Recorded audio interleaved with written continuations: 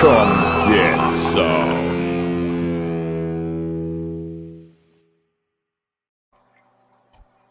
Gotta have my pops. Author Cindy Kep is writing on the edge. Books include Remnant in the Stars, The Loudest Actions, Lines of Succession, Mindstorm,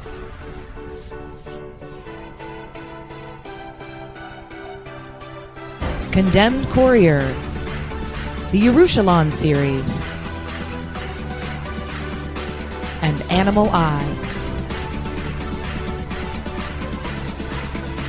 Find author Cindy Kep at CKOEPP.com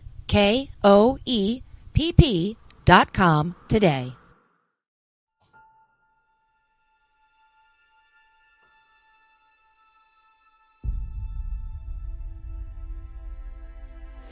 When they mined an area,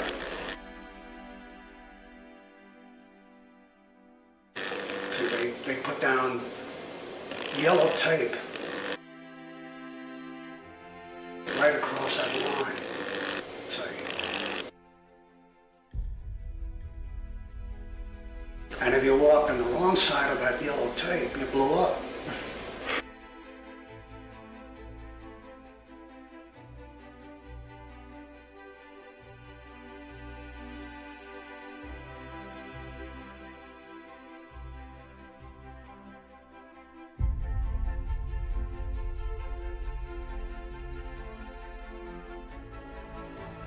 Strange Tales 136, I remember it very clearly, and that was my first exposure to Kirby.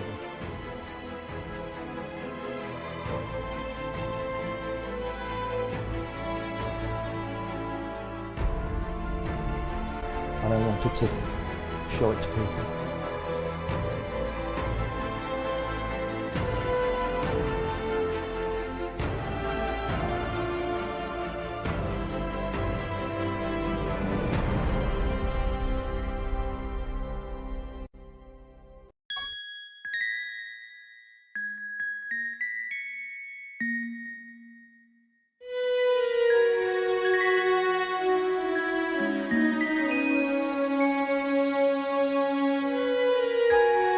Secrets, trust, worth. The bond between souls intertwined within otherworldly intrigue.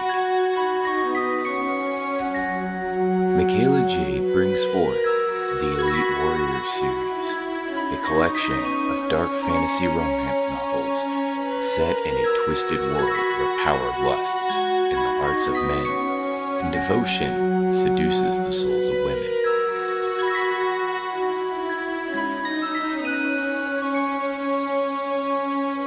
Warrior's Secret,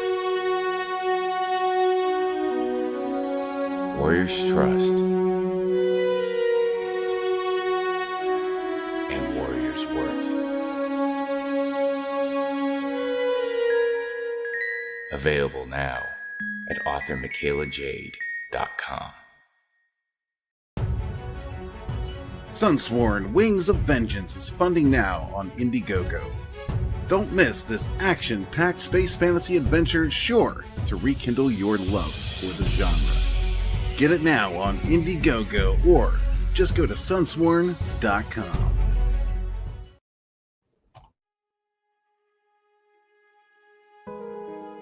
The City of Prosperity. Riches for some, but for the masses, scraping by is all they can do. Meet Bitna.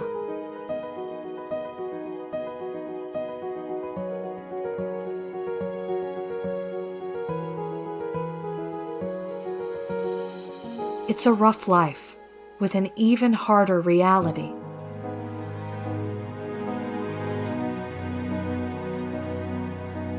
living in the roughest part of town, it looks impossible to make it big. But maybe she will find it in a simple dress.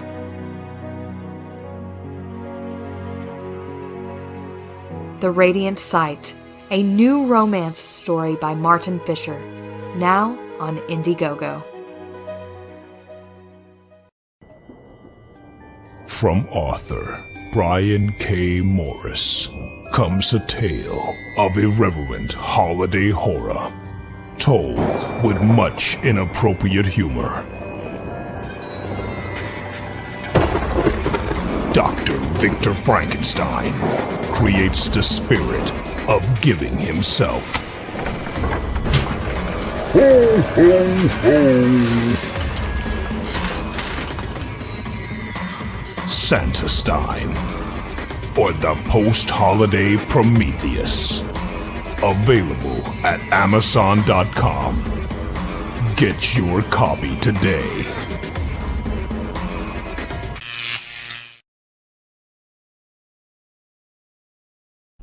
CRoM CoN is brought to you with the help of all those amazing people. And these guys too. Hey, it's Belle from Liberty Entertainment Distribution. We've got quality indie comics in hand ready to ship to you now. Yes, really. And it gets better. At Liberty, publishers set their own wholesale pricing, and we don't take any fees, so don't wait. Call or visit me today at ledg.us or call 1-800-525-2091. Welcome to CRoM CoN 19 Part 2. Kicking it off with Melone Management. What's happening? Hey, everybody. Thanks for coming and joining us here. Hi, Lisa. Hi, Ted. Hi, Krista. Hi, JT. Bonjour. Hey!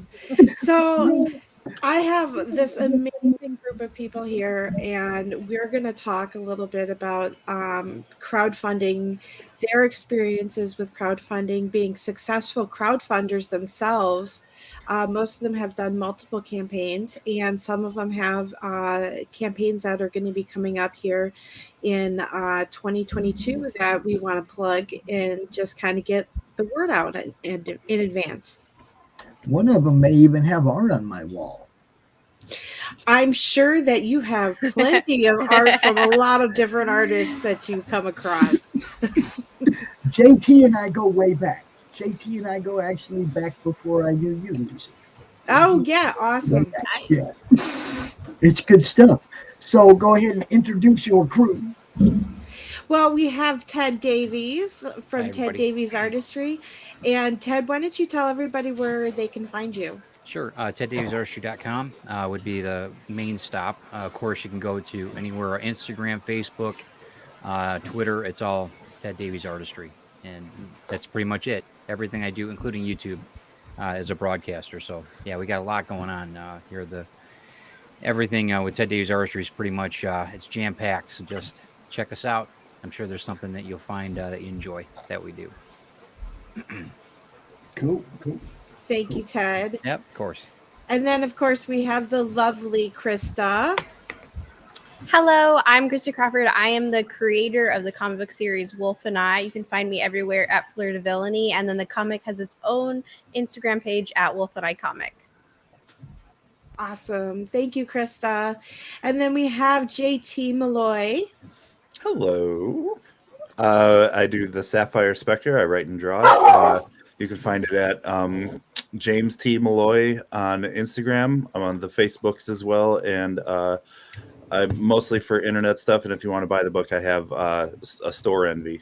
So JT Molloy store envy, something like that. Dot. No, there's a dot in there. All right. Thanks, JT. And then last but not certainly least, April Reyna. Hello, everybody. I'm on Instagram and Facebook under Reyna Art. You're also welcome to join me on my wildly inappropriate Facebook page, April Reyna. I pretty like as long as we have like one common friend, like It's been getting weird, ladies and gentlemen. In the best way possible. Yes, absolutely, the best I way waited possible. until a week after my campaign ended and was all like, "Hello there, honey. I'd like to know you better." I'm all like, "Whoa, time out now." Wow. We be friends? No, not quite. I don't know. This could go really bad really fast. So I just want to point out that all four of you have actually recently crowdfunded a campaign and successfully did that. And congratulations to all of you. Thank you. I know that sometimes during this process, I've worked with all of you guys during your campaigns, and sometimes it's just been a labor of love and collaboration, and really just bouncing ideas off one another and reaching out to other people in the community to get feedback. And I kind of want to let people know that we as creators aren't necessarily all in a box, and we are reachable.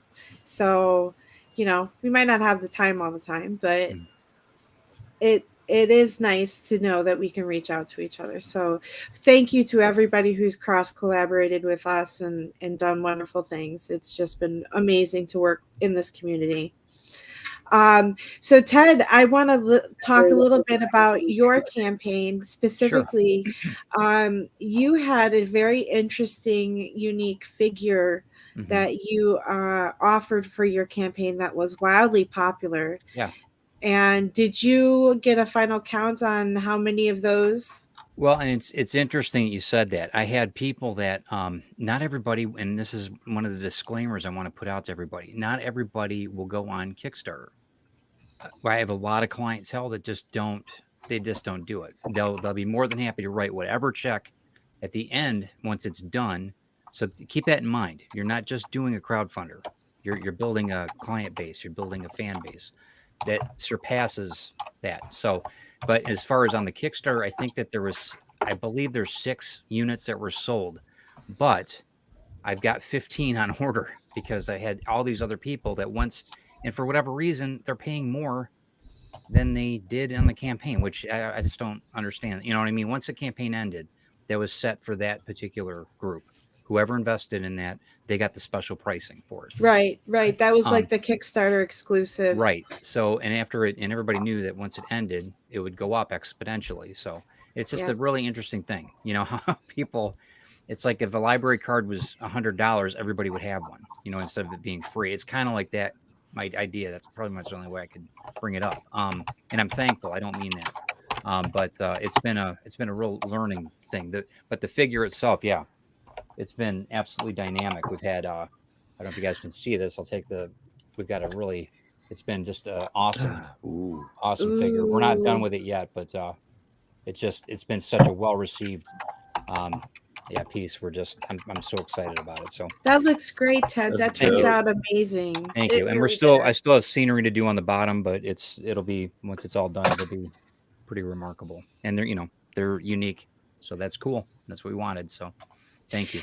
And your books are available on your store. So I want to make sure that everybody knows that if you didn't get a chance to invest in the Kickstarter, Ted does have those books available. Absolutely. On his store. Correct. And if they're not up and running just because of, lag with the website, sometimes just, message me and I can get them to you. Just let me know.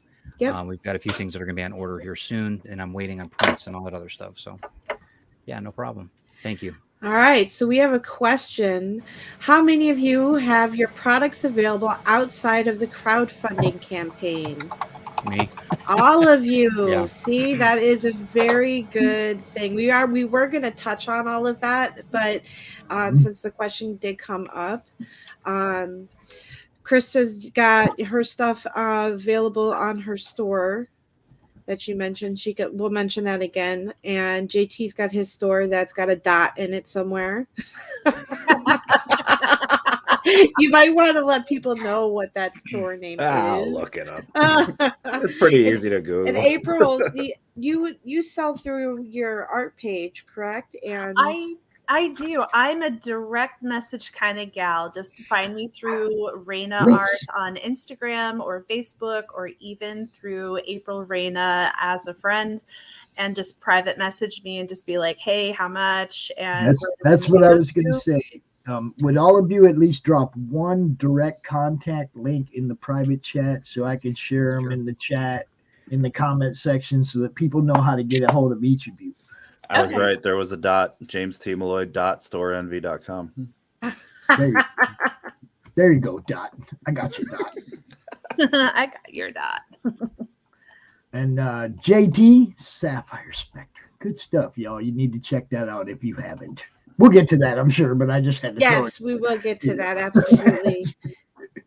So Ted, thank you so much for your candor. And please, I want this to be a roundtable. So if any of you guys have questions or comments that you want to bring up along the same lines of a topic we're discussing, please feel free to jump in. Now, Krista, I know that you did your second campaign here, and you successfully funded, and you just closed out, did you not? So I have 7 days left, and this is my third campaign. Oh, and yes. So I have 7 days until the end of it, but we are funding. We're well above our funding goal, so we are definitely on our way there. I've funded the first 2 issues through Kickstarter, and so this will be issue number 3. Congrats. Very nice. That's awesome. Yeah, that's very cool. And now I like to talk a little bit about stretch goals and add-ons, unlock items that you can add on. And Krista has some cool pins that she did. And she also did she's got her whiskey glasses and her shirts. Yes. Cool. Yep. And she's doing a really good job of branding herself in different ways that are unique to her campaign, basically. So I think it's a really cool way to reach a different audience.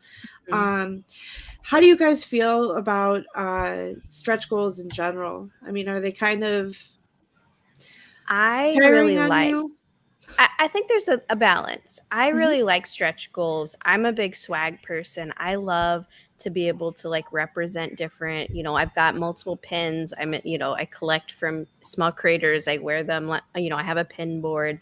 I like to wear t-shirt. As you can see, I have my young adult novel books that I collect from different artists. You can't see the full thing. Oh, that's cool. I got it back up so you can see it. I love this logo, y'all. This logo's bad. Yeah, so this one's not mine. This one's not mine. Oh. This is from a young adult. So I just the one for mine is. Let me see. It's here. Where is it? Yeah, that one.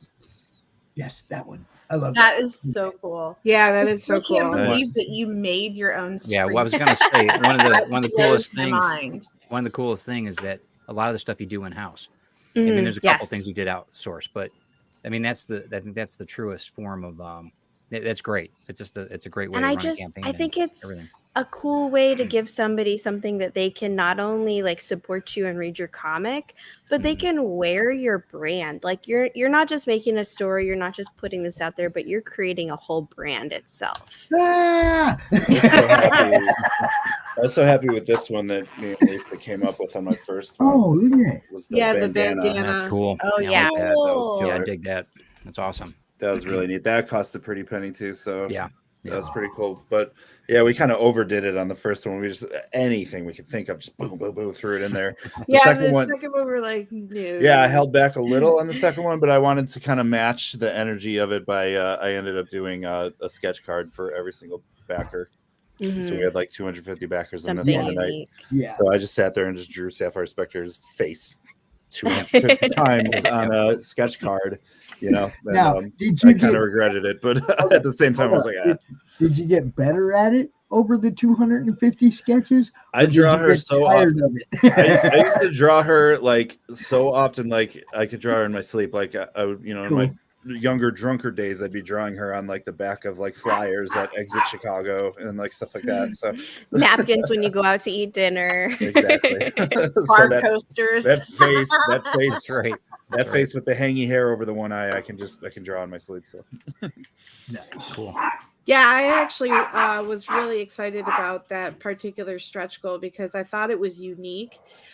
Ted Davies actually did something like that with his bookmarks, where he was using little handwritten snippets from his book Right. on pieces of well, not necessarily, They're it's kind of scrap piece. Yeah, paper. they're kind of they're kind of the artwork. Each person Mhm. gets a piece of the Mhm. original artwork, but it's literally it's a sliver, a strip probably 2 inches by say 6 from the original artwork.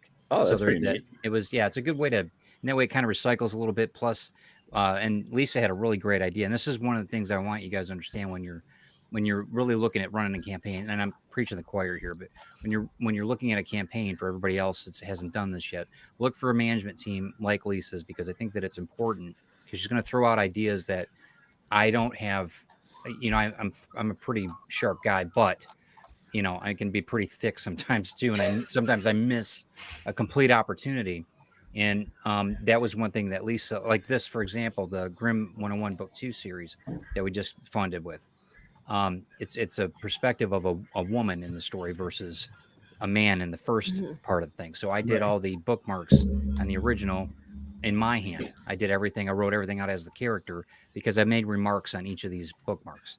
So you get a piece of art, plus there's a remark from the book in it from the character's point of view. Well, Lisa came up with this great idea that said, hey, your writing is great, but it's too masculine. Why don't you have Christine, my wife, do the remarks, do the write the remarks on the bookmark? I'm like, that's brilliant. So I asked, and of course, Chris says, yeah, that's a great idea. So I think that those little tiny tweaky things like that are really what make something like Melone Management worth the investment. So keep that in mind when you guys are when you're all Right. looking at that. It's true. Lisa's got a great sense of when to rein it in and when to go for farther. Yeah, and she'll tell you if you're, no, I don't think it's going to work. And that's one thing I like about her, because Mm. she's not, she's a lot like me when it comes to that. You got kind of a boardroom mentality. You got to have that, Mhm. Even in this crowdfunding thing. So, Well, thank you guys. Those are very kind words. I appreciate it. I've actually referred several people with your name. I'm like, you should do it at least once. And it's what's really interesting is that when you go into Kickstarter and you create even your first one, all of a sudden, like the next day, within 24 hours, you get like 6 to 12 phishing scams. I don't know if they're really scams, but I don't know anybody who can recommend Yes. them and go, hey, yeah, we're really gonna boost your numbers, we're really gonna tap into a market. yeah, I mean, yeah. I have used Lisa. So I did my first one by the skin of my teeth, and it was the most panic-stricken, anxiety-ridden, like you could probably see the duct tape across the pages and kind of thing. It was not classy whatsoever, but it got the job done, and it gave me a whole different appreciation for reaching out and the marketability of having something that looked nice. I can do it. It's fine, but it's not like my sense of marketing is not on par with the quality of art that I actually create. And I think that anybody who does enough online shopping, we all realize that we want to see reviews. We want to see how it looks in the real world. We want it to have a nice presentation, because we all know where the money's getting funneled to. And we want our best bang for our buck. $20 doesn't go as far as it used to. Right. So I have recommended several people towards Melone Management. I'm like, do it at least once. I've used her twice. She has blown away like my sense of expectation every single time with the way that it gets presented, the naming of the tiers. It makes me blush. I can't. It's That so was fun. Yeah. It's so fun. It's the single and double entendres of all of it. It just makes creating a campaign fun, because if you're not having fun, then it feels like work. You have helped get me. I have a market in the Southwest alone, because I've always been a person-to-person artist. And now with the online forum, I don't know who to talk to. I don't know how to schedule my own podcasts to get the word out. I don't know how to think of it as a worldwide market, not just out of Arizona, that kind of thing. And it's really surreal, and it has been so beneficial to tap into your expertise. And that's how I've obviously, there we go. I got my diploma from ASU here, right? I might be in Michigan. Look, you want to see how cool this really is, though? Hold up. Oh, cool. Nice. 1987 Rose Bowl. That's cool. Oh, snap. Yeah. See, I got some old stuff that I'll never let go of. I don't care how old it gets, right? Yeah. You know? But yeah, so it's been so beneficial to work with somebody that has a completely different base, a completely different audience than what I already have.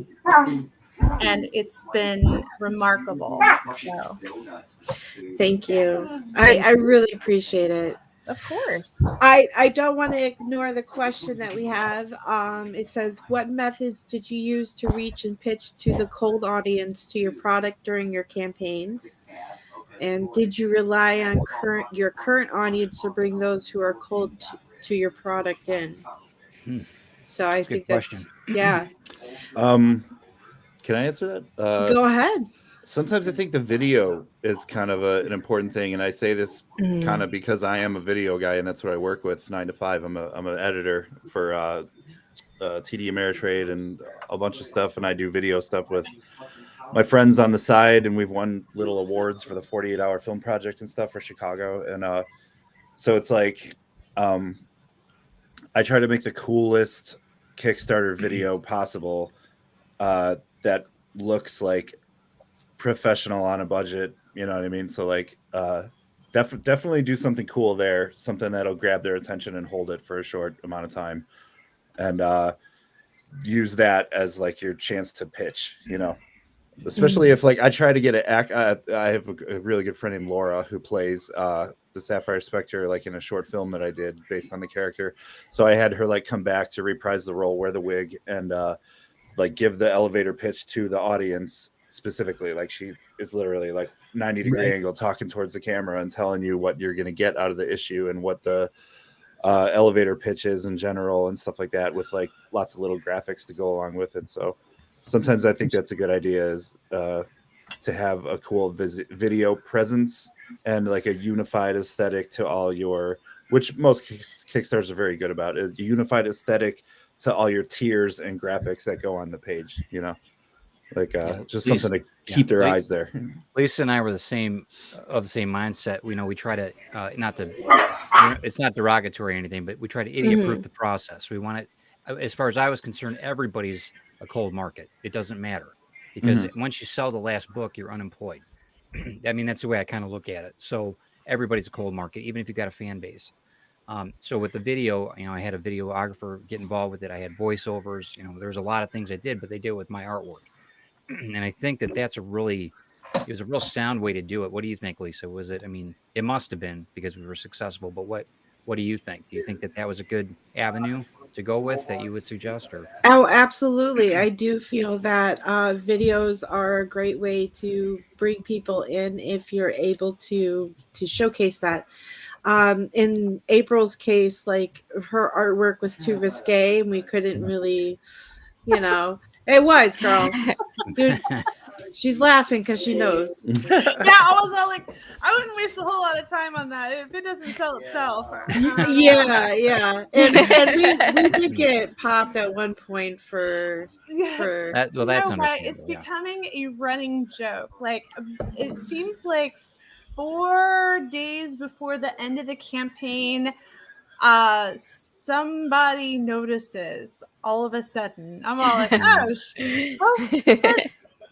But you already approved Yeah, it. and you got a Kickstarter that we love, right? You got a project that we love on there. I'm Yeah. like, that's Oh wait, that's did you the get in ironic trouble or thing. something? Oh yeah. Oh, I didn't hear I about think this. it's Oh no. I mean, that's priceless. This.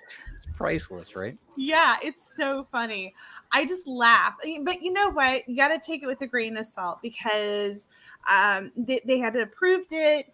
Most everybody had already seen everything and had pledged. And so there wasn't a huge surprise of what it was going to look like. But like, I think it was like 3 or 4 days before the end of the campaign, they're like, "Ooh, you need to adjust some stuff." I'd be like, yeah. Yeah, I went in there and I'm like, They're really delete. vague about it. All right, whatever. We just cover up They're really everything. vague about it. And I'm like, oh, this is a great opportunity. You just put a whole new list of art that's in the book. No big deal. So we'll just, yeah, it was fine.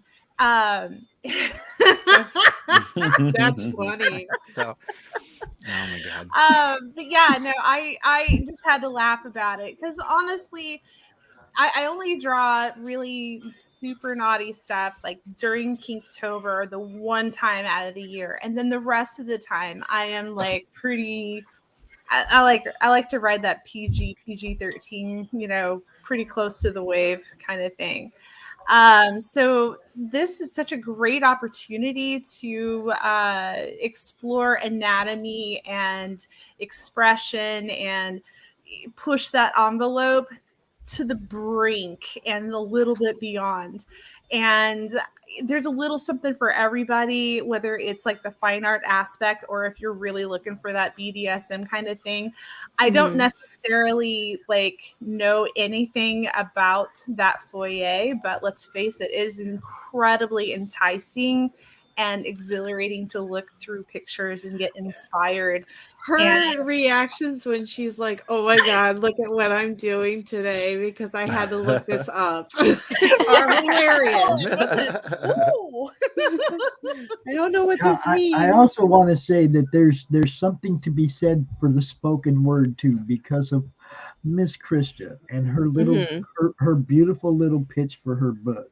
Okay. Yes, I wanted to talk about that because we ended up having her come on another show called Pitches Be Crazy, and Krista ended up pulling out this amazing blockbuster pitch out of nowhere, and it just was like, you got to use that, and she did it on her video, and it was perfect. Nice. It absolutely was great. It was like a perfect opportunity because it was pre-launch. It was like 2 weeks before I was launching and I was working on getting this video. I was like, I had the video portion made, but I hadn't put the words together yet. And I'm like, how can I keep this short and sweet, but tell everybody, kind of get the chills going up the spine when you hear it, get people excited for the comic. And so I had like been throwing some things together in my head, like, oh, what if I said this and these things are happening? And, I was kind of like piecing things together. And then when I was on the show, they're like, all right, you've got like 30 seconds, like go. And I was like, all right, here it goes. It's in my head. Like, and then, afterwards I watched the video and I wrote it down and I changed some words because it was like very like in the moment. But I think, adding on to everything you guys have talked about, like the video is really important. Like a lot of people don't want to spend the time to scroll through your, your campaign. And this being my third campaign, my first one didn't have a video. My second one had a video. And then of course this one has a video too. And I'm a numbers person. I like to see trends. I like to look at what's going on. And my first video for issue 2 was it was well done, but it was longer. And there's a lot of things with it that we, took off the scrapboard. But only 17% of people who watched the video completed the entire video. Where with the video that I made this time, with the adjustments I made and the feedback that I got from people, over 50% of people who watch the video follow it through the entire beginning to end. Very nice. Which is a huge difference in keeping people's attention throughout the video, but keeping the video short and sweet, but getting everything in it that you want to cover. And so I think the video plays a huge role. Having a little ditty or a poem or a saying or a pitch that is fresh and new and really draws people's attention is really going to keep them on board and being passionate about your project. If you're like, hey, this is my comic. I wrote a comic. I'm a comic artist. It's cool. It's about this and that. You should back my comic because it's a comic about this. That's an awesome pitch, man. I'm fun. I went back and looked at my Twitter, and she sent me like a first draft of that, like October 23rd or something. Oh my God, you got to use that. You can't just you have to use it. Then she sends me actual link to the campaign with that in it. I was like, yes. Do you mind if I throw the out there, that way people can kind of get a feel for what it sounded like? Mm-hmm. All right. So I went from being like, back my comic. It's a cool fantasy comic about, two girls and they're fighting their destinies and they're, forcing to discover their inner strengths and they're fighting against these people. And then I took it another step, and this is what we came up with. In a land slowly overtaken by darkness, eyes peer into every nightmare. Tread carefully, take heed and beware, for creatures crawl throughout the night. Secrets of history shall come to light. Internal powers before unknown. Choices are made, worlds are shown. Two herons are faced with the choice to band with friends and unite their voice. Against this evil they must stand, for the fate of Crayweth lays in their hands.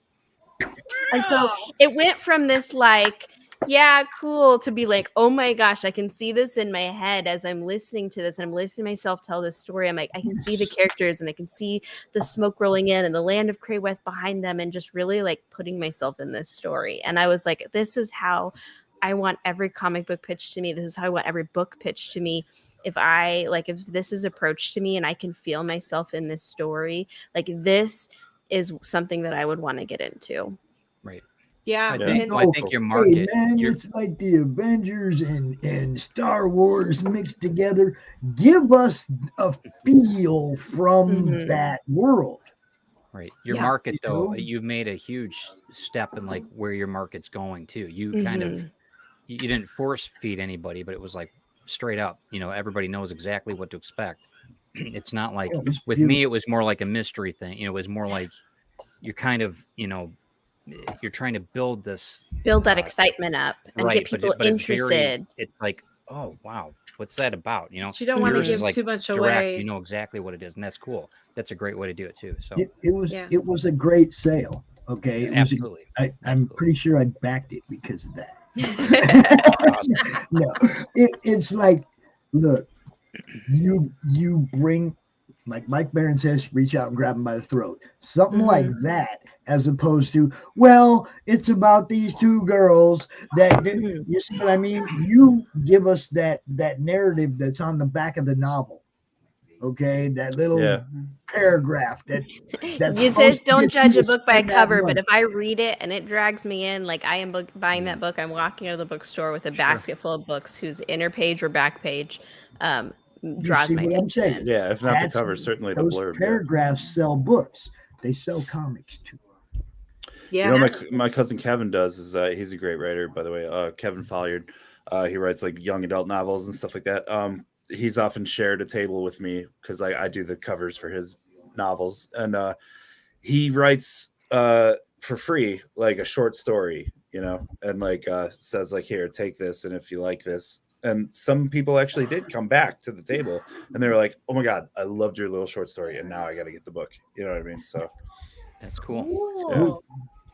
Yeah, that's another thing that people can do is offer a free comic or PDF of their previous comic or something to draw them in, or even a few snippets from a page of some books. Now, there was something else I wanted to ask you, Lisa. Yeah. Do you do like PDF shares, on, let's say, Krista's campaign? Can you get everybody else here's PDF as well? And on Ted's campaign, can you get everybody else's here's PDF as well? It's kind of like a bouncing fan bases off each other. Are you talking about doing cross promotions? Yeah, I'm talking about offering Ted's PDF on Krista's campaign. Everybody's PDF on all the campaigns you run. Offer all the people you represent. It's not something that we've done, but that's not necessarily to say that that isn't a thing that can't be done. It helps to bounce Ted's fan base off April's fan base. And April's fan base, everybody gets a few extra people that are interested in what they do. And the same in like the updates. If Krista's campaign's running and Ted's campaign's running, in the updates of each other's campaigns, you post a link to each other's campaign. We do that. Yeah, we we do the cross promotions. That we do. But, Right there, Kickstarter for sure. During the most recent Kickstarter, I actually got at least 4 people telling me like, where I didn't do a digital tier, so they're like, it was just kind of like you back it, you get the digital for free. But it was like, they're like, where's the digital tier? And I'm like, I don't know if I want to do that. And they're like, all right, but no, like a lot of people these days are like doing like what you were just talking about, Pops, where it's like cross promotion kind of stuff. Like, all right, if you get this, you also get this book and this book. You know what I mean? Like as part of like a here that you can get all package, the people that we promote, you can get all their PDFs. Yeah, and I started thinking, I'm like, you know what, that's actually kind of cool. Like, I guess that's more of a thing now. So I don't know. It's because of the shipping cost, JT. It's all because of shipping. That's why PDFs are taken off. Mm-hmm. Shipping just costs too freaking much. It does. But at the same time, you can't really control what somebody does with the stuff. Like, not everybody's a good person. And that's why I can't offer PDFs for my particular thing, because it's an art book. It's not a comic. And so it would be so easy for somebody to just snatch my artwork and do whatever they will with it. Mm-hmm. And I would have like zero. That's when you go, Lisa, sick of that. Yeah, right. That's when we get a lawyer. I know, that's what I mean. And at some point, I'm letting you know, Lisa, you probably are going to need, at some point, you're going to need representation. You might as well. And this is something that and find somebody now, so you know who to call when the time comes. This is something that I really, I did something similar to this time around. I connected with a couple artists. I didn't give a full PDF. I've never offered a digital PDF of my comic just because I really love, I'm a physical person. I like physical books, I like physical comics, and my comics, I collect comics, I display comics. And for me personally, that's how I wanted mine to be represented. If people wanted to back it, I wanted them to get a physical copy they can hold in their hand. Cause I feel like it's something so much more special than like just another digital comic you can read on your phone. Totally or agree with that. Totally. And we talked about that. We talked about that show. It's a great idea. My only issue there is you got people in Australia that want your book. Do you have any idea what it costs to ship a book to Australia? I have. In fact, I'm shipping worldwide, and it is something. But I did team up with a couple of other creators though, and I gave a digital PDF sample. So it wasn't the full book, but it was a sample of the book with contact of how to get to the Kickstarter, how to get to the Etsy store, and so that people could see the digital sample if they sign up for like my mailing list to see if it's something they're interested in getting the physical. What's April got? What do you got? So I was going to say that something that I am doing nowadays is that I'm doing like the chaser covers on the inside where you can get all, you can see what was offered. But then whenever I do cross promotion stuff, I'm also including their Etsy stores, their website information, the name of who I'm like co-working with, and then that way they can hopefully get some additional stuff funneled. And then of course the websites to find more of my stuff as well in case a business card gets lost. So the one thing that you got to definitely remember is that the people that you're co-collaborating with, the more numbers the more that you work with other people, you guys wind up rising together and building that community together. And so that's what I mean when I say bouncing fan bases off each other. A lot a lot of us have started working together on doing like cross promotion, not cross promotion, but we're doing covers for each other. Like I've gotten a chance to do some work for Krista on this particular campaign. So if you get a chance to check out my cover, by all means, please do. And it's shiny and beautiful. It looks amazing. I'm looking forward to working with JT on his next issue, hopefully coming up. And then and that right there is cross promoting, because then when I'm looking at JT's campaign and I see your cover and it says right there, this is your cover, and we tell everybody, look at April's cover.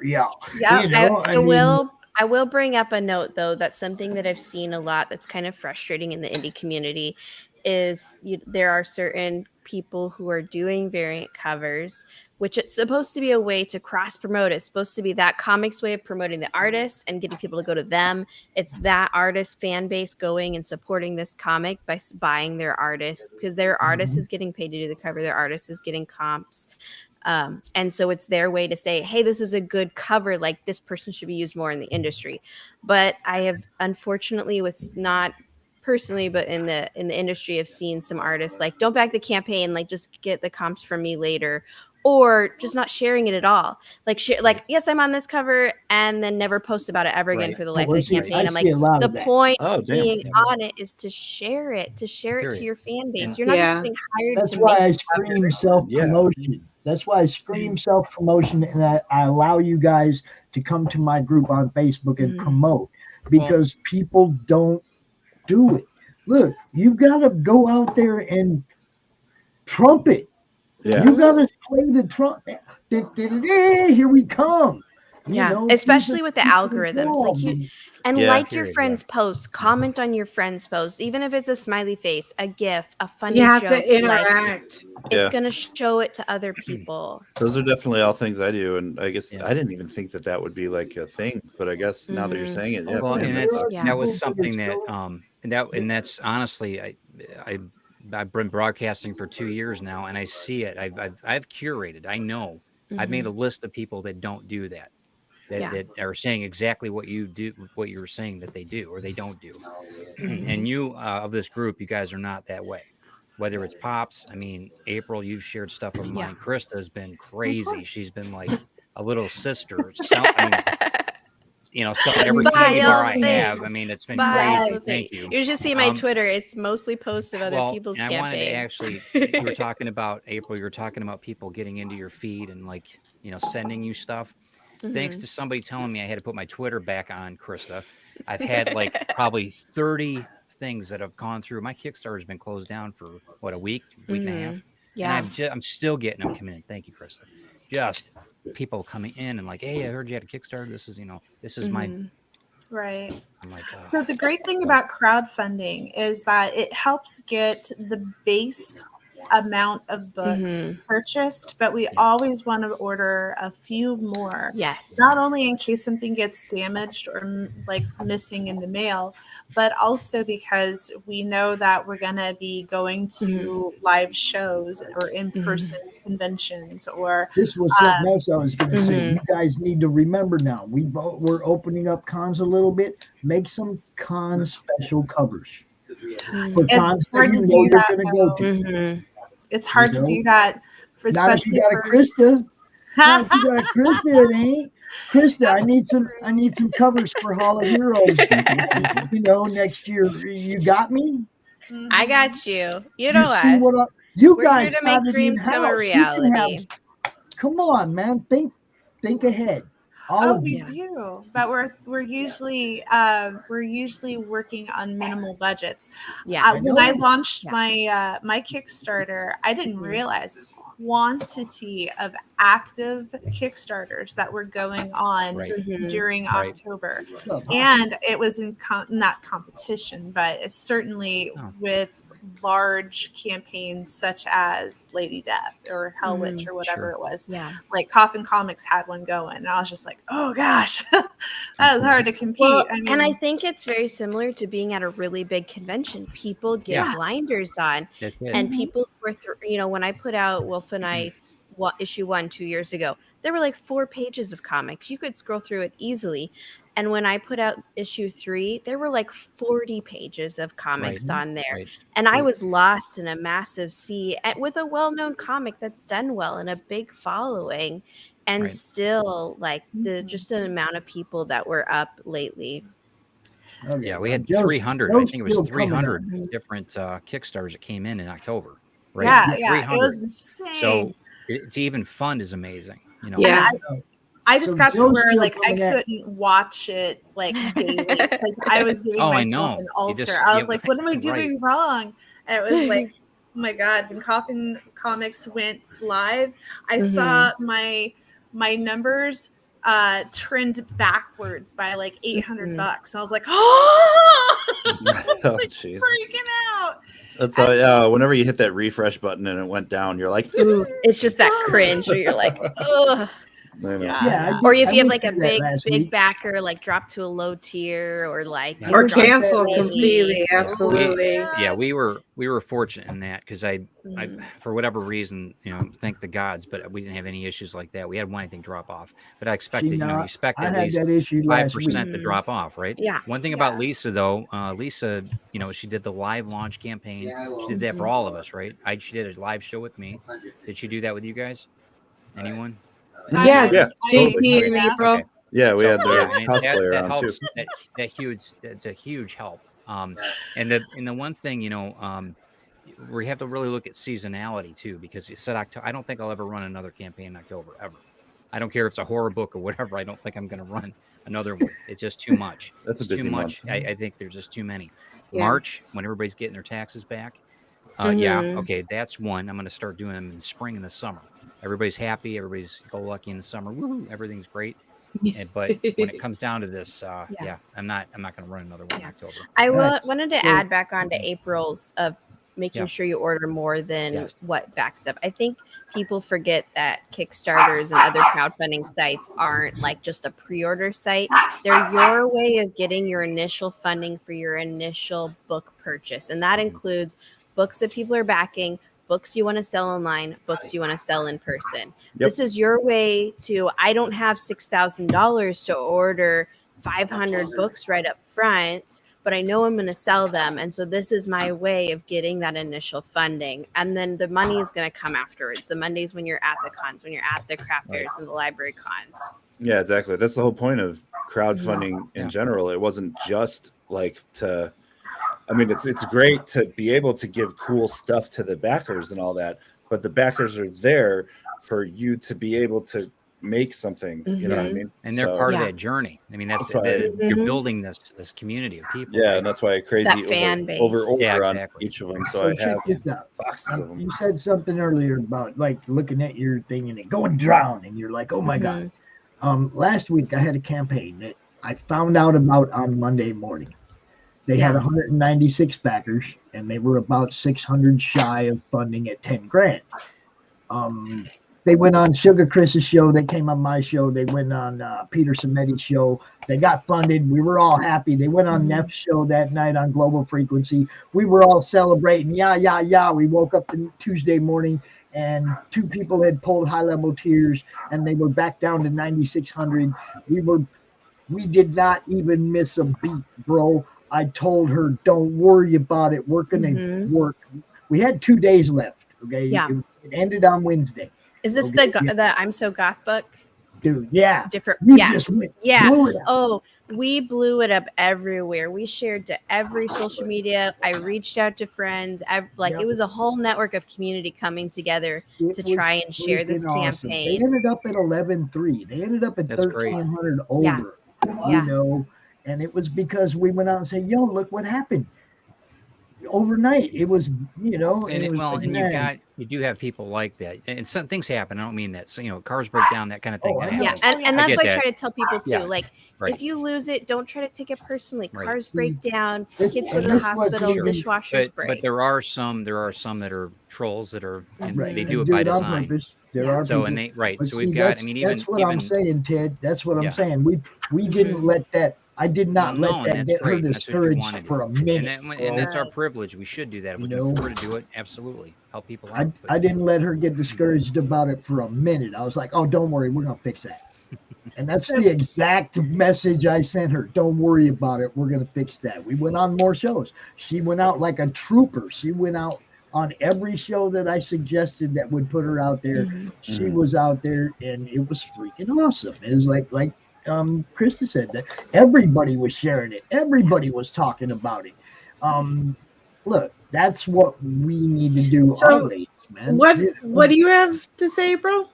I was just going to go back to an earlier comment when you were asking about the stretch goals and stuff like that.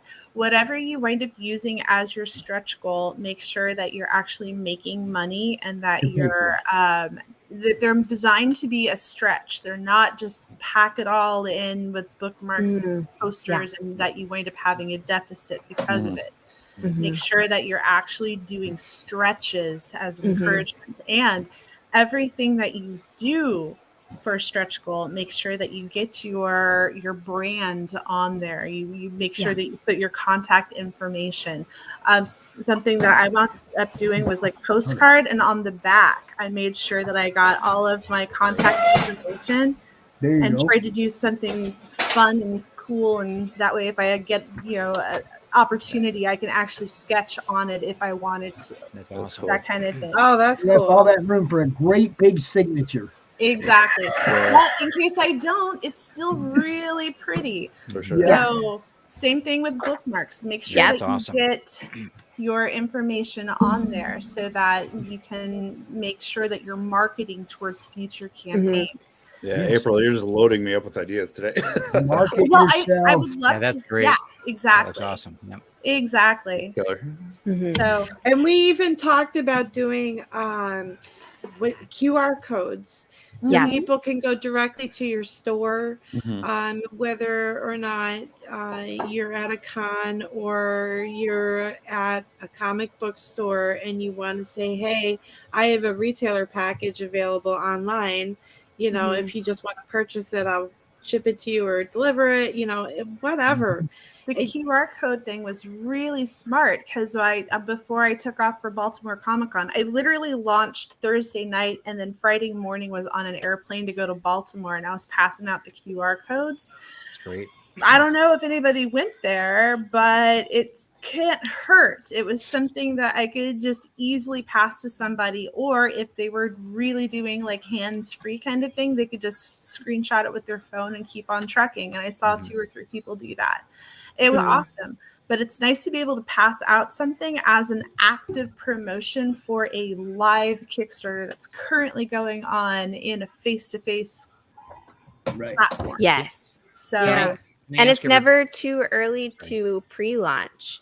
If you can set your pre-launch. Oh, sorry, I didn't mean to. I'm telepathically on you. Yeah. It's never too early to pre-launch. Like, get people excited for your next issue. If you have a pre-launch page, put a link and a QR code to your pre-launch page. Yeah, that way, when they open up their comic, in there with their stretch goal package, there's a card that has the information on it. You could talk. How early, Lisa? How early can you do that? I mean, do you do it 30 days? I mean, I would say 4 weeks is probably the. I think on cutoff, Indiegogo right? you can leave your launch page up for 6 months. I don't know about. Holy cow! That's a long time. Well, that's a long time. Yeah, I think we're talking about the pre-launch page. Yeah, the pre-launch. So it'd be like 3 weeks, 4 weeks ahead of time. I would. Yeah, 2 weeks, right? At least. Yeah, I wouldn't go any more than 4 weeks, just personally, because you're going to lose some interest. And relevancy at that point. Right. 3 weeks seems to be the sweet spot for a lot of campaigns and even promotion for campaigns. Well, and that gives people a lot. It gives them kind of an allotted amount of money. Okay, all right, cool. Ted's got something coming up. It's going to be up $50 or whatever, because they're used to buying something, right? And they're getting used to it. They know, okay, so 3 weeks from now I'm going to need or X amount of, or whatever. 6 weeks from now I'm going to need $50 or whatever, or $40 or whatever to promote Ted or whatever. I think that's really smart. It's a really smart way to go. But not the shock. I'm like, 2 days. Hey, I'm going live. Here we are. Well, see, that's what happens to me. I find out somebody launched 3 days ago or 23 days ago, or it's like, you guys got to keep me up to date. Okay, you gotta keep. I gotta see the pre-launch page. I want you out on the show before you launch the book. Mhm. And So- then if you don't do a launch party with me, I want you to come do an after-launch party with me. I want to be able to promote what you guys do. You got to come to me with it, though. You know. So before we get to the end of our time, I briefly want to touch on the fact that we all have been struggling with social media and the algorithms, and especially with Facebook and having certain Kickstarter links being removed just because. Yep. We have been trying to use Bitly to track clicks to make sure that things are actually happening. So that is definitely something to I do. can give you some help in this area. Look, I share everybody's stuff everywhere all the time. Yeah. Okay. Back in the day, I used to get tagged with those. You can't do this anymore because I did it too much. I was doing it the same way all the time. I do it differently now. Sometimes I will share your campaigns from the page. Sometimes I will put the address in the bar myself and share it out that way. You see what I'm saying? I don't do it the same way all the time. I haven't been clicked in a long time for oversharing people's stuff. And I share everybody's stuff all the time. Mm-hmm. So just don't do it the same way. Don't do it straight off the page. Use a bit.ly this time. Do it straight off the page next time. Do it off the actual address bar in the the actual address in the address bar. Put that in Facebook sometimes. You know what I mean? It's like don't do it the same way all the time, and you run into less of that kind of a hassle. Yeah. You know what I mean? So, I mean, I'm just saying, I went through all that stuff, man. Well, before we have to wrap it up, let's go through the room again one more time, and everybody can kind of tell us where everybody can be found again. Start with you. Start with me. Oh, okay. I am the wonderful Lisa Melone. I am with Melone Management. Oh, yes, I am very honest and blunt. Don't worry. Ted knows. I do help people with their crowdfunding needs for Indiegogo and Kickstarter. I do have a team that we work with to help you guys get your Kickstarters funded, whether it's putting them together or if you just need some consulting, check me out. You can hit me up on my personal page at Lisa Melone, or you can reach me through Melone Management on Facebook. And those links are all higher up in the chat. We dropped everybody's link early, so you can find everybody. Ted. Yeah. How's everybody doing? You guys can check everything I'm doing on Ted Davies Artistry on YouTube, Facebook, Instagram. I do TED Talks every Tuesday at 10 a.m., which you get to see quite a few people. You'll see, I don't know if Lisa's been on yet. I think you have been. We ended up doing, I think we've got everybody on this crew except for the gentleman in the room that we interview creatives on Tuesdays with TED Talks. So check out everything that we're doing with that, the journey that they're on, and how they can help you build your business, indie publishing and comics and etc. But we got a lot going on with Ted Davies Artistry, though, the YouTube channel. So check out everything that we're doing there. And we even have a drinking show on my YouTube channel on Fridays. My wife, actually, it's her show. I'm just more of a spoon boy or ice boy. But you guys can check it out. It's called Drinking with the Davies on Friday nights at 7 p.m., which we bring in all the old type of drinks from back from the 30s and 40s and show you what to do. So but check out what we're doing. And I think I'm going to be on Ted's show sometime next month. And you will be. You will be, absolutely. Krista. I'm Krista Crawford. I'm a pediatric nurse practitioner by trade and an artist by passion. I'm the creator of the comic book series Wolf and I, which issue 3 is available on Kickstarter today, but you can get all 3 issues through the Kickstarter. You can find me everywhere as Fleur de Villainy. I'm on all social medias, including Etsy, which you can find all of my previous and other fun art and swag there. And then don't forget to check out my campaign. We have 7 days left. We're hoping to hit 100 backers. We are 18 backers away, which is super exciting. There you go. Y'all go check out Wolf and I. It's awesome. It's very awesome. JT. Hey, it's JT Molloy with my messy mohawk I can't stop playing with. I am on Store Envy. That's where you can find the book and a bunch of other original art and stuff. That is jamestmalloy.storeenvy.com.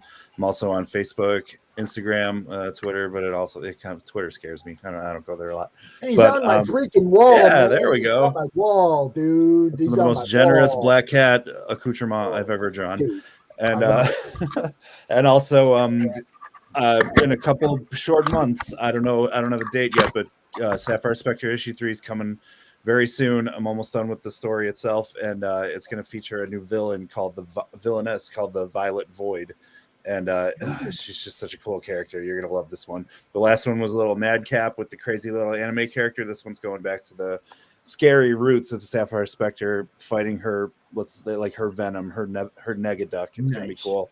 And Wendy Shane Sterner is done with her cover. Alfred Trujillo is done with his cover, and Steph Wilson just posted his progress in drawing Violet Void. You can check out on his page. So yeah, it's going to be a fun one. It's going to be a really cool one. Cool. April.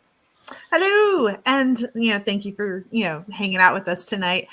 Definitely check me out on Instagram under Reina_art or on Facebook under Reina Art. If you like my dank dark memes, you're welcome to friend me at April Reina. I did an art book called Squee After Dark, Volume 1 and Volume 2. Volume 2 just got sent off to the printers with a successful Kickstarter. So if you missed out on that campaign and like the adult art, please message me and I can get you on the list for a copy of it when it comes in. We'll be shipping out January. So that's really exciting. So it's a 52-page book. It's going to be fantastic. There you go, y'all. And just in general, for April, follow her meme game is like top tier. I don't know if you've ever noticed. Has anybody ever noticed that? It's every just time good. I'm on, it's like, is it April or Steph? Who's going to have the best meme today? Yeah, right? Right. See, I didn't realize there was a competition. Now I feel like it's on. Step it up. No, it's great. It's always fun to step on. It's a relaxing. Steps part are of my very day. inside baseball, and it's hilarious. All right. So I appreciate you guys coming out so much. Thank you. CRoM CoN 19 appreciates you. You guys, anytime you share what you're doing in Madness, you guys know what's up. Promote. If I see it, it goes everywhere else that I promote, right? Woo, we love you, Pops. Appreciate it, Pops. Thank you. Thanks, Lisa. Thanks, everybody. Y'all have a great night. You too. Thanks. Bye, everybody. See you guys later. Right. We got action, more action, and more action coming at you right there. What's happening? Yo. How you doing? Hey. Pretty good. How about you? What's happening, Pedro? I'm drunk. Really? But I mean, I'm in Latin America, so we don't really celebrate Thanksgiving. I know. But I've been barbecuing all day, and I've been drinking, so nice. I don't know what's gonna happen tonight. So yeah, how are you guys doing? I'm having a blast, man. It's CRoM CoN weekend, Awesome. Got like 4 or 5 hours left. I made it through another one. Oh yeah. Dude, 21 times, man. Yeah, feeling mighty, bro. That's right. Sounds like you're on a roll. Yeah. Yes, like I said, a few more hours to go. We got more people to talk to. Brian Christgau is coming out. Oh, dude, Brian is a goat. Yeah, I mean, we got Brian Menard, Brian Christgau, William Samuel Quinton. Matt Barr's gonna be out with RJ later. It's like, Matty. This show ain't freaking over, people. All right. But Aaron, all right. Aaron, drop me a link, bro, so we can pull this up, man. Oh, no problem. Here, in the let private me chat over there. Drop me the link. Gotcha. Bingo. There you go. Yeah. We got Joe D. McPhee in the chat holding down the mod duties right now. Appreciate you, Joe. There you go, y'all. Wolfsbane wolfbane.com. And go ahead, Aaron. Tell everybody a little about it while I'm getting it up here. No problem. So Wolfsbane is pretty much a story I cooked up a few years ago. It's about how being a werewolf isn't the worst thing that could happen in your life. It's a horror / detective story that goes through things like struggle, family, and justice. So in the first issue, it's pretty much just two detectives trying to solve a murder. Stuff gets a little crazy, and they end up having to fight a 7-foot-tall, bloodthirsty werewolf. 7-foot-tall, bloodthirsty werewolf. That's what's going on, Keely. That's what's going on. That sounds awesome, dude. Thank you. Believe it or not, I'm still going through a lot of I've been going through a lot of problems with this year. You know, the virus happened. A whole lot of stuff went down. Sad to say I had to delay the book, but right now we're actually getting back on track. I was able to order a few copies. Some people are going to be able to get their books. Cool. This is some good looking stuff. I remember the first time you came out, I was like, man, y'all check out this. This is serious, solid art. Yeah. You know? Yeah, I'm a serious fanatic when it comes to creating books. It's like I don't really want to push it out unless I know that it's going to be something good. And Thomas Muzzle, the guy that worked on my the inner pages, he knows how to draw. He knows how to do classic noir style. Right there, that's the cover that he did. We also have a love the texture, man. Thank you, man. That's all good stuff. Yeah. So if you go to the left, that's actually a different book entirely that was being promoted on. It's a campaign only book. Right. So not only do you get the actual comic, you get a few ink pages, and then you also get a few memoirs and character bios along with that. Nice. So after fulfillment's done, I'm going to be launching on the website 2022, but I'm also going to be doing an Indiegogo campaign to include stuff like hats, shirts, and whatnot. Cool. I like hats and shirts and whatnot. I'm glad, brother. Hat Club, baby. You know what's up. Mighty Geek, what's going on? Let's get to the nitty-gritty of horror comics right here. So go ahead and delve a little bit, man. I know you said it ain't the worst thing that can happen to you. Well, without giving away what worst things there are, give us a little idea what you mean, you know. Without getting all in depth with the werewolf, he has been through a lot in his childhood. So, I wanted to give him sort of like a not a Peter Parker, more like a it's like that mopey superhero origin story where the one thing that defines how his life turns out is through tragedy, and pretty much now he's trying to grow up, trying to figure out who he is, what he and how to deal with the problems that he has. Beast of Bancroft. Yeah. Holy shit! Funny story. Somebody get a screenshot quick. Funny story, actually. When I was going over it with RJ, I had no idea who Michael Bancroft was. But now that I do, somebody hold up. Somebody needs to also snipe that little clip right there. I had no idea who Bancroft was. Never get rid of that dude. It's just gold. Dude. But now that I know Bancroft, I'm gonna say, I totally meant to rip off your name. No, see, I'm straight up. I'm gonna be like, nobody knows who you are. Check it out.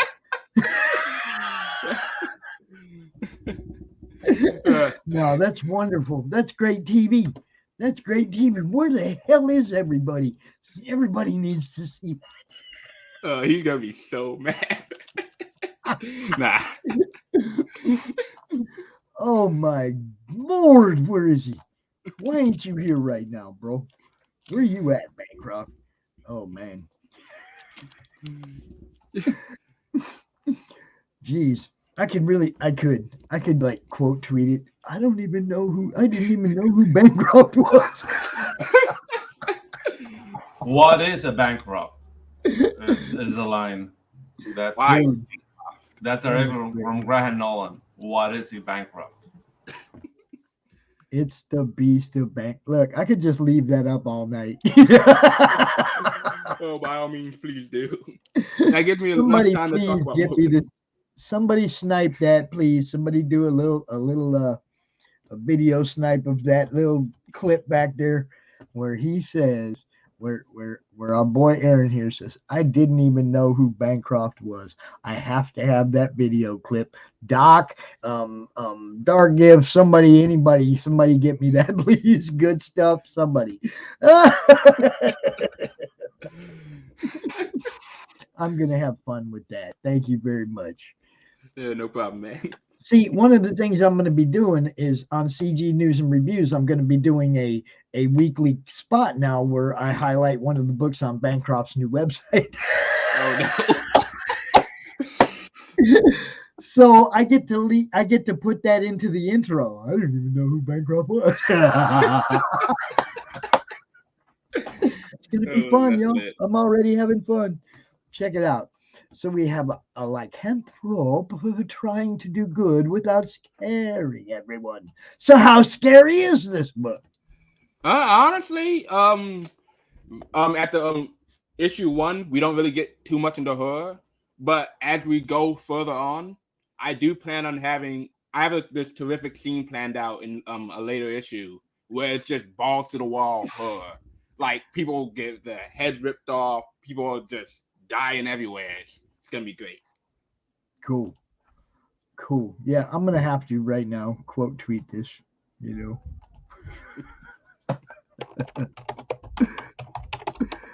The Beast of Bancroft. Yes, I like it.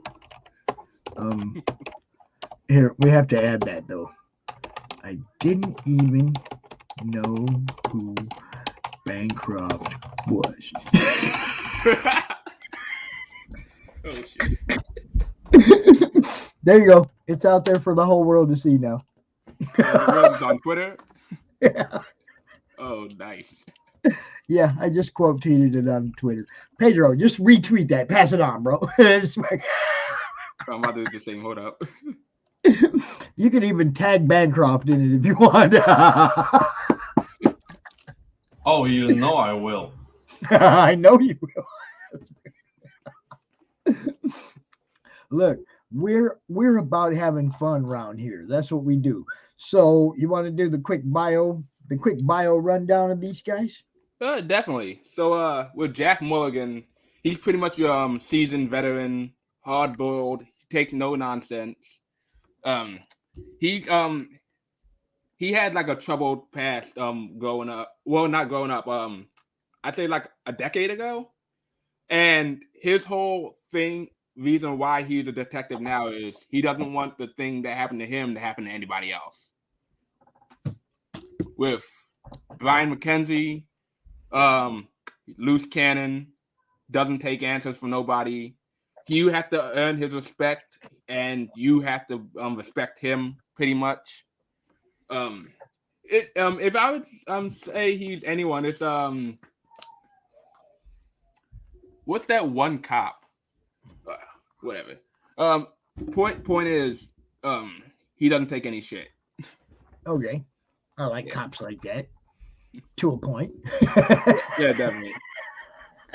To a point. Okay. If you're drunk, they have to realize you're drunk and you're just talking shit and just leave me alone. Oh no! He has a conscience.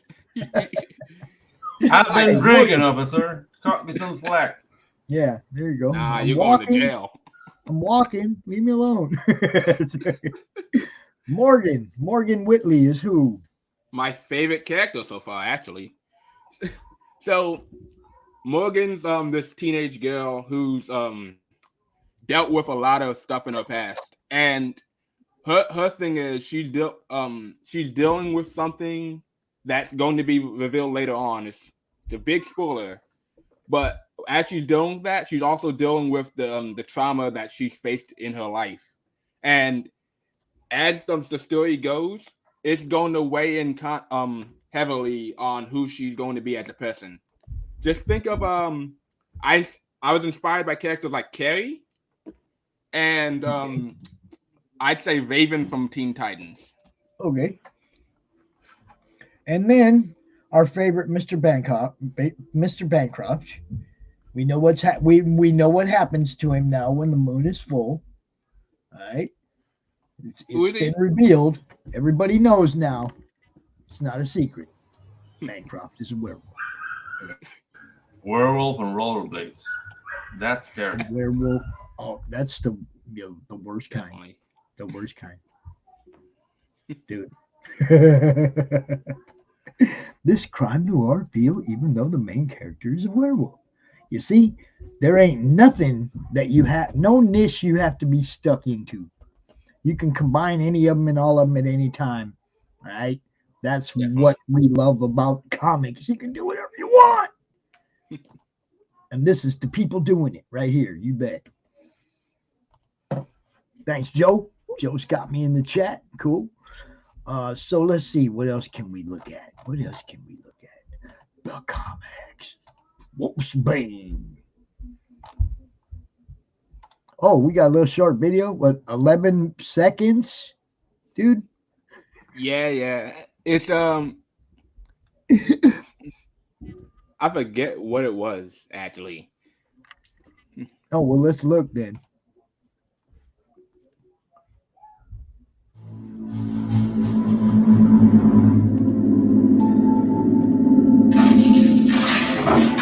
Okay, I remember what it was now. All right.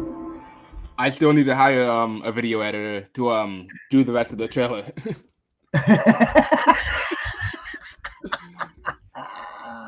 Guess what? I can help you in that regard. Guess what? Really? There's a whole bunch of people that are in the circle that do all kinds of video editing, dude. I don't do none of my stuff. Everybody else has done it. You know? Shay fixed the outro for me. Lee Reese does the intro for CRoM CoN. Red Gaze did the intro for Monday Madness. I know all kinds of different people doing that stuff, man. It's like Dark Gift does. Everybody does it. You know? I'm gonna have to reach out then. Well, I mean, you just talk to Pedro. That's what you do. Right. Yeah, you just talk to Pedro. You already got that built in. It's in-house. See? You know. Nice. So there's the digitals. You can get the digital right there for $1. You can get the actual book coming. Coming October 2021. Yeah, that I'm still trying to work on the site. I was going to say update this site. Yeah, I've been trying to. I was working so hard on the fulfillment for the campaign. I totally overlooked that. But yeah, the variant covers. The pricing is going to change. It's not going to be too high, but it's not going to be $4.99. Cool.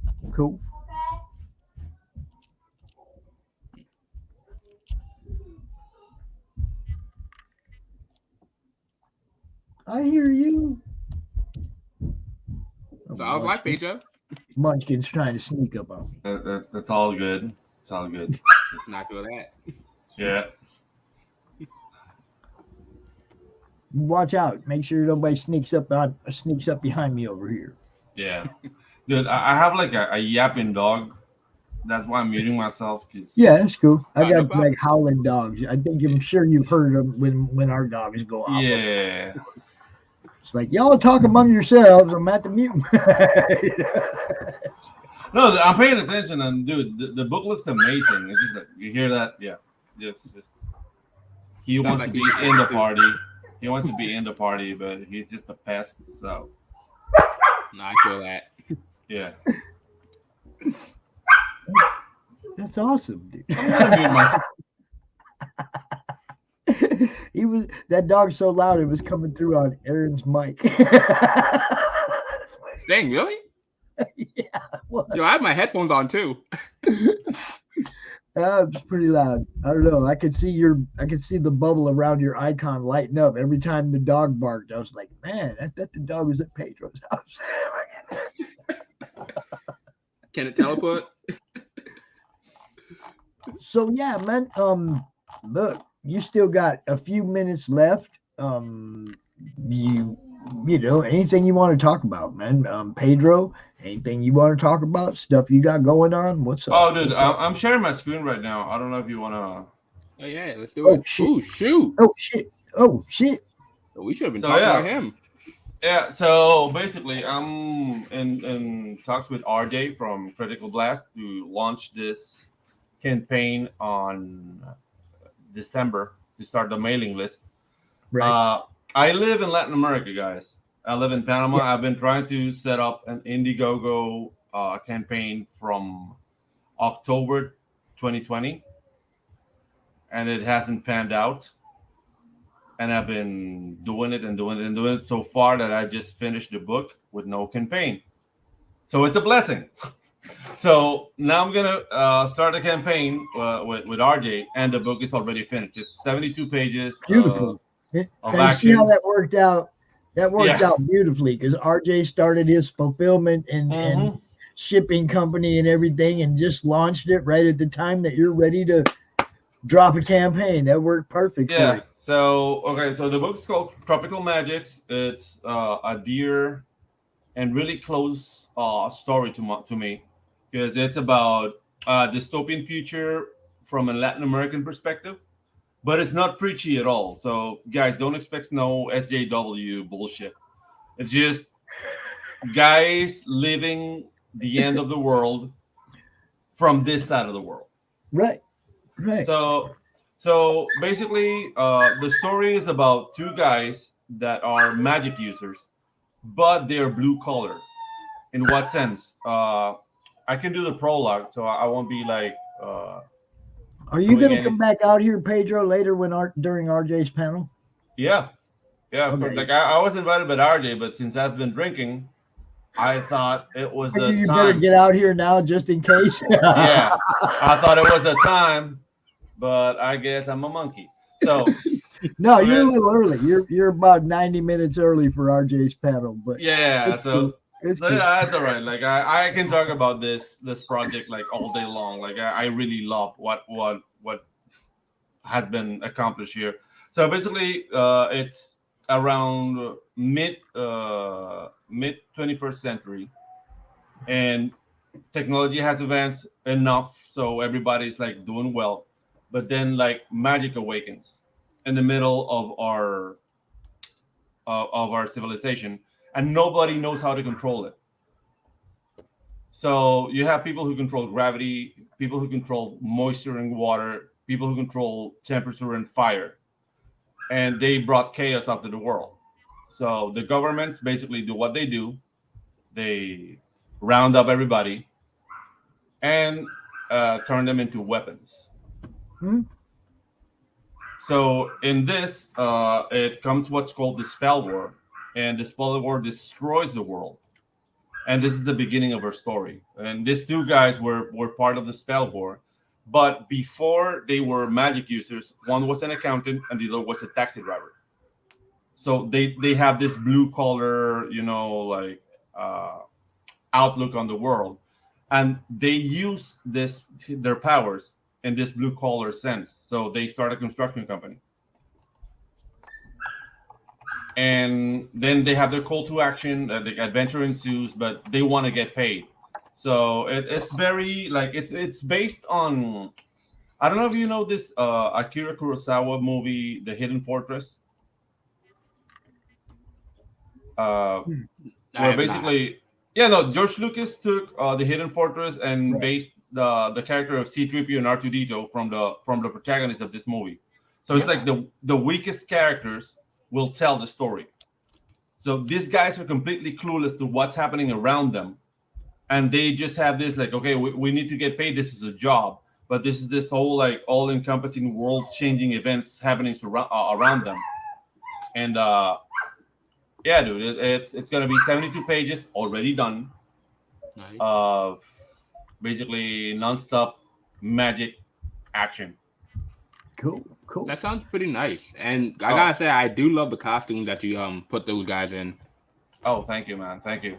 So these are the two guys, Juanca and Miguel. That's their names in Spanish. I got an American editor because I wrote the script, but my script was very like Latin American in a sense. Right.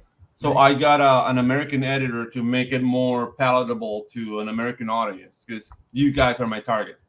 So we're in the works of that, and it's gonna be done like before like the things like by the time we got the 60 days, I'm pretty sure the book is gonna be ready for printing because I mean I already have the 72 pages done. Let me just show you something here. Yeah, if you can see, you got 64 pages of comic here and 8 pages of prologues, which makes 72. And I'm an animator by trade, so I made a little. This is not the final edit of the trailer, but this is what I got so far. Can you see this? Yeah, I can see it. Lit.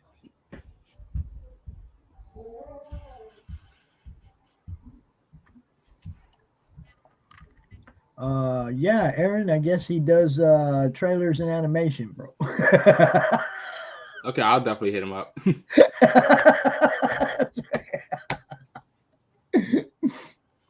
Wow, so rude. See, I've been telling people all day, blow that horn, y'all. Blow your own horn. Do it. Do it loud and long. Tell everybody what you got going on, man.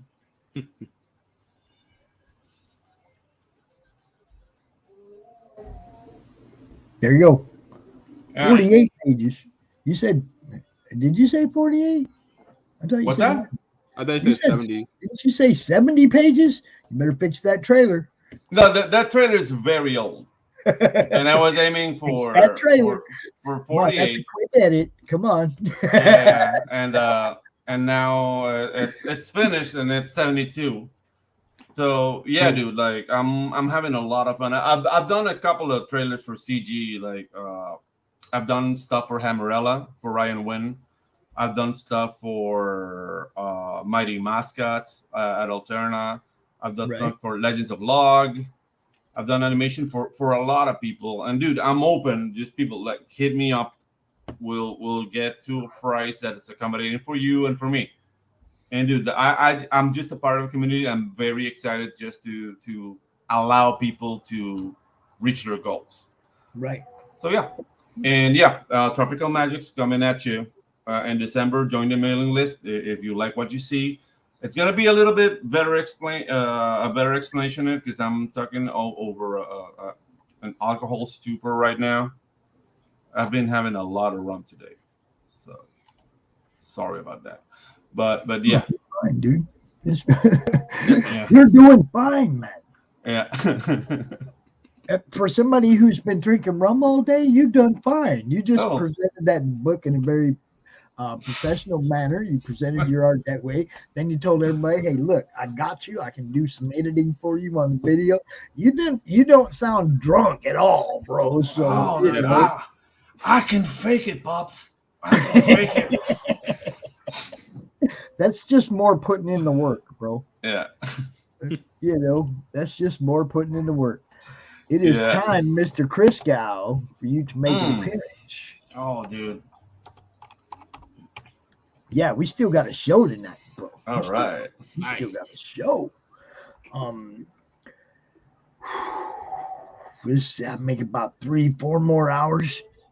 No, you got this, dude. You got your coffee? I started Friday morning with the Black Friday art auction. Ooh. And then did the art auction, did a launch party, and then ladies' night, the kickoff show for CRoM CoN. Then all day yesterday, noon to 10:30, whatever, however late we were out here. And then here we are again. Noon is 7:30. Yeah. Dude, you're doing an awesome job. I've been keeping tabs, but awesome job. I have a blast doing this, man. I mean, there's no doubt. Every month I come out here, I'm a little bit more comfortable, and the fun part is meeting new people. Every time we bring some new people into this, dude, it's like, yeah, man, that's what I want. I want you guys to, like, there's some people that are really cool. They're like, look, I don't have a campaign right now. Give that spot to somebody else. Hit me up next month, whatever, and they're all willing to make sure that everybody else is getting their time and getting seen too. It all interacts. Everything is all a symbiotic relationship. What you guys do, what people like me and Sam Vera, and I mean, what those of us who, I mean, pretty much we're promoters.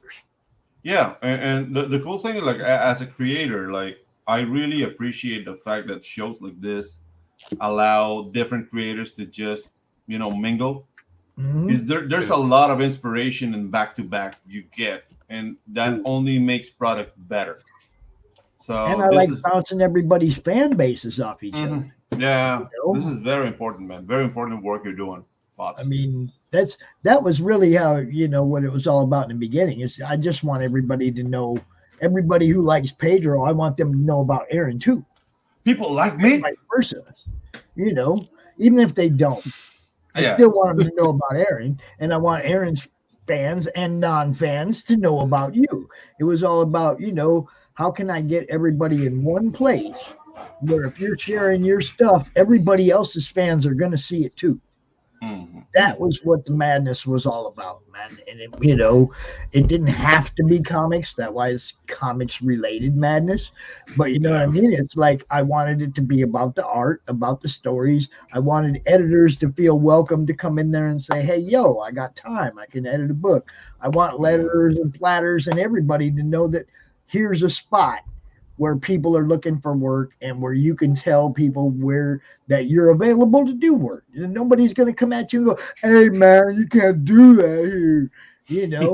That was what the madness was all about, self-promotion and interaction and cross-promotion, networking. That's what that whole group is about. And there's so many people that are soured on Facebook over the last few years. It's hard to get some of them people to come down here and check out what we're doing. Yeah. Okay. So I had to go up to Twitter and bring what I'm doing there. You know what I mean? Awesome. So that was how I ended up going up there. And of course, the YouTube channel, seriously working on the YouTube channel myself for about a year. It's all about having a good time, you guys. If you're not having a good time in this family, then go find something else to do that's fun. If you always got to be out here pissing and moaning and bitching about what other people are doing, you're not out here having fun. No, exactly. It's like go find something that you have fun doing, and don't waste your life on stuff that's not fun for you. Yeah, I completely agree. Like, people need to have more sex. Yeah, it's just like, dude, get at least sex with yourself, get that load of yourself, and really see what you're doing. Because if you're bitching, moaning about what other people are doing, that's time away from what you could do. Yeah, definitely. And like I said, you must not be having much fun. If what somebody else is doing is affecting what you're supposed to be doing, you're not having any fun. Yeah. Okay. And if you're not having fun, go find something that gives you joy in your heart and do that instead. Because we ain't here for long. Definitely.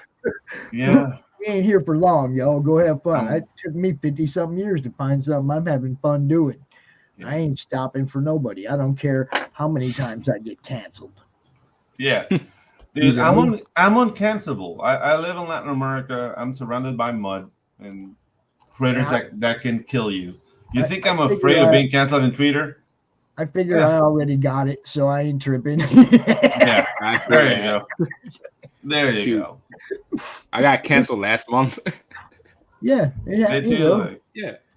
I just I don't think even trip on that, man. I It's think I've like, been canceled like 4 years ago, but I never noticed. Like, that's what I'm saying. It's like yeah. you're only canceled by people that ain't gonna buy your stuff anyway. Exactly. You know, so just keep doing what you do, and be glad that you have fans that support you, and don't listen to people like that. Yeah. There's no need. Because that's what I'm gonna be doing, and you know that's what CRoM says. You Yeah. know, he's like, just like, do you? Y'all have fun. You know, I don't know where Mr. Christgau is. Yeah. He is supposed to be here. Yes. I- Where are you, Mr. Christgau?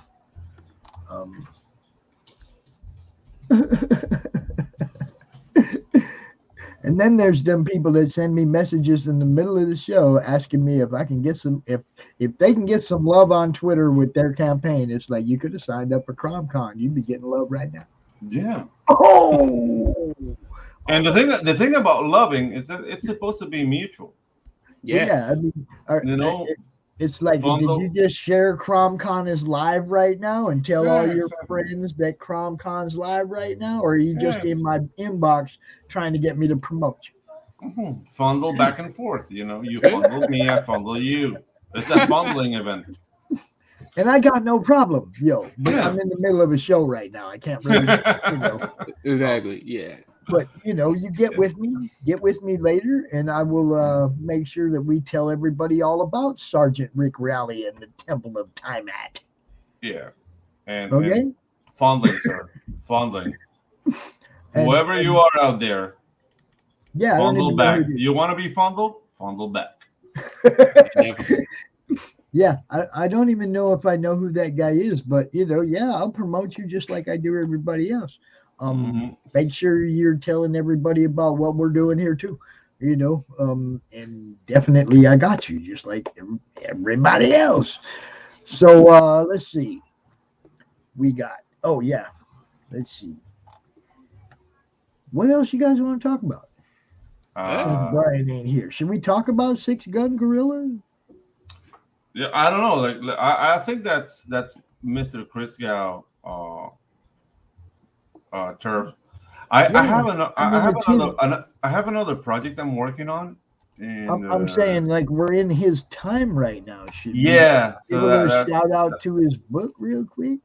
yeah, let's do that. Yeah, I for one haven't really heard of it, so you can go over it with me.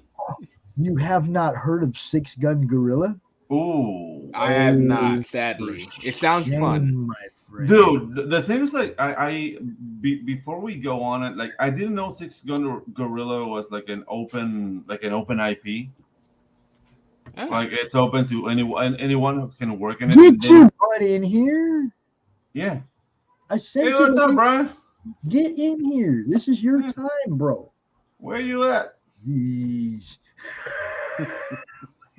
And dude, that like I saw like a Six Gun Gorilla project on I don't know if it was Image or Boom or something, and it looked completely different from what Brian is looking at. And not like Brian's better, right? But that's one of the credits I want to give to this community. Everybody jumped on it like, what? Come on, that's Brian's. And dude, it was openly completely fair play, but. Yeah. We defend our turf, you know, like from all that exchange, which was a big nothing burger. Yeah, is Brian has as much rights to do Six Gun Gorilla as that guy. Dude, I love the reaction of the community. It was like, oh, come on, that's Brian. Dude, yes, this is my people. CG bow. I mean, I'm kind of crackback. I don't know if you guys what that is, but crackback bow. I'm familiar. Did you just ask me if I know what the crackback is? Just checking. Just checking. excuse me, did you not Yeah. watch last night, my friend? Yes, sir. Did Yes, you sir. see me in good stuff out here in doing our hosting of the hockey ad hoc art show? Mhm. Yes, yes. Yes. I do contribute to CG News and Reviews, and good stuff takes some of my stuff and makes it way cooler. You know, that interview with Phoenix Animation from the con. Yeah. Okay. That was exclusive CG News. That did not go out in the madness. I didn't show that interview anywhere. I sent it to Good Stuff and let him do whatever he wanted with it because it was fun. Yeah. You see what I'm saying? But that's the thing. Like we have different like I don't want to call it tribes because dude, like on my book, I love when everybody gets along with everybody. Like I'm not really a big fan of drama. No. Look, What the hell? We have what I like to call a family. Yeah, exactly. You got And, I mean, cousins. and And some sometimes cousins you get along with, and some you don't. You Some don't, yeah. aunts don't like you, blah blah blah. But we're still all a family in the end, and we defend Yeah. each other when they attack us as a group. exactly. When they Yes. attack us as a group, we stand up as a group and say, Yes. no. Hell no. You know. Yeah. So Mhm. yeah, I mean, I completely get it, man. But I call it I don't like calling it community. Or no, I like to consider it a family because when I go out there and say, hey, yo, we need to get together for this person, and I Yeah. see everybody come together for that person, Mhm. that's all I need to know. You Dude, know. and this is something like, dude, I'm completely in love because I've never seen this phenomena happen so organically. Mhm. Because whatever you see, like you hear, and I don't want to bash the mainstream because that's really like cliche, but all those movements look manufactured. You know, it seems like there was like a focus group that they sit around over cheap pizzas and like this is what we're gonna do. What's happening in CG and this indie movement, it seems organic and it seems it's real. It doesn't seem, it is real. And that's something that we have to value, man. Something that we have to value, cherish, and just take care of. Because this doesn't happen like it's once every I don't know. There you go. That's no. There's no better way to say it than that right there. Yeah. Brian, you just killed it with that, man. Yeah. There's no, Thank you, Brian. Thank you, Brian. absolutely no reason why we wouldn't be so protective of it. It's that Yeah. special to everybody involved in it. Yeah, It thank you, is. Brian. English is my second language, Brian. I'm sorry. I What can't up, articulate Pedro? like you do. Oh, no worries, bro. No worries. Your English is better than my Spanglish. Brian, I gotta ask though, did you get the time zone messed up? No, I'm sorry. I was on a stream with Sim and Michael Beacon. Now, And see, I there ain't watched supposed a to be little- no other streams during CRoM CoN. I know, dude. You caught me, you know. And I told them I was just like, dude, I hate to bail, but you know, I'd much rather have you guys mad at me because Pops is like an old man with a shotgun. No, but yeah, An old gorilla with a 6-gun, baby. Yeah, he has the hat for a shotgun. That's but yeah, look, like Pedro's saying, like he doesn't want to bag on the mainstream because that's so cliche. But I do. It is so obvious that they're producing work that's made without passion, mm-hmm. and it's made worst of all without any respect for the readers. And they're basically taking a big old BM on an art form that we love. When you look at something like, you know, there's that now famous page from one of the X-Men books where Colossus is explaining to Kitty Pryde, I think it is, why jokes are bad, why you shouldn't make jokes. And it's a whole page of text. And at the very bottom, there's a little illustration of the two of them. That's not a comic book. How are kids supposed to fall in love with that? The answer is, of course, they're not. But then, you know, the comics themselves, they're not meant to even sell at this point. I think they're more promotional items for the movies. Yeah. Right. Yeah. Not even that, dude. They seems like badges of like a virtue signal badge. Yes. More so than anything, because We're socially responsible. Yeah, like how can you promote a movie with a shitty comic? Like, who's gonna pick that That's up? a good point. Yeah. So the comics are a way for them to virtue signal. Whenever they turn a canonically straight character gay, that's a publicity stunt. So when the story gets covered in the New York Times or on NPR or something like that, the people who read that article or listen to the story are going to say, "Oh, isn't that nice?" And then they're not going to buy the comic. But they're going to go, "Isn't that nice?" And that's the point. Yeah, dude. Like I don't know. Like I also was the problem. Yeah, like they want all comics to be that way. Yeah, they dude, want but- all comic creators they to act demand that it. way. They demand it. Yeah. dude. But up until 2018, I was a minority. I'm not anymore. Because I'm male. I'm not handicapped. So I'm only black and Latino. So I'm not a minority anymore. Oh, you mean you're not as high on the progressive stack? Yeah, exactly. So to me, like right now, before it used to piss me off, like, dude, why are you trying to speak on my behalf for things I don't really care about? Like,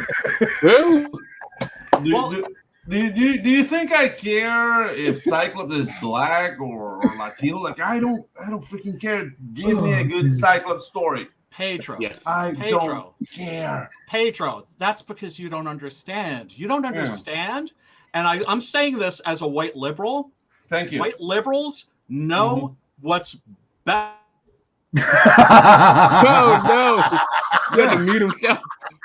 Yeah, you guys know what's best for me, like, dude. Like I love That's our money. attitude.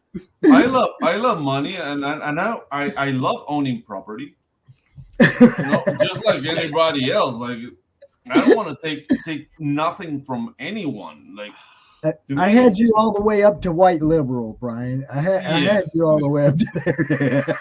Yeah, dude, it's just it's so demeaning. It's like, when I very... listen to a white liberal speaking about how they're fighting for me. Yep. That to me is the meaning. It's like, dude, I can fight for myself. Yes. Yeah. Thank you. And I'm also not going to use you as a fucking shield, right? Yeah, So when exactly. people are like, oh, like Comics Gate is racist. You know. Yeah, exactly. I'm basically over stupid through. Aaron, turn your camera on for a minute. Dude, I have a terrible beard right now. I don't care about your beard. I got a big old blemish right here. Look at that. Look at Aaron. Look at Aaron. That's the face of white supremacy right there. Yeah, I'm a coon. I'm definitely a coon. Shield. Jesus Christ. I can't stand these guys, man. Are you serious? Dumb, man. Pisses me off. You know when. But here's the thing: when they talk shit about my us, mod right now is darker than he is. well, you know, I always say I'm not white. I'm translucent. I'm melanin deprived. Dude. In my country, you would be a minority. Yeah. Brian. Oh, dude. And you will get all the ladies. Just Really? saying. Just saying. I got it. Where are you at, Pedro? Are you in Brazil? Panama. In Panama. Okay. In Panama. Dude, I'm making Jungle Con maybe next year, maybe 2023.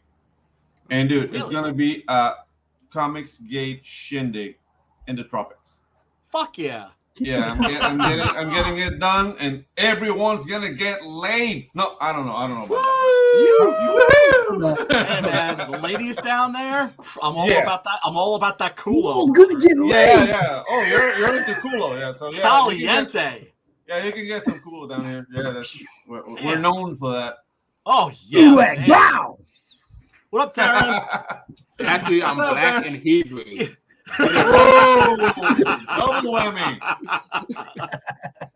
Oh man, you know, I mean, it's just funny because like I remember as a little kid reading the Avengers comic, and I love me some Black Panther, right? Because he was so dope. He was so cool. And Dude, I then I love get Luke to an Cage. issue where he takes his mask off, and I'm like, oh, wow, Black Panther's a black dude. Dude, when I Black liked Panther Luke married Cage when I was a Storm, kid. Dude, when Black Panther married Storm, that to me was like, oh shit, they're gonna make some beautiful babies. I don't know Swahili, and I was just dancing the shit with spears, like yeah, you know, that was the shit, man. That was the shit. That was a great move. Wasn't that like? Yeah, go ahead. Who was talking? I don't know. Nah, I was gonna say, wasn't that like the only black couple, like the black married couple in Marvel?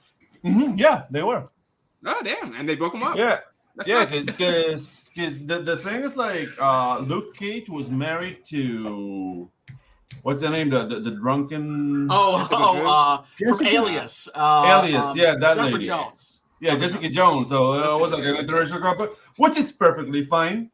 I Luke Cage though. I like the white femmes. I like the white femmes still. But dude, the thing is like the whole T'Challa Aurora thing to me was like, dude, awesome. Perfect couple. It was not preachy. They were not telling you like, oh, we're oppressed or whatever. Nothing, dude. It's just like, dude, King of Wakanda, one of the top X-Men, they're gonna get it on. And it's awesome. D-Wag. Hell yeah. D-Wag, another one of them comics gate racists. His favorite character was Spawn. How dare you, Darren? How dare you? You know, it's like the word has just been watered down so badly. Okay, when I was a kid, racist meant they hate you. Yeah. Like literally hate you, won't talk to you, wouldn't give you a dime if you needed to eat, wouldn't piss on you if you were on fire, hate you. That was what racist meant when I was a kid. Yeah, Barney Cross, you know. I don't know anybody that hates anybody that thoroughly now. Okay? Right. Even when I was on the prison yard and there are AB dudes walking and there's, Black Panther dudes walking the yard and stuff, they still walk up, hey man, what up? And they talk to the the business they had to talk to, and they went about their ways.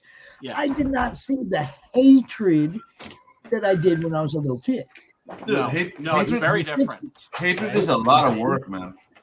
Oh my God! It's got to be. They're trying to make it all hatred again, and it's like I don't have that feeling for people. No, well, here's the thing. Really piss me off. Here's the thing, because they get all political about it, and they make it more complex than it is, right? Yeah. Like I'm against racism because racism's bad. I'm like, I'm against racism because racism's stupid. It doesn't make any sense. It doesn't make any logical sense. There's only one species of human being. For God's sake. They changed the definition. They watered the word down to the point where you can't do anything that somebody can't call it racist. Well, because they've created things like microaggressions. There you go. Go macro or go home. But what's a microaggression? Like I don't like sauerkraut. Like what do you mean? Like if I'm just like, oh hey, you're probably good at basketball. You want to join my team?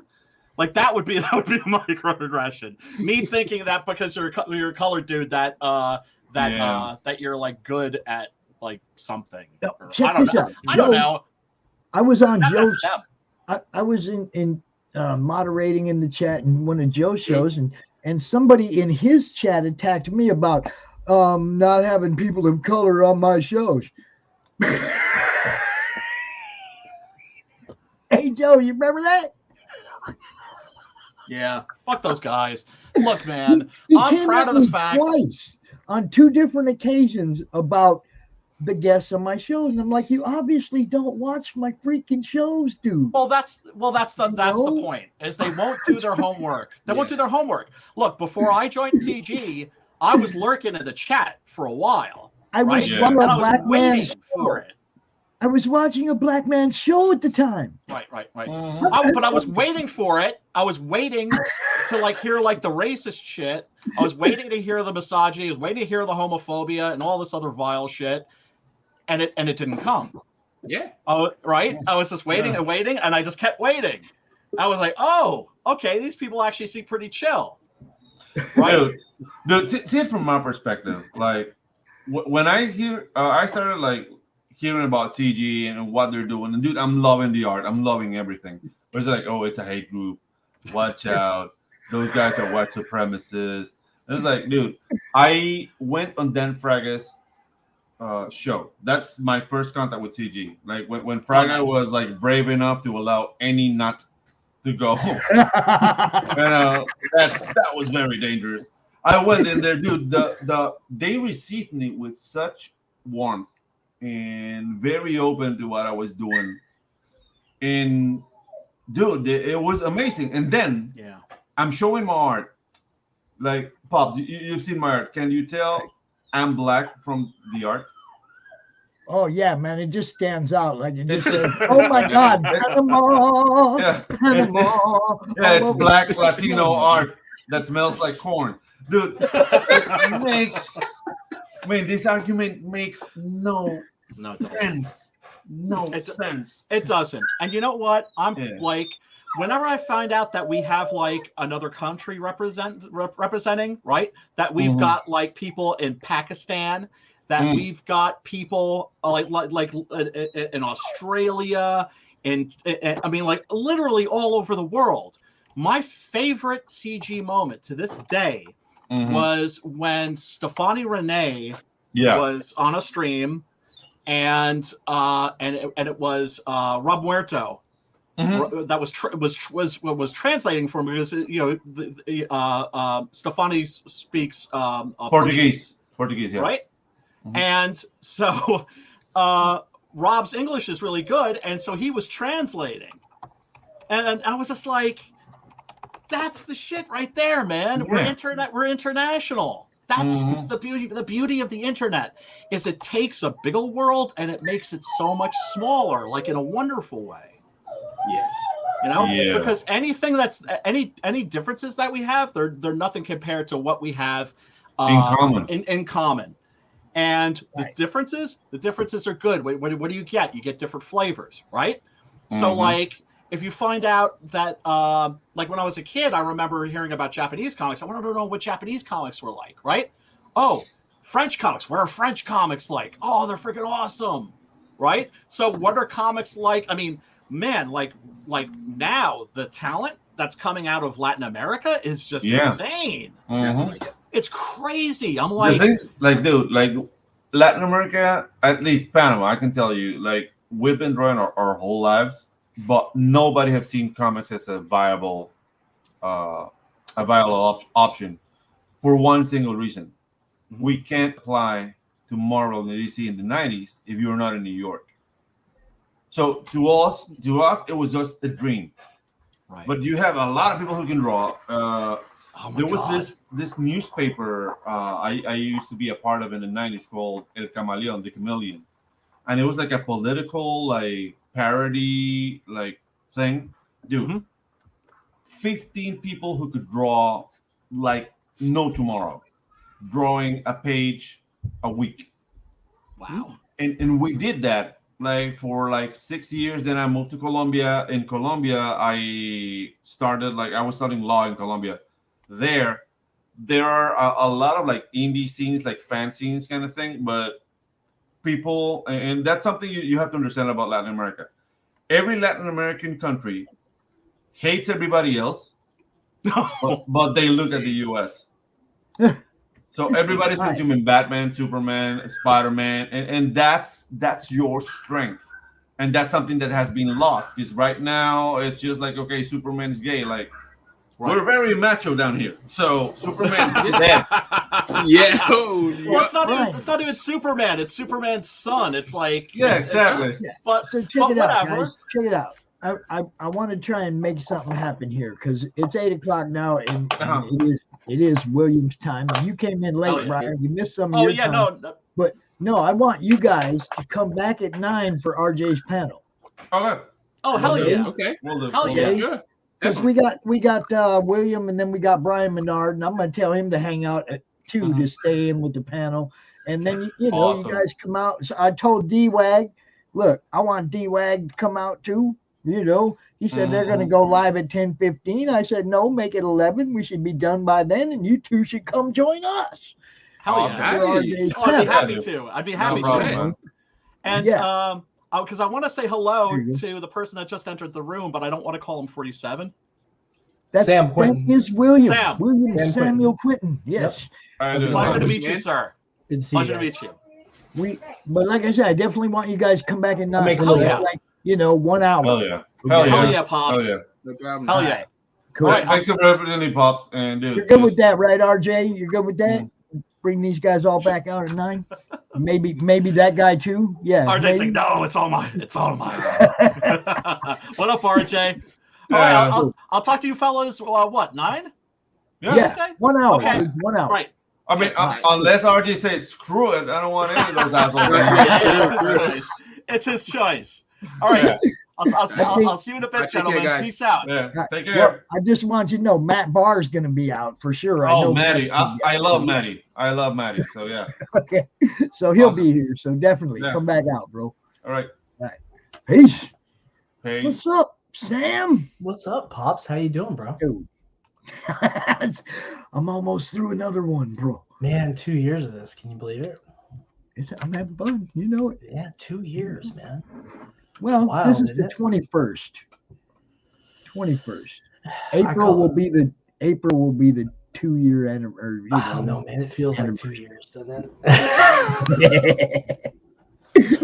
I'm actually not feeling too bad for having been sitting in the chair for 3 days this time. You know what? I just realized I printed something out that I was going to show off, and I just realized I left it downstairs. So you're going to hear my printer kick on here in a second. Yeah.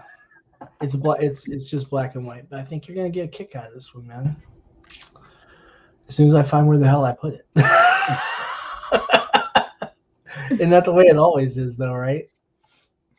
I tell you, man, we've been busy here. We've been so freaking busy between the whole thing with getting ready for getting 47, working on stuff for another project that we've been invited into that I don't know if we're allowed to talk about yet. The pending title for Reign of Ages, more role-playing game stuff, Necroholic. What are you gonna do, man? You just gotta keep making stuff, right? It's crazy. This is great. Now, I'm pretty sure he was talking about Brian Christgau, bro. RJHD. Ain't no hate round here. It's a hat club. We know what's up. See if I can find this so I can show this off to you, brother. You're gonna get a kick out of this, man. So Joe wants to know what's new with you, Sam. I am making comics, bro. I am making comics. I'm making RPG stuff. I am doing the things that I've been hoping to do for years and years and years and years, and finally getting to do it. And doing it with the help of the fans who are backing the campaigns, with the stores who are carrying the books. It's been a little slow. Might help if I turn the printer on. I have to try that again. Been a little slow, but we've been working stuff. So it's man, it's wild. It's wild to think that 2022 we're gonna have 3 different title lines running. Nice. We'll have at least 2 issues of 47 Furious Tales next year. We should have 3 issues of Reign of Ages, and then 2 issues of Necroholic. A little something. This is just the line art. Nick Capone's coloring it right now. This is by J.P. Buzio. And this art print's going to go in with the campaign. And of course, the same stuff we usually do. The highest quality print papers we can use, nice finishes, all the bells and whistles. We're going to make it pretty, Pops. We're going to make it so pretty. All your stuff is pretty, dude. Come on. So you want to highlight the in demand, or? Yeah, we can do that. We're still staying in demand since the Kickstarter didn't make it this last time. Let me get that for you. Oh, I got it. You got it? Yeah. And of course, we're packaging and shipping. Your as orders stuff is come in. easy to find, bro. You are a CRoM CoN regular. I've been here all but one. Your stuff is always right there, queued up, ready to go. Bang. Cool. There we go. And maybe, hey, you never know. Maybe somebody back this thing right now. Somebody buy one right now. And we get to watch it package another one. I mean, up it's the way it always goes, right? They Yep. pledge on the show, and we're shipping it out.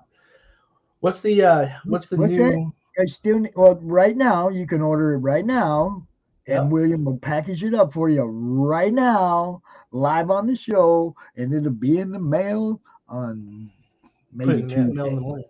Yep. Oh, all right. It'll be in the mail tomorrow. I Look didn't at that. realize you didn't have issue 2. That's a surprise to me. I didn't realize that. Well, there you go. See, You need to fix that. Drop that link right there. Bang. There you go.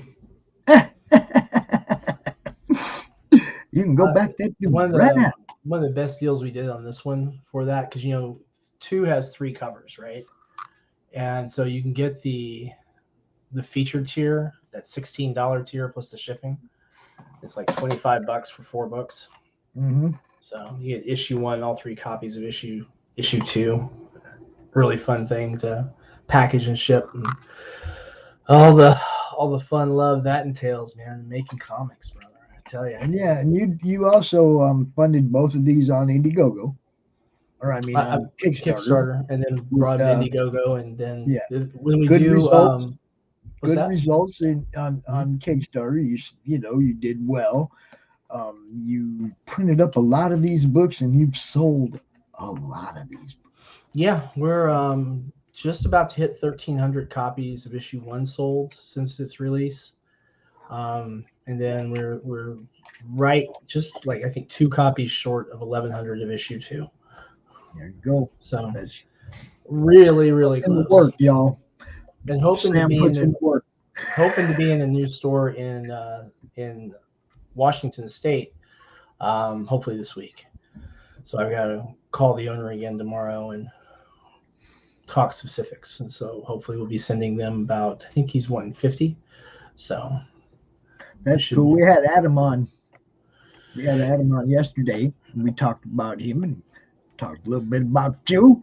Yep. You know, that's what we do. I missed that one, actually. I was out taking care of something that I had to do around the house. We've been working on the apartment, So I missed a big part of CRoM CoN yesterday. So yeah, just so y'all know, Sam's got his books in those comics mainstream spinner racks. Yep. He's in that comics mainstream network, and like I keep saying, anywhere you can sell a book, bro, call them up. And looking forward to getting on to some other opportunities too. We've got some other chains and such that we've been chasing around. We did get turned down. Well, hey, I guess we're gonna be packaging a book while we're here. So we're gonna go and package that while we do this. We have I have my suspicion. Yep. Thanks, Joe. So we're gonna Sam, get the package. We're gonna get the package. This is almost traditional, man. It is, Sam, right? It's like every time we show come on, we we sell a gotta book, print we shit make him books. pack it up. I'll tell you. So everyone, don't mind me. I can talk on the headset. Just I'll have to drag it around a bit. I love this. Like I said, it's almost traditional. We've done this almost every time Sam's been on the show. Since, I tell you, man, it's one of those things where in demand. You got to get the comics out.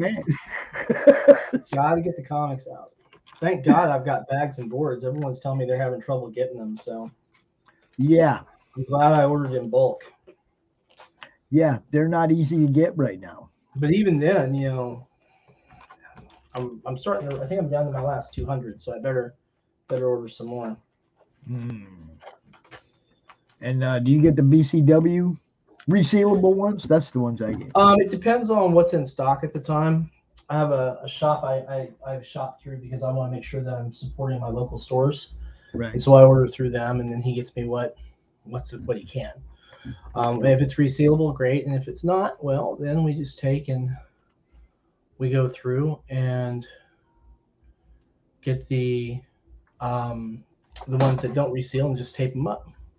Right. So we've got Hey, Joe, you want these signed, man? Big question mark out there. Joe, you want these signed? Because I'll flat sign your book for you if you want. Well, he did say he wants. He said remind him to kill Henri because he asked him to get issue 2 for months now, but that's where he got issue 1 from. Was from Oh, Henri. well, here's what happened with that. Henri sold out. They sold out copies. And let me tell you something else that happened. I ran into Henri at the Grand Henri's Rapids good Comic people. I Con. love Henri to death, man. Yeah, and I set up. I told him, dude, you know, it's like I'm running around this morning. I'm trying to find everybody and see who I'm going to do a interview with later in the day. And then I could not find that aisle that he was in for the life of me the rest of the day. So I owe Henri an interview. You know, it's like, but you know, I wanted to do a live interview with him and I screwed it up. Do you want it signed, Joe? He said, yes, inside cover, please. Inside cover, cool. That was my next question. All right, so we're doing the insides. We're going to do silver. And actually, William, just so you know, that's kind of how I prefer mine too. On the inside? For any future. I'm old school that way. The first signed some comic folks like I ever it one way, got. some like it the other. So I try to ask. Yeah, well, I was like 14, the first signed comic I ever got, and it was I bought an Avengers 200 from a dollar bin. Oh, right. Yeah. And I opened it up, and it had Stan Lee on the bottom border of the first page. That's beautiful. Yeah, I was like, oh, that's beautiful.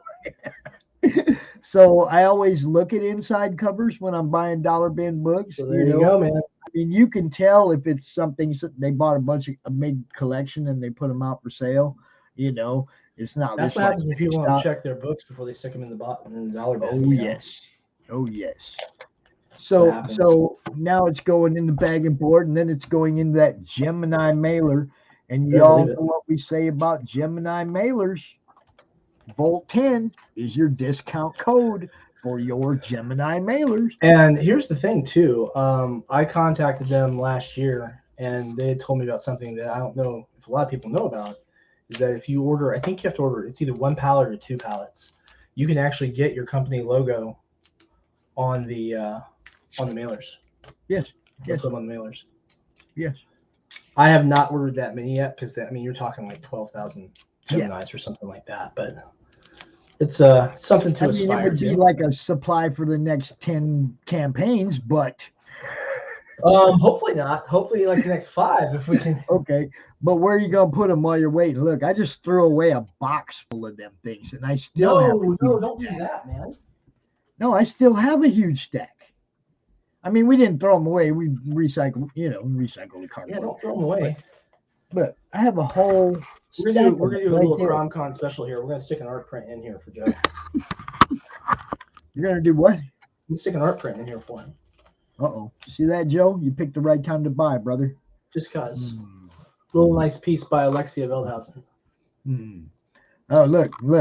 RJ's thinking, He said, oh, get my logo on the Gemini? Oh, yeah. See, I know exactly what he's thinking. See? Yeah. Mm-hmm. That's how you go, man. But like I said, I think you have to do two pallets for it, if I remember right. I've got an email from him somewhere on it. It's not cheap, but you know, when you look at the cost offset for buying in bulk versus the extra few cents for having it done, it comes out about the same. This is a package from RJ. Yeah. Okay. I mean, he's offering, you know, the nice waterproof bag with your logo on it and stuff. I'll let him put Critical Blast on the Gemini inside. That I'm okay with that. You know? I'm gonna tell everyone in the audience this thing screams like a banshee, so I'm gonna mute this for a moment. Oh yeah, we know. We've been here. We've been here a few times. He's gonna go with that taping right now. Yeah, this. I'm not lying though, y'all. This is kind of like a traditional thing. Sam comes on the show, somebody buys a book, we watch him package it up and put the shipping label on it and everything right then and there during the show, and then tomorrow in the mail it goes, man. And that's the kind of service we like to see. not only that, but Sam's kind of like my go-to guy. There we go. When people come to me with questions that I can't answer, he's like in the top 3 of people I'm going to tell him go talk to. The one thing too, though, remember when you don't hear the whole question, just answer 10 inches, and then they'll repeat the question.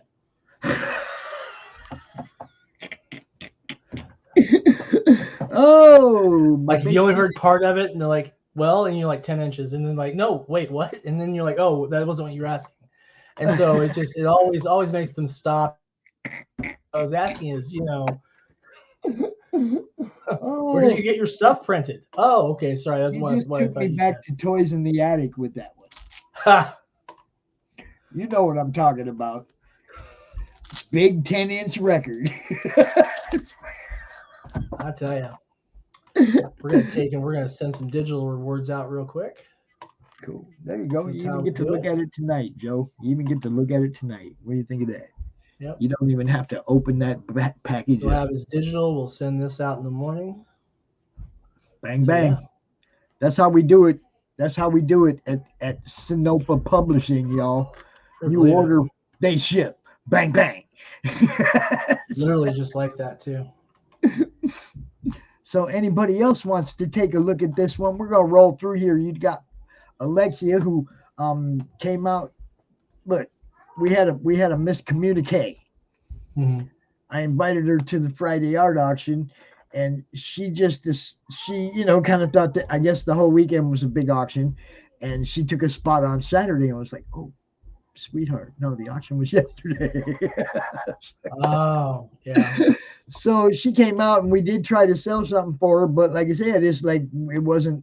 Nobody was expecting that. It was kind of I'm going to tell you guys that don't miss out on copies from Alexia right now, especially with her having a brief window of opening on her Darth Maul up, opening bid $20. Nobody grabbed it. I'm pretty sure Doc grabbed it after the show though, but nobody bought it during her half hour. It was like I couldn't believe it.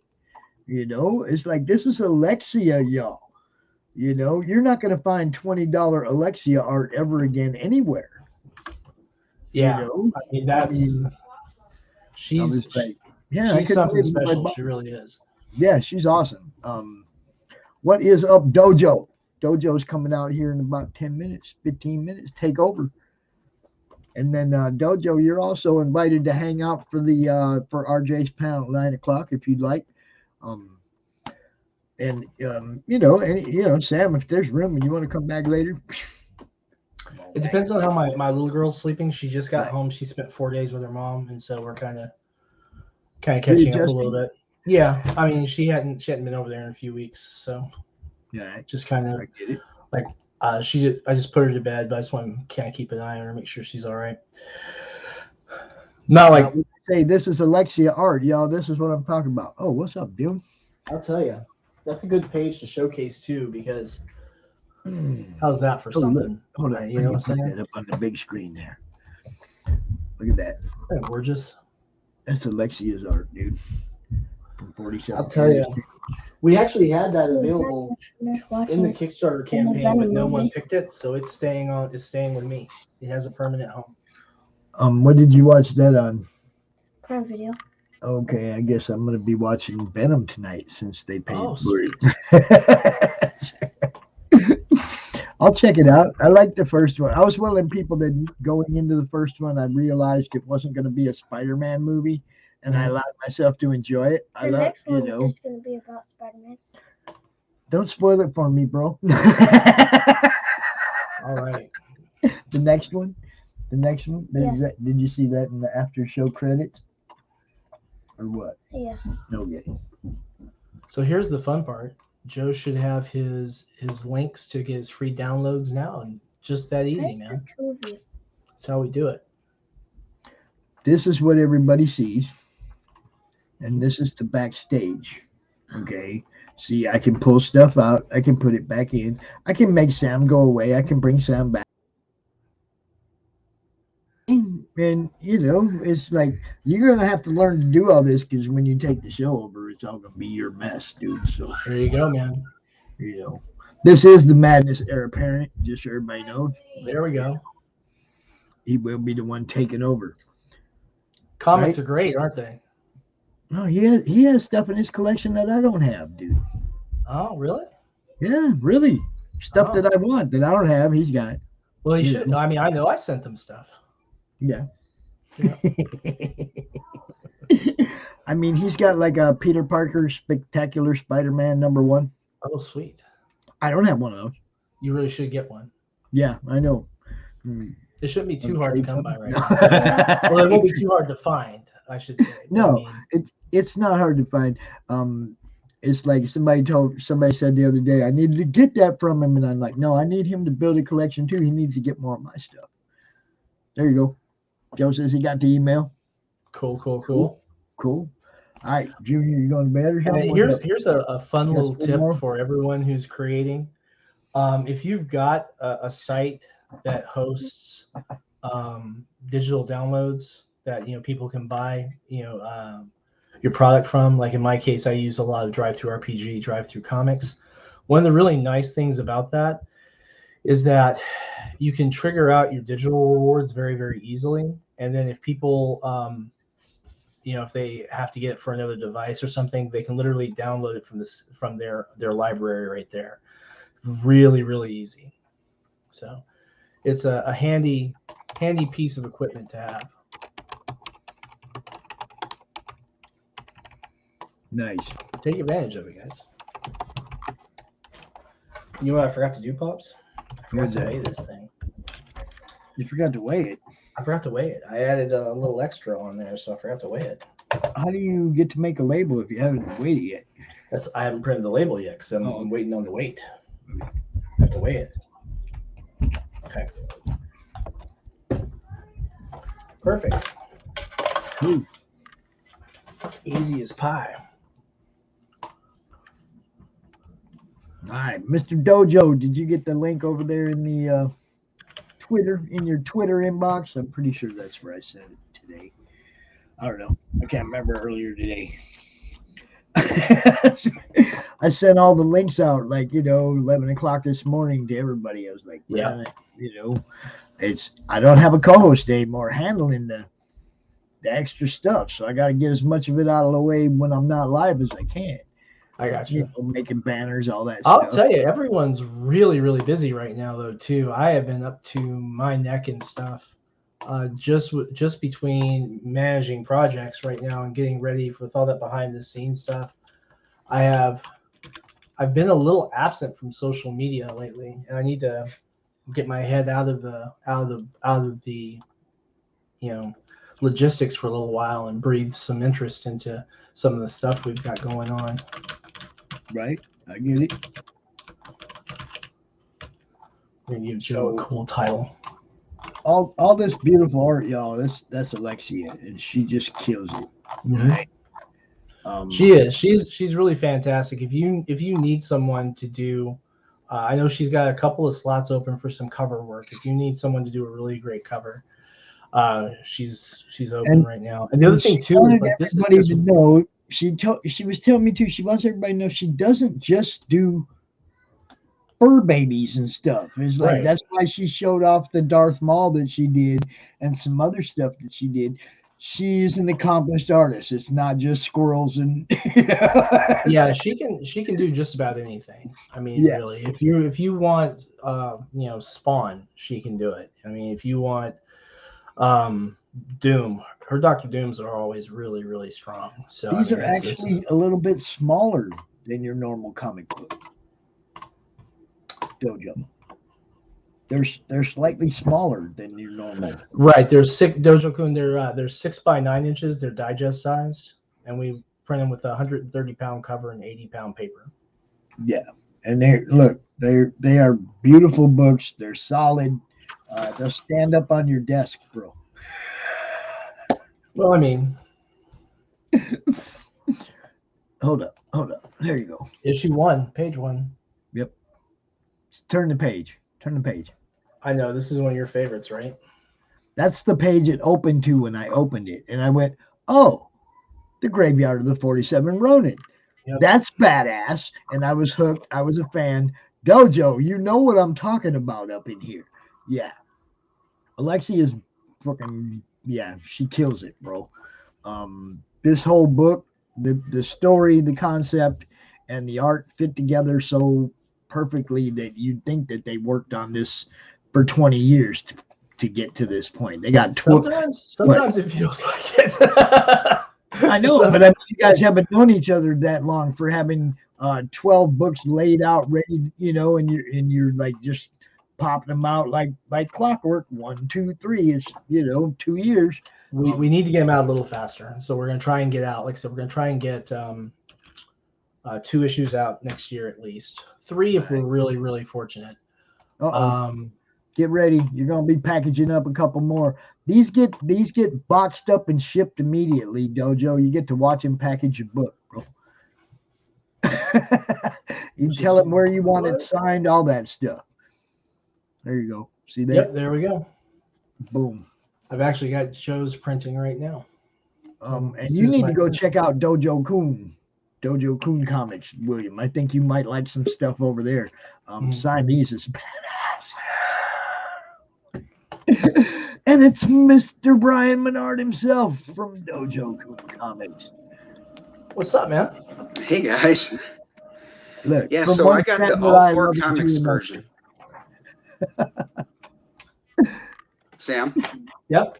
I got the all 4 comics covers tier. Yep, I just saw it pop a notification up for me. We're going to be boxing you up here in just a moment. You want yours signed? Yes, please.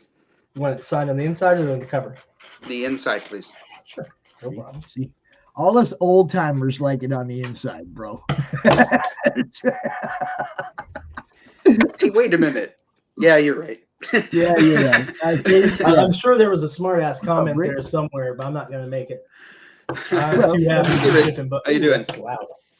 It's too loud. Sorry about that, guys. Oh, that's all right. That's all right. Oh, I just got sort of scolded for that a little while ago. I was packaging something up, and she's like, "Oh, really? Right now?"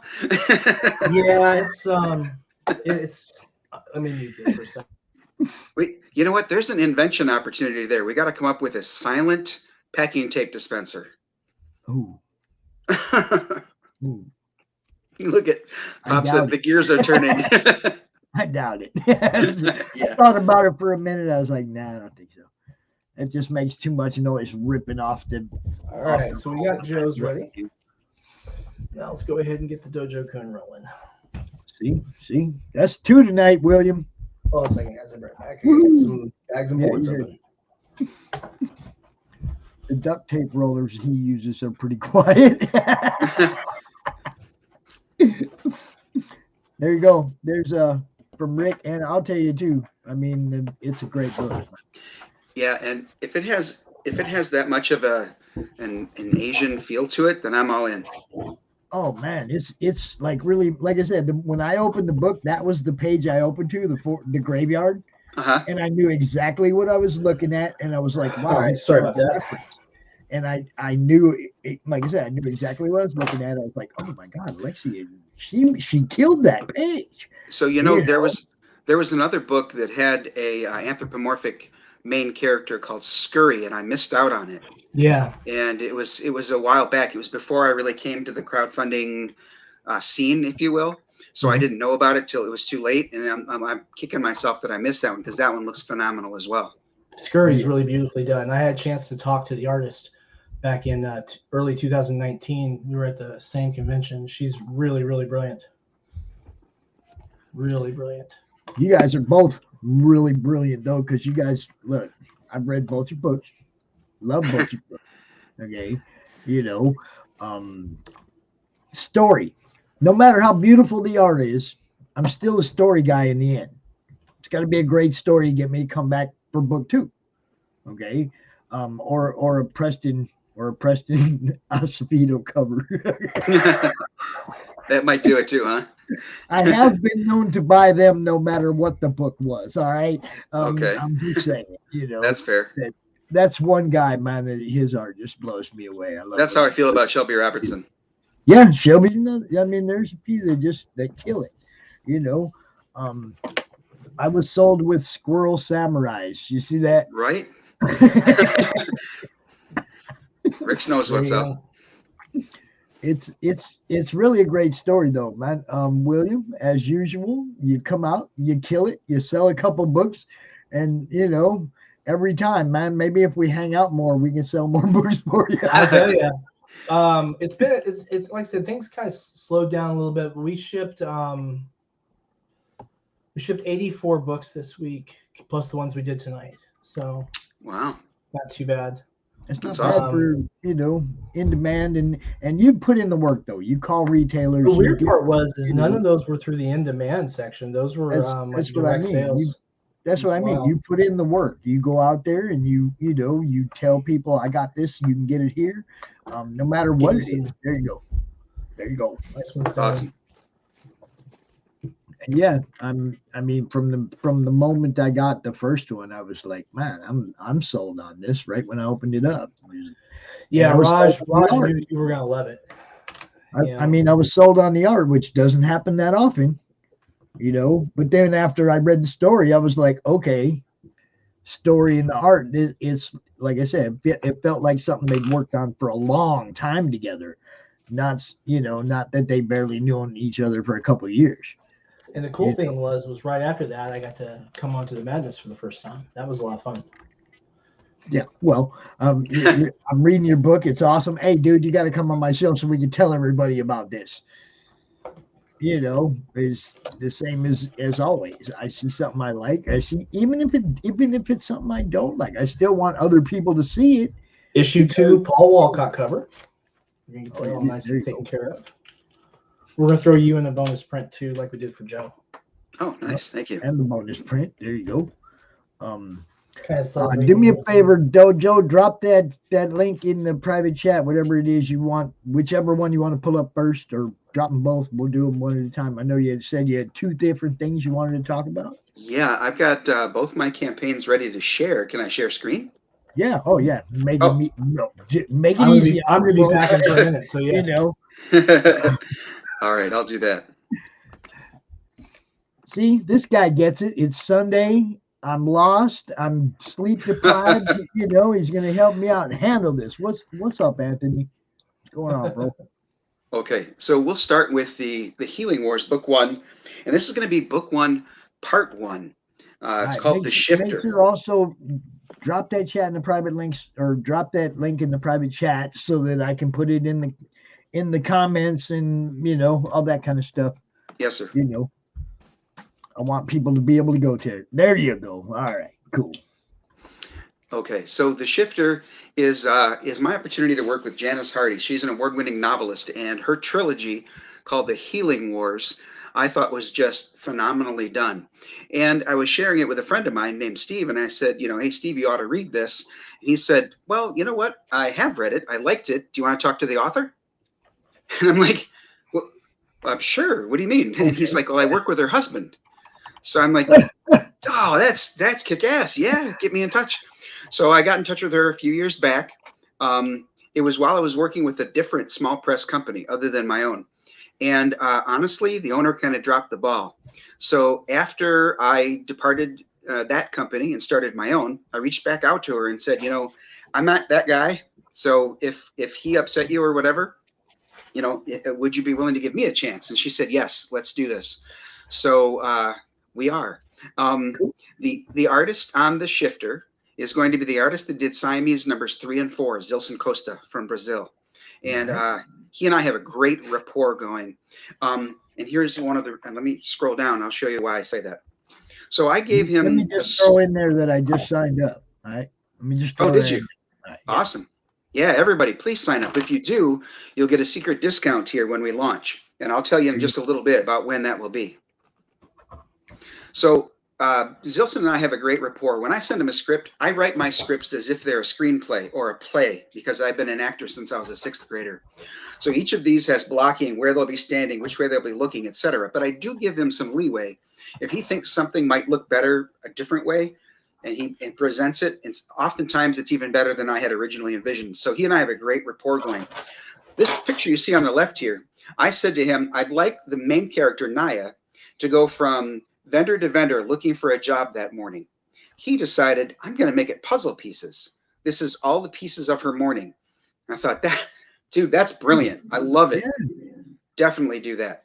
So let me tell you about Naya. This story, The Shifter, is about an orphan who lives in a nation called Gevig, who has been taken over by an opposing nation. Like I said, she's an orphan, so she needs to try to find places to live, work to do so she can feed herself. But on top of that, some of the folks in this area are something called takers, and her sister Tally is one of them. Takers can absorb pain from someone and transfer it into an enchanted metal called pinvium. Naya's skill, however, is flawed. She can't do it from a person to pinvium. She can only do it from a person to another person. And because that she can do that, she fears that the nation that's taken over her country will weaponize her against her own people. So she's also on the run.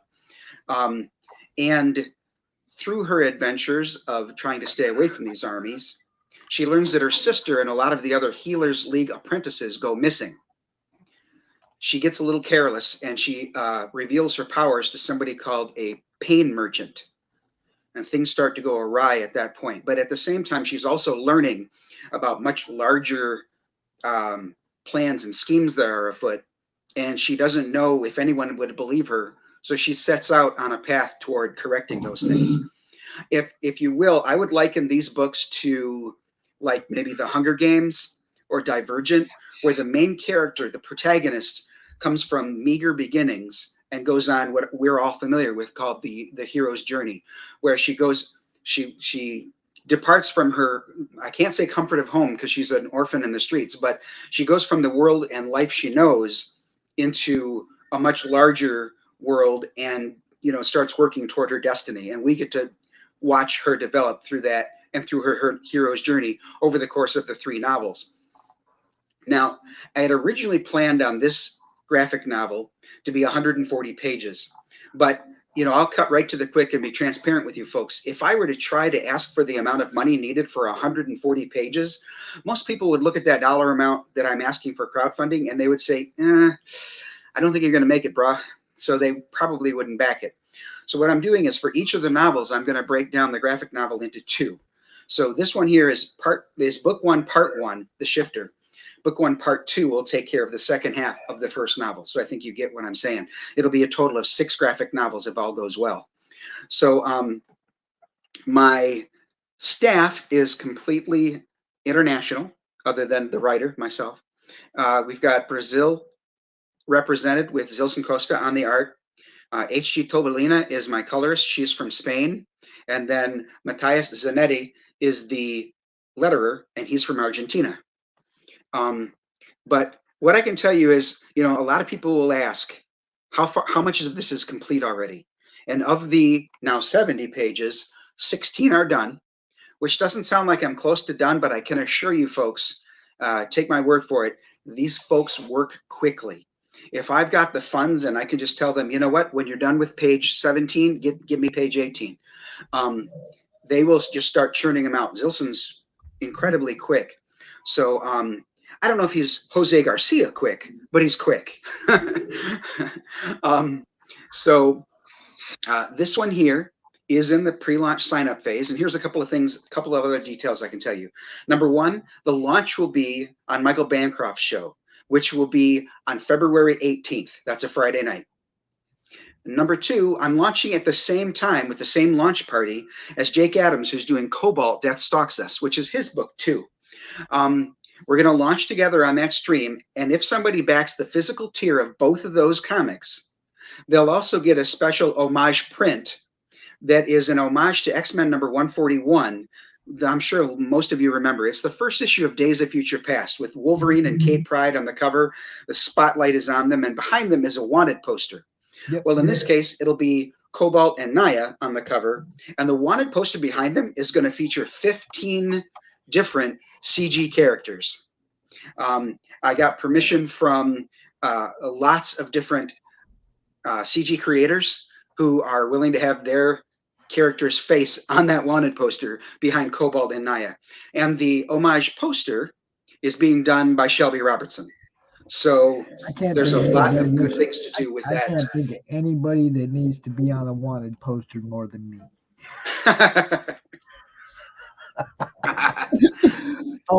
I do got to say though, you're launching on the 18th. Can I get you on Monday Madness on the 20th? Yes, sir. Let me know 4 o'clock, 5 o'clock, 8 o'clock, whatever time you guys are available or you're available, and I'll make it happen. Okay, I'm gonna have to say it'll be toward the evening would be better. I've got personal things before that, so 8 o'clock on Monday the 20th would work well for me. You say 8? 8 o'clock, yes, sir. 8 Eastern, right? Yes. Okay, cool. Let me just. I think I'm in the same state you are, Pops. You're in Michigan? Yes, sir. Oh, damn! I didn't know. Where were you at Grand Rapids Comic Con? Well, Grand Rapids is kind of more than a hop, skip, and a jump. I live up in the thumb. Okay. Well, Varian come, Indie Bolt come from over there. You know what's up. I'd love to meet you. One of these times, we'll definitely have to make sure that we appear at the same place. You bet. It'd be nice I got to do an interview of you and send that to the CG News and Reviews. And you know what? It won't be nearly as dangerous as Phoenix's. You have no interview. idea. That would be entirely up to good stuff. But yeah, I'd love to be able to interview you live. So one of these times, we're definitely going to have to hit the same place for sure. Great. But, yeah, we can do that. I'm going to lock you in for Monday Madness on the 20th at 8 p.m. I appreciate that, sir. Wait, that's the 21st, Pops. I got Monday the 20th, December 20th. No, February. Oh, you said, what? Geez, that's our head. Yes, sir. You meant coming up right away. Okay, we'll talk to you 10 times between now and then. Yeah. I'm sure you will. So if it's okay with you, I'd like to move on to the other one that I've got launching soon. Drop so me a this link one in the private chat. Let me get it down here too. Let me copy that link and let's see, find that and go over here to the private chat. Bam. There you go. You should have a couple of emails from me already. Oh, okay. So yeah, you can go read some books tonight too. See? I'll check those out soon. So this one here is Toru Tales. Now, it's actually Tou Rou. It's the Japanese stone lantern that you see in my company's logo. The Dojo Kun logo, that's a stone lantern, the Toru. So Toru Tales, Volume 2, Number 1. I call it Volume 2 because Number 1 was already published, but it's just a really small floppy. This one here is going to be, it says 70 plus pages. You know what? I got to fix that. It's going to be 86 pages. It's going to have the heroes that you see here on the screen, but it'll have quite a bit more too. So it's going to have, this is Lone Shark right here. This is Halia and Ondine, H2O. This is Bot 42. And this is Sparrow. But it's also going to include Night Mist, the Scarlet Archer, Sakura, Sovereign, and a story called I Am Become Death. In addition to that, something that will be available will be a supplemental ashcan with this character. His name is Bog. And the artist on that one is the artist on Siamese numbers 1 and 2, Mike Salter. So I'm keeping my staff, engaged with Dojo Kun Comics.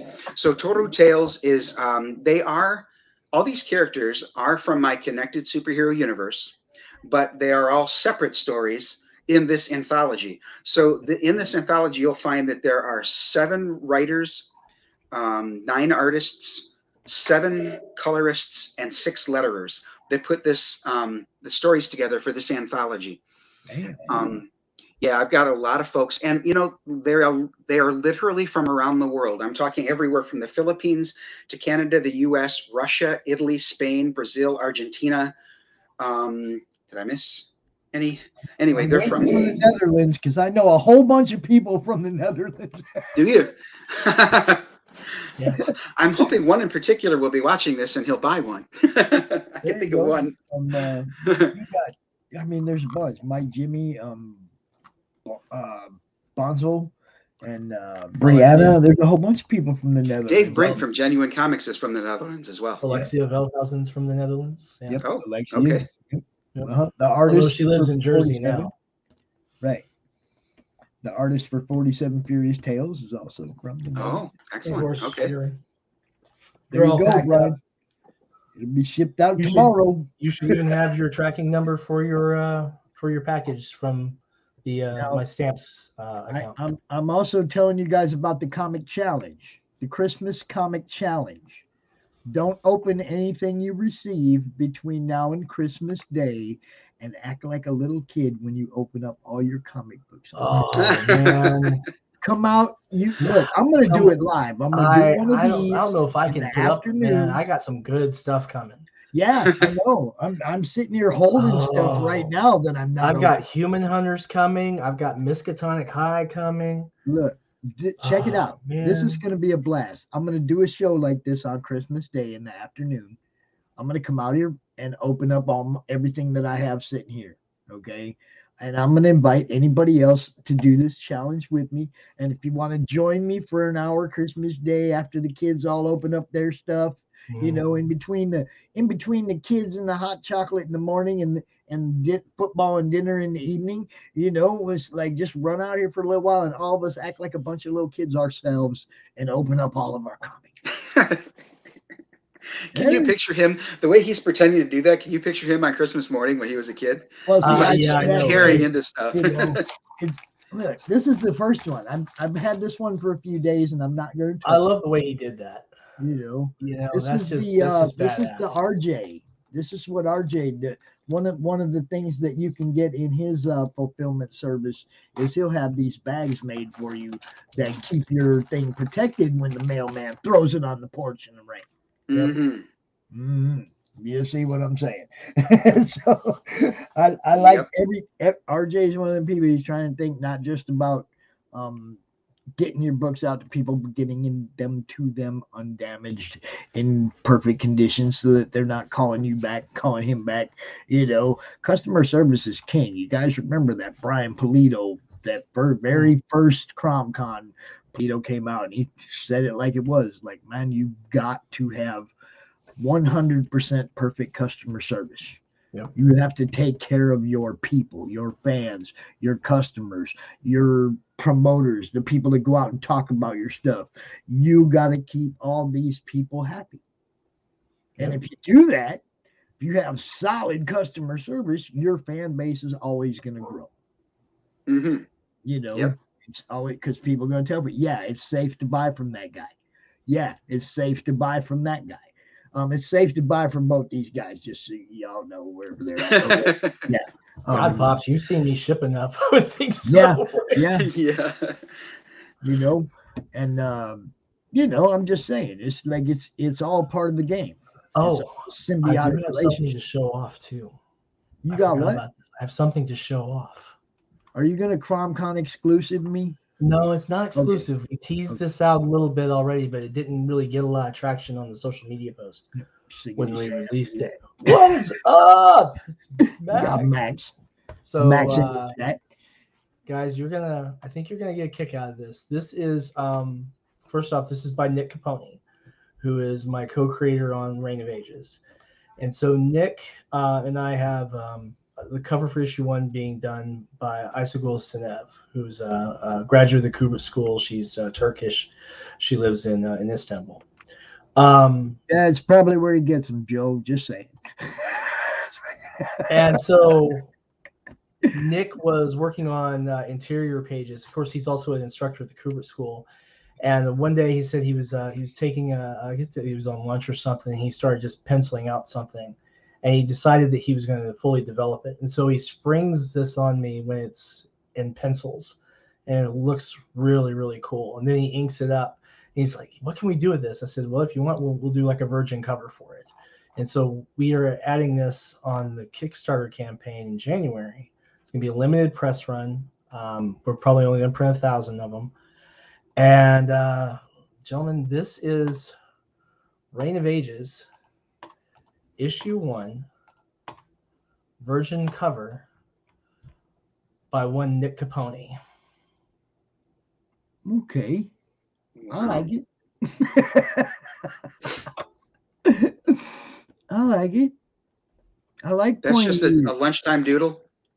Yeah, that's what it started out as, and then he took it and he went back over it and added a little. That looks great. Little something. Now, he's really remarkable. He really is. I'm really happy to be working with him on this project.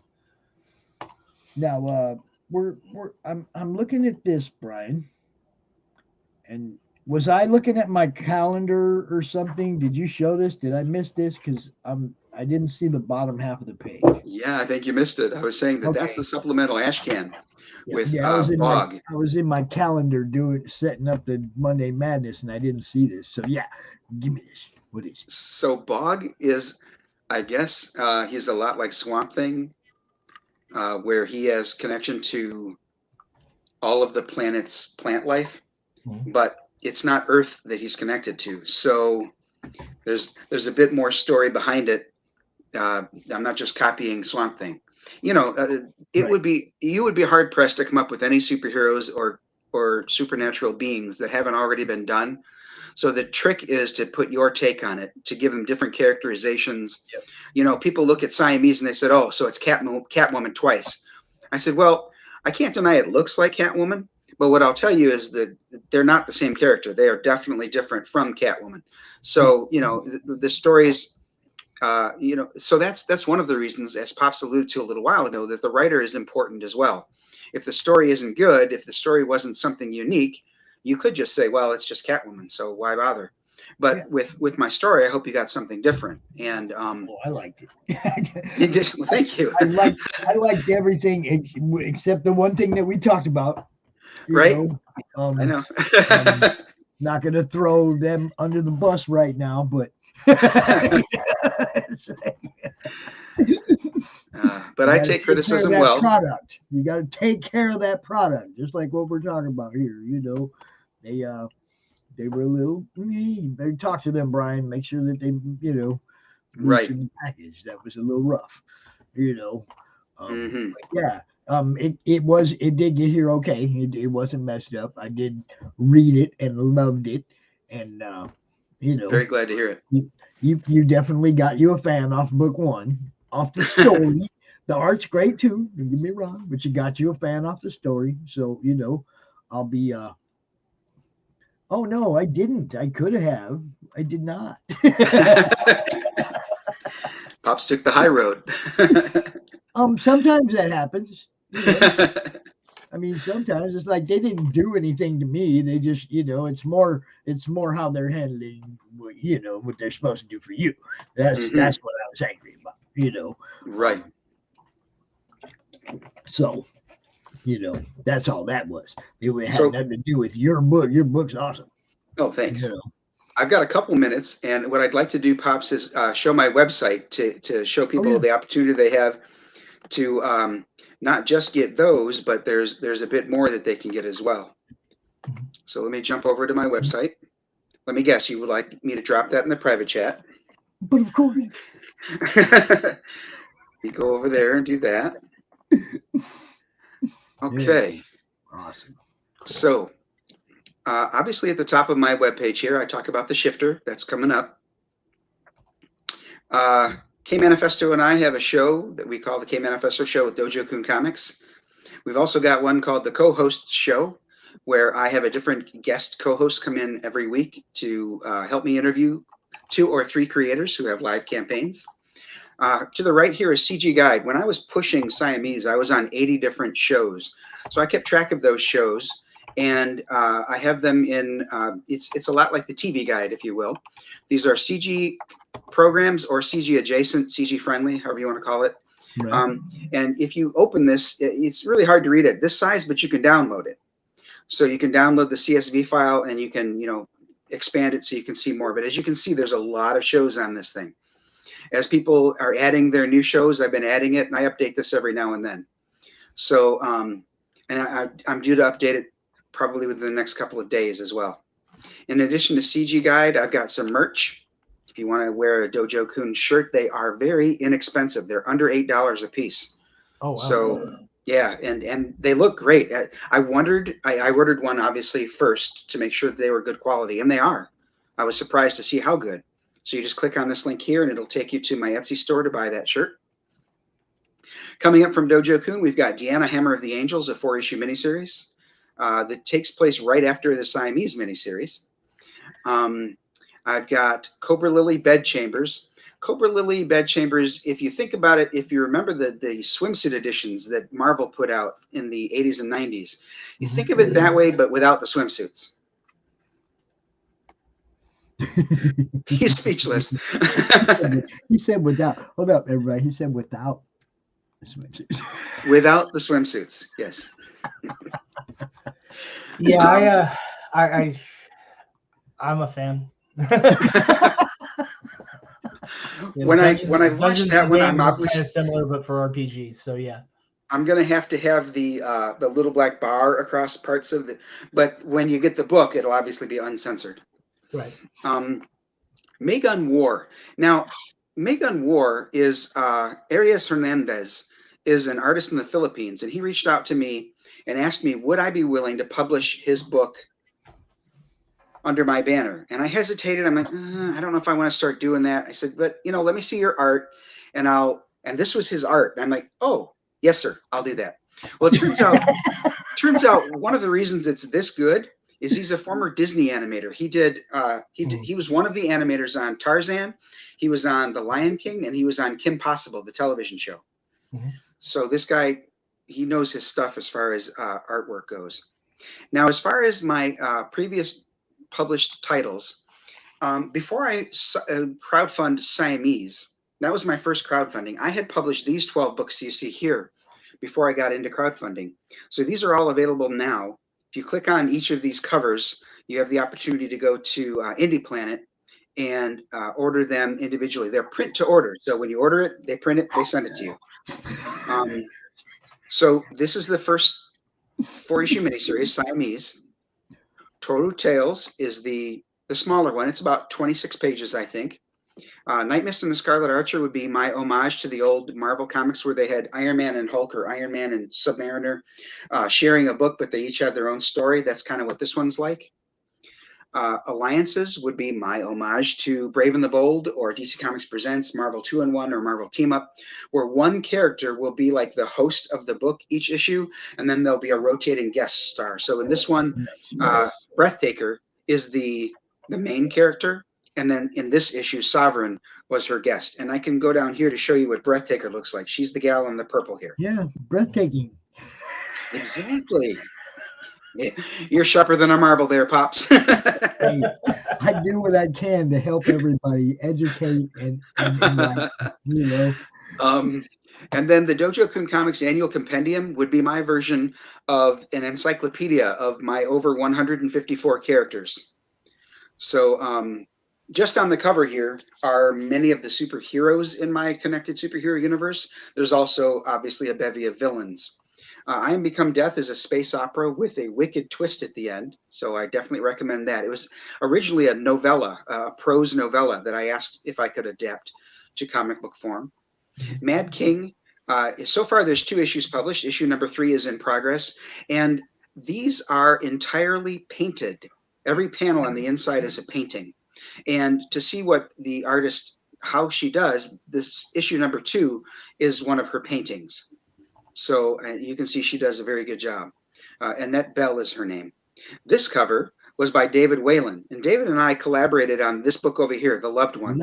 Left-handed David Whalen? It is, yes, from Correct Handed Press. Yes, David Whalen and I have been friends for a very long time. We worked together on this one called The Loved Ones. He came up with the concept. I wrote the book, and then he drew and lettered it. It's black and white. It's a horror adventure. It's the children of the classic movie monsters, Frankenstein, a wolf boy, a witch girl, and a vampire boy. They all go on an adventure to find their parents, and it does not go well. Dude. So it's a horror book. There's some lightness, there's some levity, and other characters are introduced along the way. It's 100 pages after all. Wow. And a couple of my superheroes are also introduced for the first time in The Loved Ones. So it's a great crossover between us. Now, he and I had an agreement where I would only publish this under my banner for a while. So this one's out of print.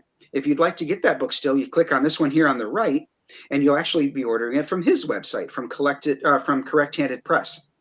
So I've known David for a while. I've had him out on the show a few times in the past. Have you? Oh yeah, David's a great guy. Love that dude. So Dojo, you're gonna hang out for a little bit, right? Yes, sir. I'm staying for a bit. Okay, we're gonna start bringing people in here. I'm gonna go ahead and jump off, guys. It's been fun, Brian. Good to meet you, man. I tell you, it's been a fun night. RJ, always good to see you. Pops, Good to thanks meet you. for having me. As always, 2 orders in and 2 other messages about where else we can get some of the RPG stuff. So it looks like I'll be packing up a copy of Death Comes to Glenfollow and one for Dungeons and Dames. So it's been a good night for me. I'll take that any day of the week. I'll tell It you. always seems the madness just loves you, dude. It always seems. I hope so. We got a bunch of books to fund next year, guys. We're gonna bring you some cool stuff. Brian, Hey, Brian. when you get this, let me know what you think. All right. You even if you just want to check out the digital, let me know what you think. I think you're gonna like it. Thanks a lot, guys. All right. Thanks. Have a good night. You have a good night, bro. That dude's awesome, and that book is amazing. And we're shifting gears, bro. This is about to get lit up in here. Dang. Yeah, it's RJ's show now. I'll talk to y'all later. Oh, wow. Look at him. Drink, y'all can talk. Ready to throw down a cold one. I have to hide what it is. It was the last one in the fridge. It was actually my girlfriend's drink. Oh, Azima. It's a vodka lemonade. It's not quite what I normally drink. All right. So we got more people coming, I think. Let's see. Go ahead and introduce everybody there. Yes, well, Dojo Kun is familiar to me. Him I know. And in fact, I put it away. I just went through a whole stack of books the other day because somebody was saying something about that there was a hat group that never delivered on books, which I thought was weird because I thought they would deliver on hats. But anyway, I usually, I'll reply with a tweet, and that gets replied to with a tweet, and then I tweet again, and it just goes on and on and on. So this time I just said, you know what? Reply, hit that little video button, and I just had a stack of books. I said, here, backed it, got it in my hand. Backed it, got it in my hand. And Siamese was in that stack of books that I showed up here.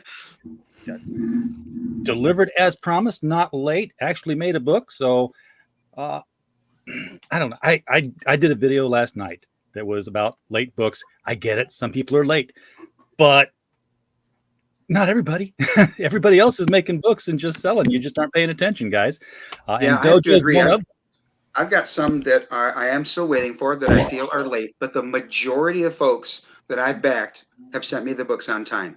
And any of them, and I'd say the majority of them that are late are at least transparent and telling me why. So I'm not really upset with most of them. Most of them are saying, I can see I shipped it out. It's in port. It's waiting to be taken off of a ship. Yeah, there's a lot of that. That's why you print in America. Irene Strakowski, for example, the printing company, really did her run. They said they could do spot UV gloss, and then suddenly they told her they won't be able to do that for the rest of the year. So she's had to shift gears. So there are things that are beyond the creator's control. As long as they tell me, I'm good. Do what you can, do when you can, and when I get it, I'll enjoy it, I'm sure.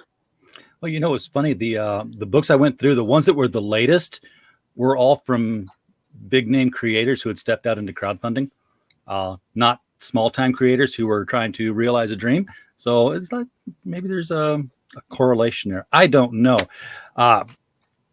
Doran, we've been chatting on Facebook, but I know nothing about you. What?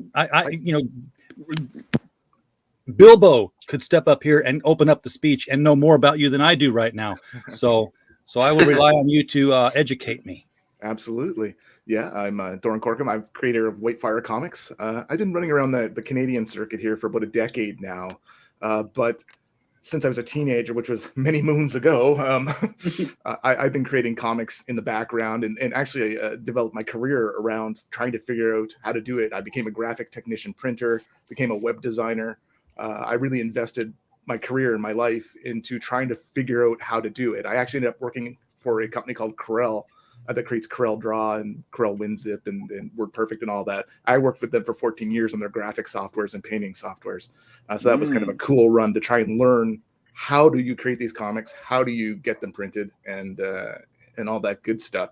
So I've been doing this for a while. I've got a filing cabinet in the back that's full of probably around 100 characters, and I've gone through it since. So it's a lifetime worth of stuff, right? So I've gone through it and I've separated it out kind of into 2 worlds, and then I Champions game at Doran's house tonight.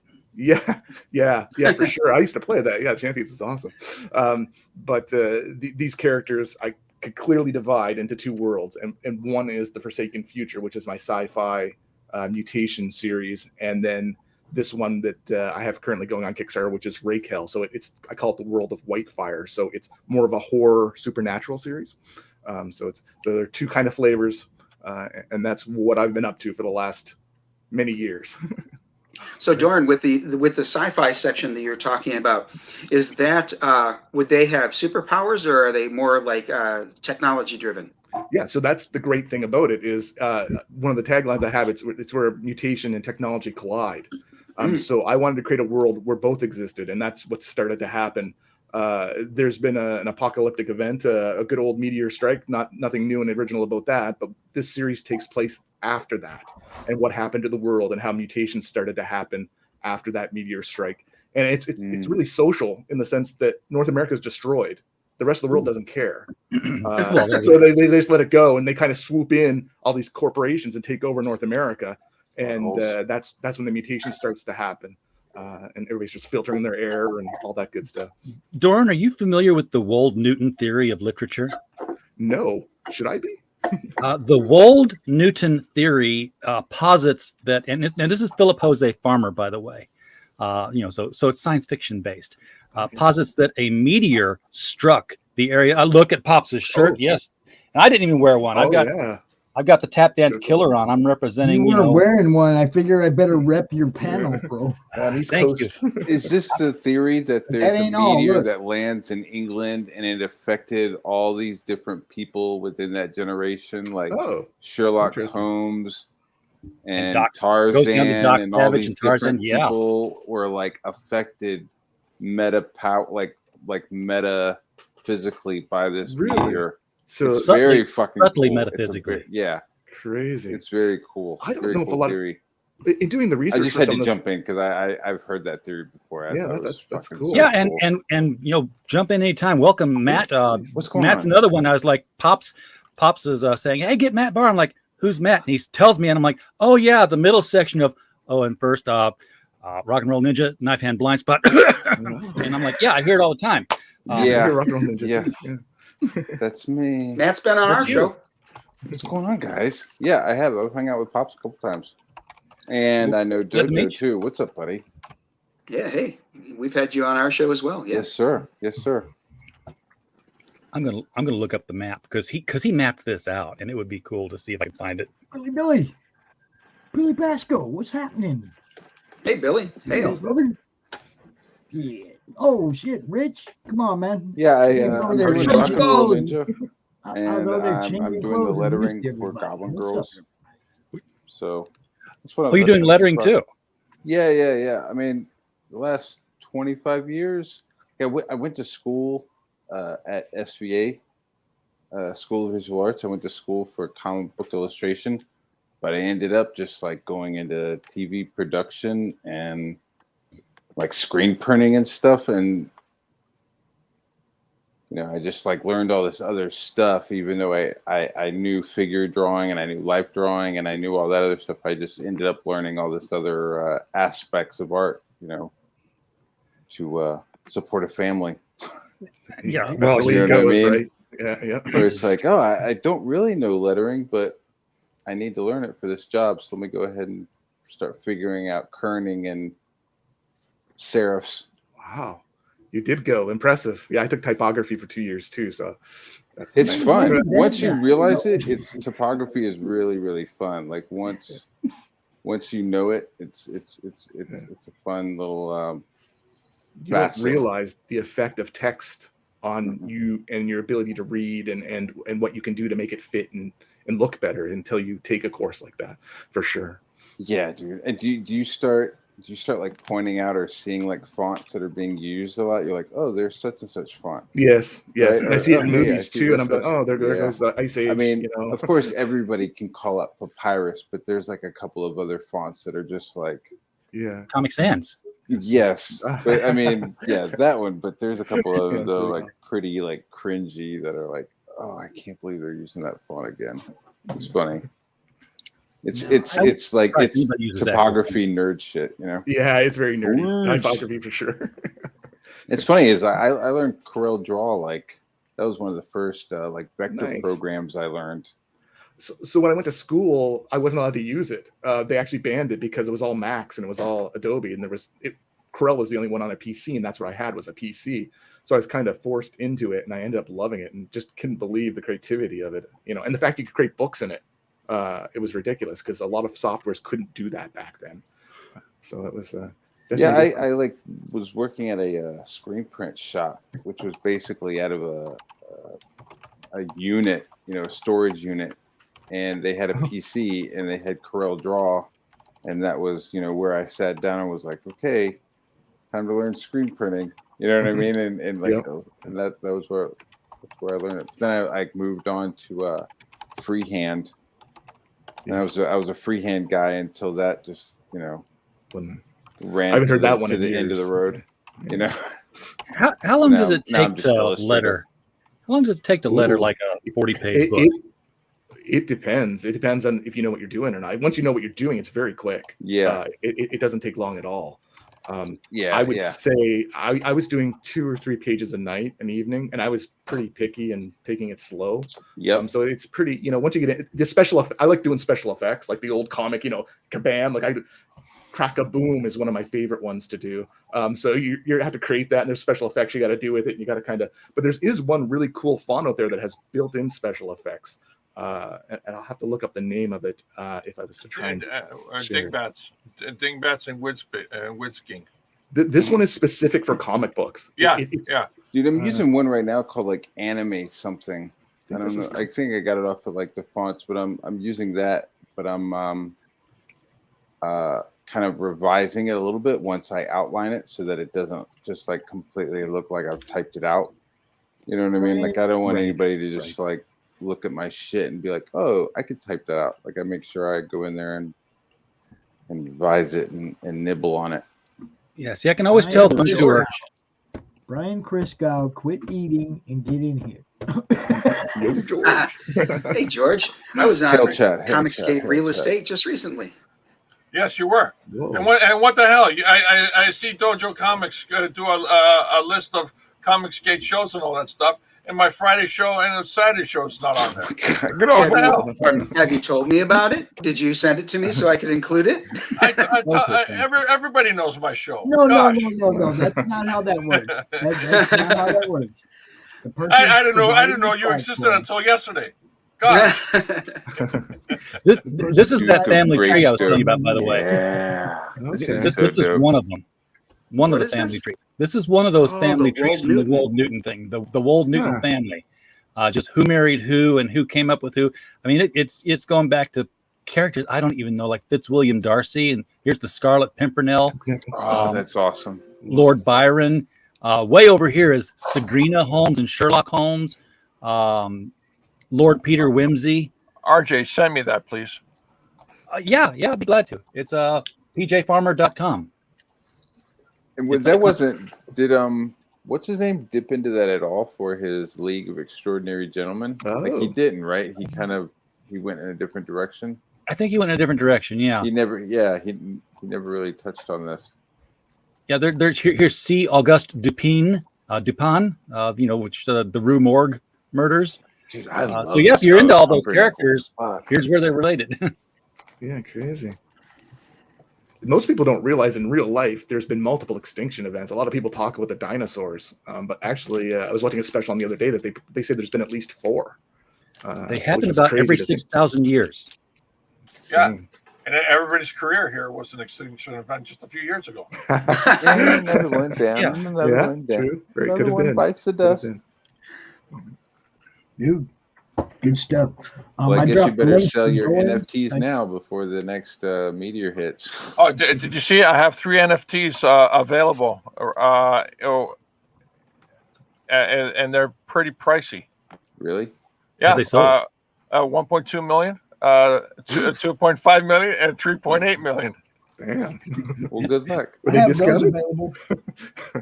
I have NFTs of that right now in my wallet. Got Nice. 98 of them. Is that dollars or Litecoins? I know that converted from it's, Ethereum to dollars. Okay. It's on Cardano, ADA. You know, you can purchase them with ADA and then, you know, sell them and then cash your money in for US dollars, you know. But yeah, I have these in my wallet right now. We call it CRoM in judgment. He's classified in the metadata as an internet troll. It has like 15 or 20 lines of metadata. It's not like one of your, you know, quick money ones. There's some actual data involved in this one. Where's the backup? If let's say there's an EMP, is that shit saved? Good old solar flare. Well, Let's I say mean, there's a solar flare, or China launches a hypersonic missile and detonates are a any of us nuclear going to weapon be and here talking online or doing any online business at all anyway? Well, we'll survive an EMP. Well, I just want to know, like in some cave, is there a server in a cave somewhere that's going to survive? Why would we have a server in a cave, Pops? I guess, you know, everybody does. Come on. Once I survive and I've eaten all my dogs and stuff, I want to know if my NFT is safe in a Yeah, you see what I'm saying? It's probably in your top 100 problems that you need to deal with. Yeah. Won't anybody have a phone to access that server to buy it from you? No, Because they'll be more interested in survival stuff. Dysentery, A can of my beans may be more NFTs. valuable. There won't be no banks. There won't be none of that. You know, it'll all be gone. If an EMP that can take out the whole nation's, you know, electronic infrastructure. Yeah. And this is why I buy physical comics, not PDFs. This Yeah. actually, this Still. discussion is why we have several firearms and a crossbow in our home. Yes, always good to have crossbow. Pop, share my screen. Do I have to? Yeah, you do. Are you going Pretty still on us please. right Pretty now, please. George? Hold up. This is not a show. This is a statement. Okay. Sweet baby boy, share my screen. There's the first NFT. Oh wow, that actually looks kind of cool. This is selling for 300 Ethereum, which is basically $1.28 million. Okay, here is the next one, Smoking Girl. She's smoking. Right. Yeah, she's smoking, and this is selling for 600 Ethereum. This is $2.5 million. And this one, Red Angel. And Red Angel's selling for 900 Ethereum at $3.8 million. Damn, that must make CRoM worth about $5 million, huh? Shit. If you round off to the nearest mill, yeah. If one of these sells, we'll never see George again. Price just went up. If George gets that for those, I'm asking for more money. You want your cut. You got to get in there and get a cut. Hey, listen. This is just hypothetical, but if anyone wants to launder their money, they can buy my NFT, and I'll get it converted into real world cash, and I'll give you 10%. You're not supposed to say that part. I said it's This is a recorded hypothetical. video. It's hypothetical. It's an opinion. Not only that, but you've got an anti-money laundering specialist on the panel. Yeah. You know, I use the best. I use the best. Only the best. What do you call it? I use Downy. Right, Downy and Tide. Only the best. Only the best. Like scent stuff, the Downy or whatever they're called. Unstoppables. That's right. I use Tide to wash it, and Downy to put a nice little fleecy fabric softener in it. You know what? Growing up, before I got into the banking industry, which is banking and IT is what I do for a living. I literally thought that money laundering meant that they washed all the ink off the $1 bills and then reprinted them as hundreds, so that they had paper.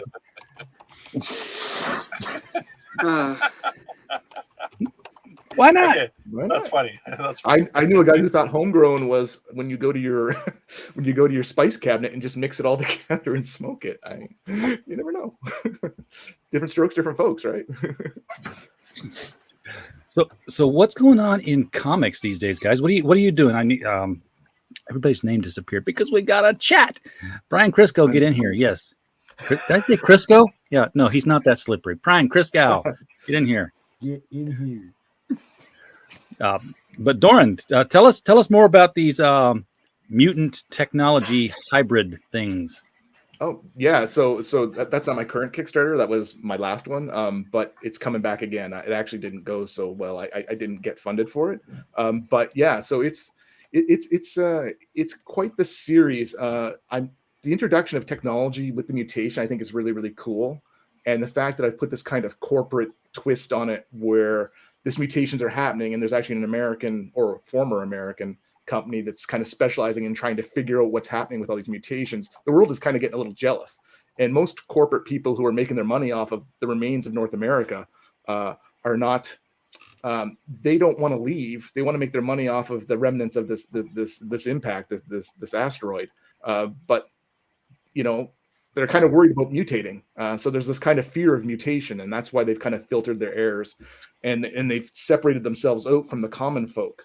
So I have things called a common zone that exists between corporations, and these corporations are really more like castles now, with sky bridges across them between them. So they don't, the rich people or the people in corporations, you live in your corporation, you're part of your corporation, and if you get kicked out, it's not a good thing. So they're using these kind of common zones for the regular people who are outside, who do their base work. Are you sure this is not a documentary? It is. It's really going to happen, man. I love these stories because everything you just said is happening right now. Yeah, pretty much. It kind of reminds me, without the mutants, of I cannot remember the author's name now, but he did this really great book, and then I never read anything else by him again, called Jennifer Government.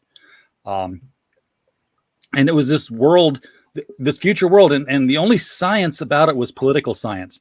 But if you worked for the company, you belonged to the company in a familial sense. Jennifer worked for the government, hence her name was Jennifer Government. But she was trying to solve the murder of Brian ExxonMobil, who was and their biggest suspect was John Nike. And if you change companies, you change names. I know the book you're talking about, Max Berry. Yeah, Max Berry had the nice cover art of the woman's face with the barcode under her eye there on the cheekbone. Yeah. And the barcode ended up being for a Malibu Barbie. What? That's crazy. What up, fellas? He actually worked that into the story. Hey, Nice. Brian, how's it going? It's going okay, man. Waking on the new 6-gun, doing actually my favorite part of the process, which is what I call ghetto lettering. I basically just take the finished art pages in GIMP and try not to work from my script, but kind of work from the art. And You have a print head going out, by the way. yeah, you noticed, huh? Clean those dang things. I know, but it's my favorite part of the process because I do this so I can make sure that it's not going to be the pages aren't going to be cluttered with art like in the X-Men that we were talking about. Yeah, So everybody hates when the pages got art on it. The worst. I know, isn't that terrible? I was That's why we talking, of didn't course, move on. about that Too much art. Isn't that horrible? X-Men page with where Colossus is explaining the Kitty Pryde why jokes are evil. Yes. Yeah. Oh God. Speaking of lettering, we were talking about this just a little bit ago, and I had a question that I didn't bring up. What role do you have as a letterer in fixing the story? And specifically, let's talk about like if the language is, if Cyclops is talking to Kitty and he says, "But Aurora, you don't understand," or he looks at her and says, "But you do not understand." Gotcha. No D on the end. Do you fix that kind of stuff? Well, you definitely ask, Yes. give the writer a quick call and be like, "Hey, man, I noticed what I think is a typo. Just like, this is a typo, isn't it?" because I see a lot of typos get into lettering, and I just wonder, do they screw it up at the lettering phase, or are they just copying and pasting the dialogue and giving it a font and making it fit the balloon? I've seen editors, like I've dealt with editors in my comics, and I did that because I started seeing some problems early on, and even then, with having 5 friends look at it and all that, it still ended up with some grammar problems and some of that basic things you're talking about. And I was like, this is insane. So it had to go through multiple phases, but you definitely should bring it up. Here's a suggestion for anyone who's doing lettering. Proofread backwards. That way your brain is not reading forwards and filling in the gaps. That's good advice. Yeah, looking at each word. I just slow rate down. No, not slow. Not your mind. When you're reading a novel, when you're reading anything, your mind, you're not reading every word on that page. Correct. Yeah, your mind's literally filling in the gaps as you skip every third, fourth word. Yeah. So if you read backwards, your mind is incapable of doing that skip, and it's at that point you're actually picking up the errors. Okay, so George, what do you call it? What do you call it when every spelling error or punctuation error jumps off the page at you like it's in a different font, it's bold, it's italicized, every mistake? Because that's what I see. Okay. It's one of two things.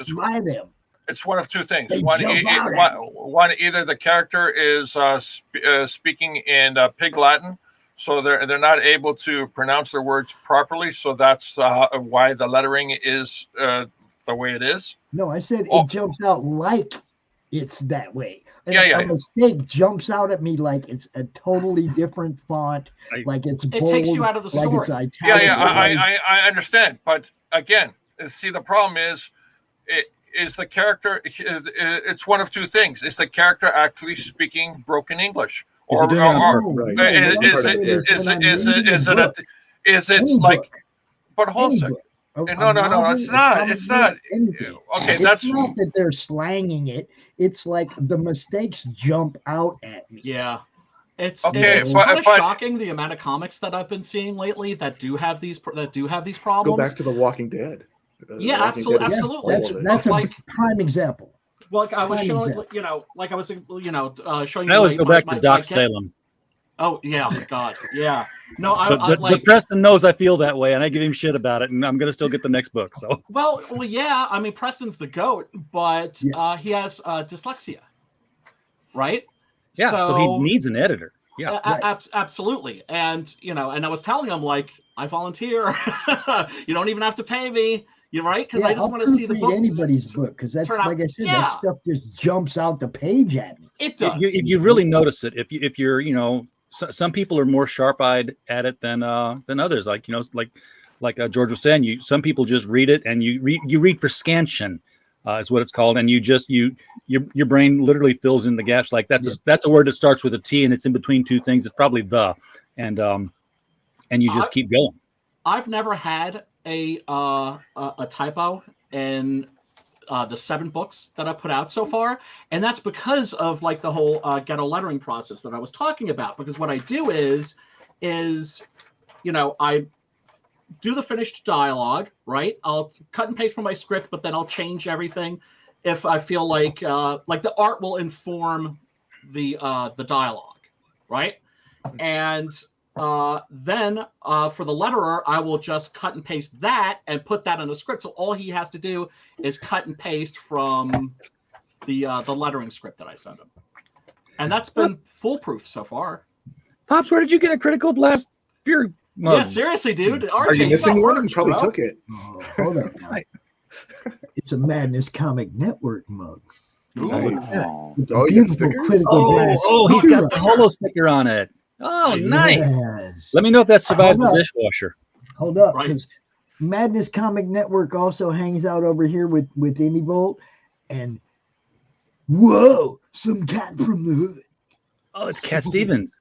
It's Cat Stevens from Don Chin's book, Beardzerker. Look, 6'8" from Rainy Road.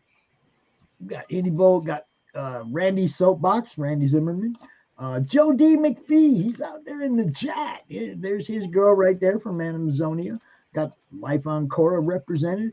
And our friends at the Comic Chat Authority.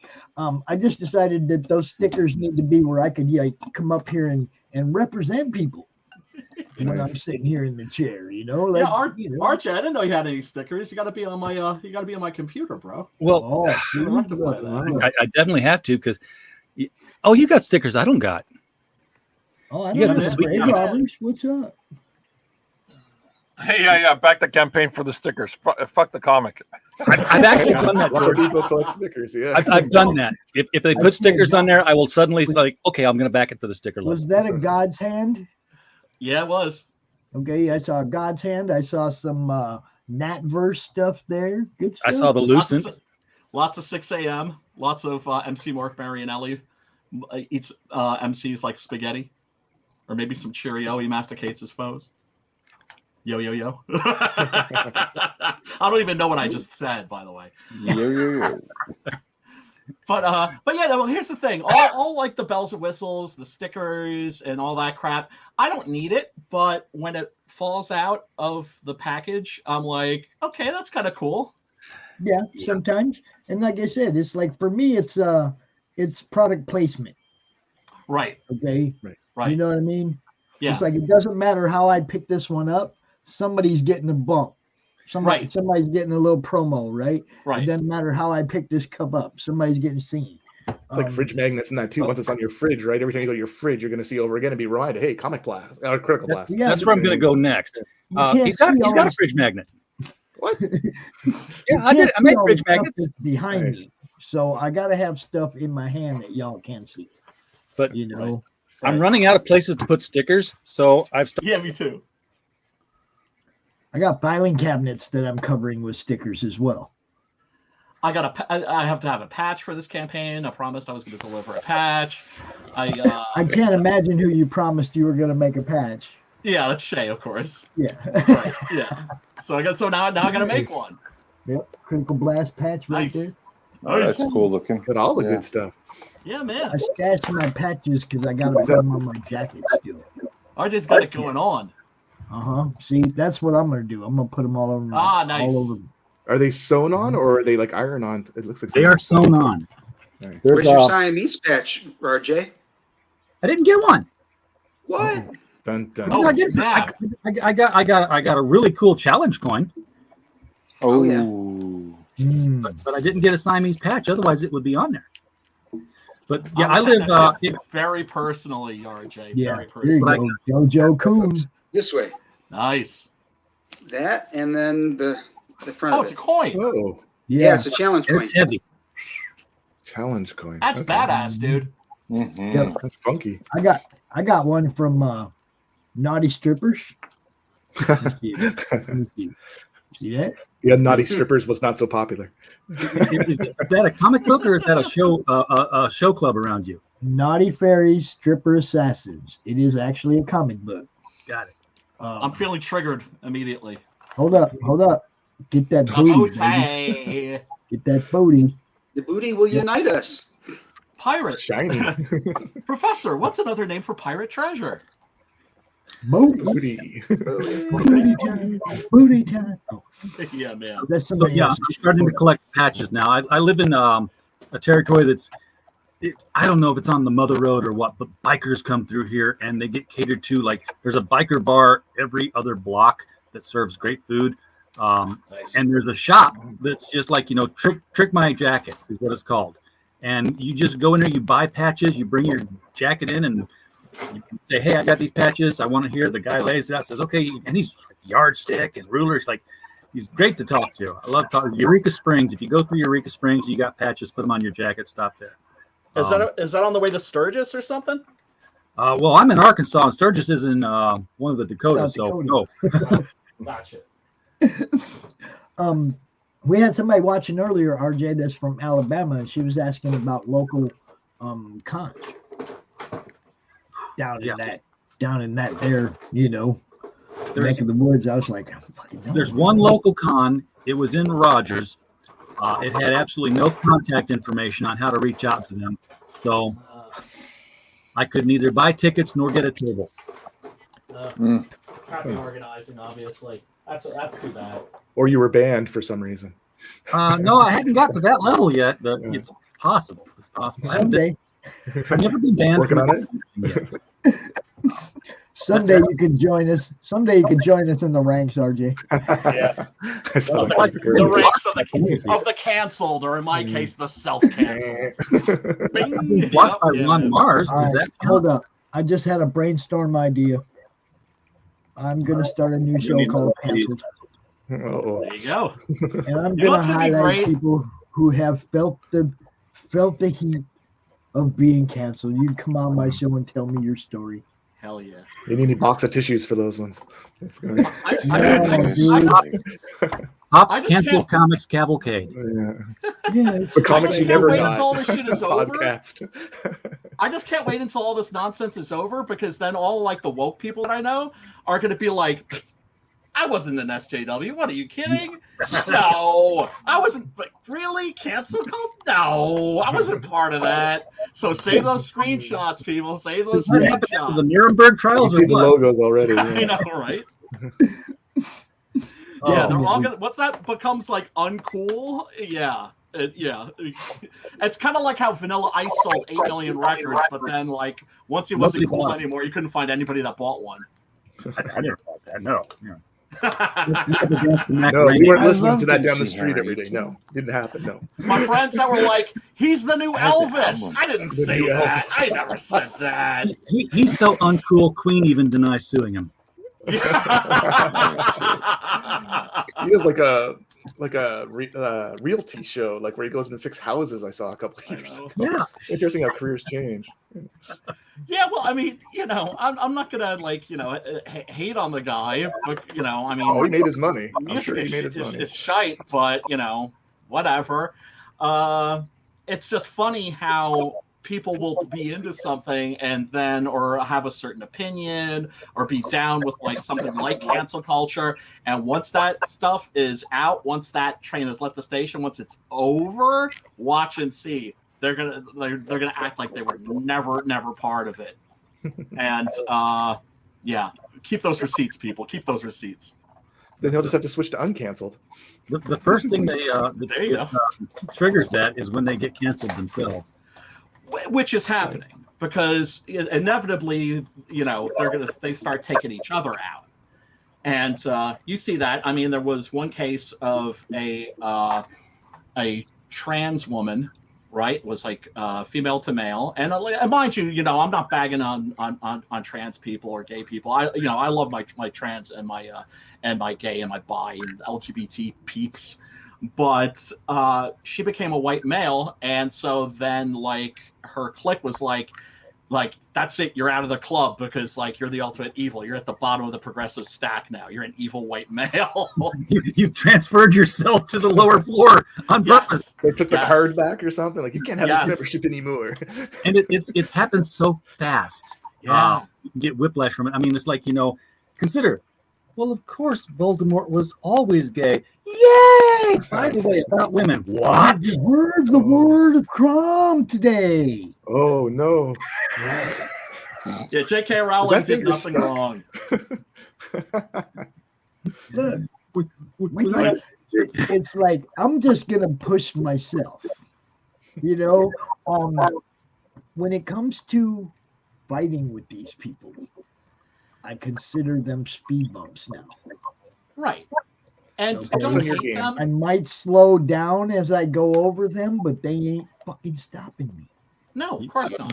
You might And- want to back up and see if it was a speed bump and then just take off again. That's what. Go back over it a couple times and then forward, back over, forward. Yeah, I mean, then go.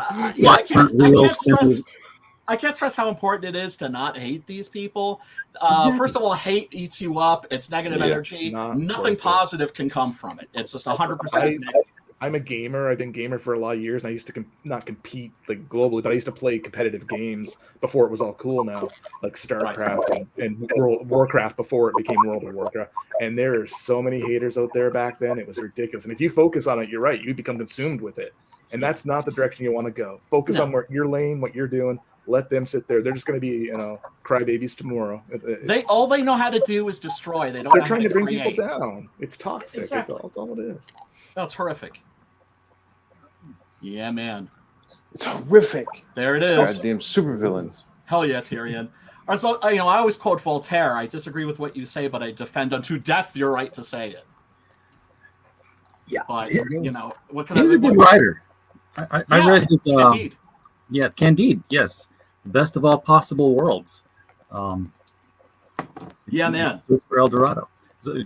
Supposedly drank 50 cups of coffee a day, and if you look at portraits of him, he looks wired. He's like Einstein hair sticking up in the like, oh.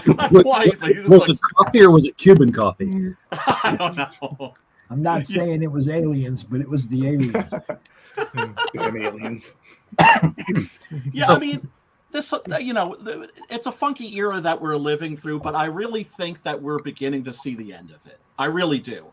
I think the Dave Chappelle thing really was the, I wouldn't say the death knell, but I think that's the beginning. I think we've started to see the beginning of the end, because I remember, I was in college in like the late 80s, early 90s, and I remember political correctness, and I remember its end. And its end, the death knell of political correctness, was the South Park movie. Right? Because at that point, everybody, including PC people, were feeling stifled, were feeling suffocated, and people just wanted to laugh again. And I think we're at that point, or close to it. You can go back and it's happened over and over again. Think of The Simpsons back in the day. It's considered so tame now, but mothers and people were so up in arms about that animated series back in the day. They were just like ready to riot almost all these. Oh, dude, my brother and I, we videotaped every single episode of the first season of The Simpsons, because we're like, there's no way this is getting renewed. There's no way we're getting another season of this. It was like harder for them. It was like now. harder for the moms to like rage about this shit back then. It was like they'd have to It get in their was. No car social and like media, go no- down to the place or write the letter.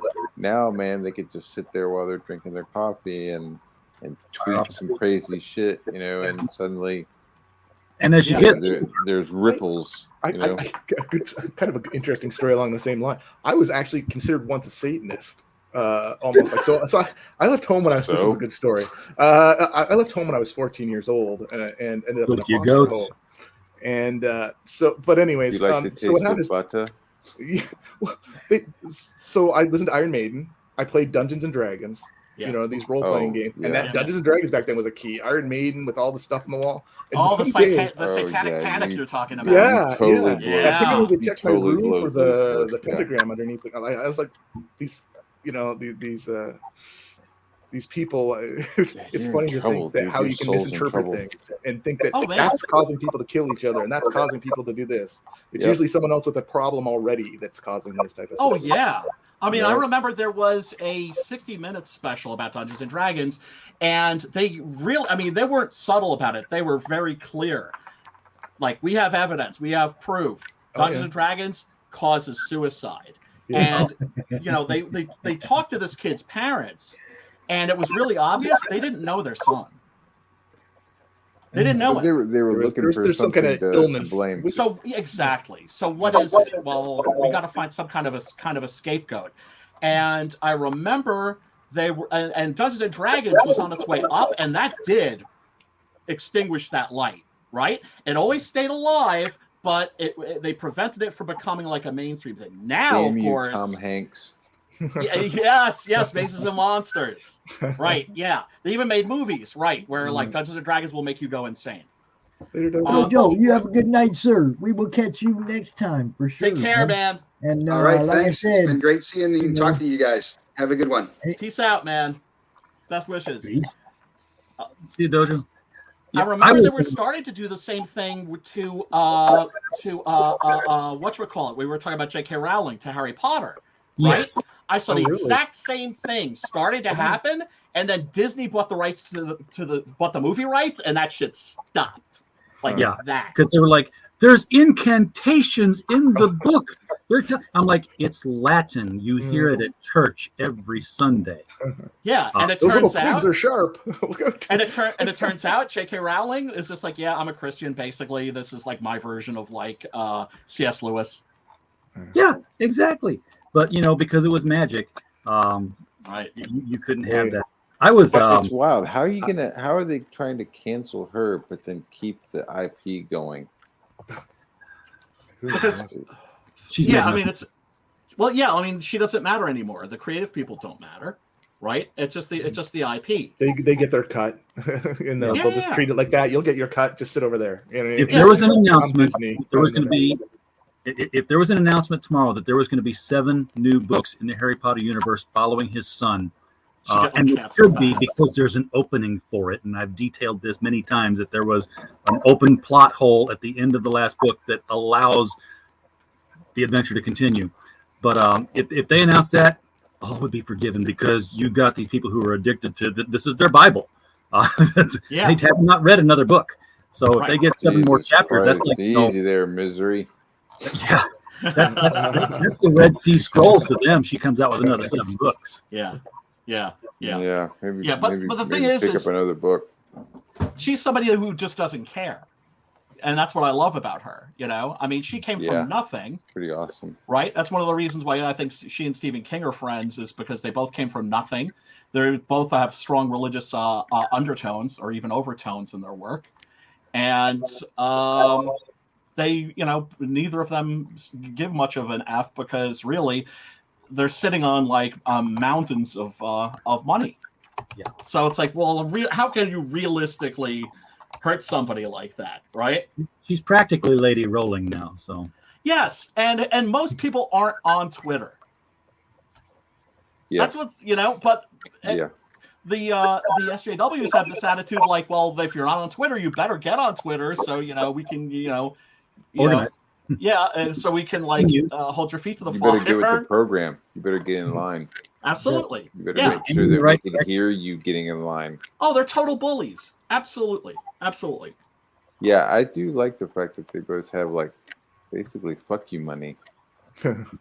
It's kind of cool. You're never going to, you're never going to cancel Stephen King. I mean, he's left as fuck, but even if he was super right, you'll never cancel him. You know what I mean? It's just his stuff is out there. It's too. His brand is too powerful. Yeah. But there's the reverse that they have so much money that people who could sue him. You know what I mean, or do whatever. Like all these publishing houses and all that. I went to a seminar years ago, and they said, "Oh, he's all rights reserved. That's what you want to put on everything you do, right?" This self-publisher was talking about the fact that these publishing companies will buy your rights and never want to do anything with it. They just sit on it. Yeah.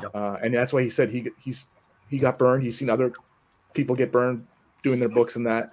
So you always use all rights reserved was what he was preaching in his self-publishing, because that gives you the rights to do whatever you want with it. They can do, if they want to do something with it, fantastic. I'll take the paycheck. If they don't, I'm doing my thing, right? Hold on a second. Sorry. I just want to add before you continue. They're not sitting on it. They're creating an IP library that they can actually leverage. They might use it in the future, sure. No. It doesn't matter if they use it or not. It doesn't matter. They have an IP library of stuff on the shelf that they use almost like a bank would buy mortgages. Right. No, I know exactly what you're saying. Yeah. Is that how it's managed, George? Because by the way, George has worked in that industry, so he knows of where he speaks on this one. Yeah. So and remember, to them, it's not art; it's content. You hear that word a lot these days. Content. Yeah. And there is lawyers that go around suing, that's their whole job, is to sue other IPs and other intellectual properties, right? For sure. My fiance actually works for an IP company. So yeah, I've seen it and I've heard of it. I know one of the companies at Corel actually at one point.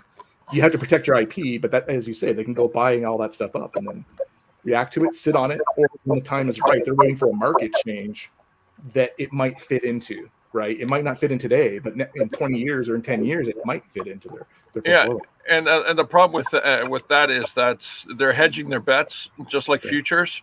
And there's the part is a stickler. It's called the law of diminishing returns. There's IPs that even though say you have Babar, which is a very popular product worldwide, well, every year. It diminishes. It becomes less and less popular. less interest. Babar, B-A-B-A-R. Okay, I thought you said Mapbar. Yeah, the French elephant. Yeah, the French elephant, and then of course, and then but on the flip side, you look at yeah, exactly right. On the flip side, you look at Asterix, right? Oh, That does not have a diminishing return. Why? Because they're maintain what they're book 38, 39 now. You know, they're still publishing it, but Tintin, they stopped publishing. Right. So if you maintain your IP in publishing, you reduce or remove the diminishing return, and or in fact you increase your return. It's how much work. It's like a car. How much work you put into it is how long the car's going to last. A car theoretically will last forever as long as you maintain it. Right. Like there are certain IPs that have been inactive for a long time that always kind of like it shocks me. I think like every 2 years there should be a new Zorro movie. Every 2 years there should be a new Shadow movie or a Shadow TV series and I could say that about, you know, like a lot of IPs, a lot of characters. Like when's the last time we had a Doc Savage movie? That was like all the way back in the 70s. Would you be Fu Manchu? Oh, well, yeah, that's a little radioactive. But somebody calls it, you don't Fu use it. Manchu. Yeah, well, I mean, look, I can understand why some people are sensitive about like the depictions of the ethnic groups that they belong to. Yes, there was a lot of racist stuff towards Asians in the past. The Claw, for instance, is a very racist character, you know, where they were depicting Asian people literally with claws and fangs. Right? But there's no reason why you can't update a character like Fu Manchu and do that character in such a way that he's not offensive. Yeah, but we don't talk about the racist cartoons that were made by Japan against the West, or by China against the West. You know, and no one speaks out about culture. That's their culture. You have to respect their culture. Oh, really? Oh, gee. What a concept. What a concept. Hey, man, I'm German. I know a little something about like racist caricatures and that sort of a thing. Yeah, propaganda isn't nice, and it's polemical, and it's designed to foment hatred. Dude, right? They were at war. Yes. You need your soldiers that you're drafting to see the person they're fighting as a non-human. Yes. You need that fucking bullshit. You don't need it now, but I mean, you needed it then. Well, I don't know that you needed it, but you know, it's. There's a lot of brainwashing. I need it if I'm training all my guys. I need them to be little mindless monsters. I don't need thinking men. I need. To follow your orders. Sponges. The soldiers are killers.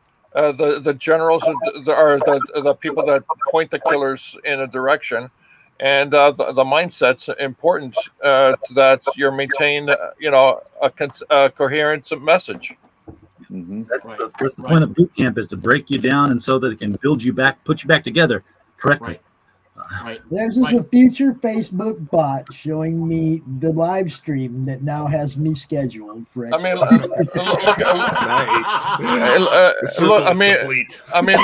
look how Pops turned out. I mean, come on. Yeah, man. Excellent point, George. Hold up. Is he an Let me IP? show you. Look how I turned out. Look. It's all good. The handsome man. Whoa. I love that pic that you sent me, Pops, of you with the Sam Elliott stash. Oh yeah, I saw that the other night. That was awesome. Someone said Sonny Bono, and he was like, "Oh, that's a different one." Hold on, let me show that. You're not fooling us, Pops. We know you went through boot camp. What? What? I can't imagine Pops being that disciplined. and then the baby. Yeah, no. Anchors away, my boys. There you go. Yeah. That's not what I was going to show you, though. I was going to show you the Sam Elliott. Yeah, man. Brian knows what I'm talking about. Yeah, sure do. Should be your profile picture. Dude, this It's wonderful. It really is. It's Everybody really- should have a picture of working themselves out for like you, that. Pops? Huh? How's that new computer working out for you? Do I look pretty? You look crisper than you have before. Yeah, everybody said the picture's better and everything, so I'm assuming that the computer's working fine. Now check this out, guys. This is actually me. That stash is beautiful. Isn't that? All I can Yes. Epic. all I can think is the Sam Elliott quote. You're a special Yes. kind of stupid.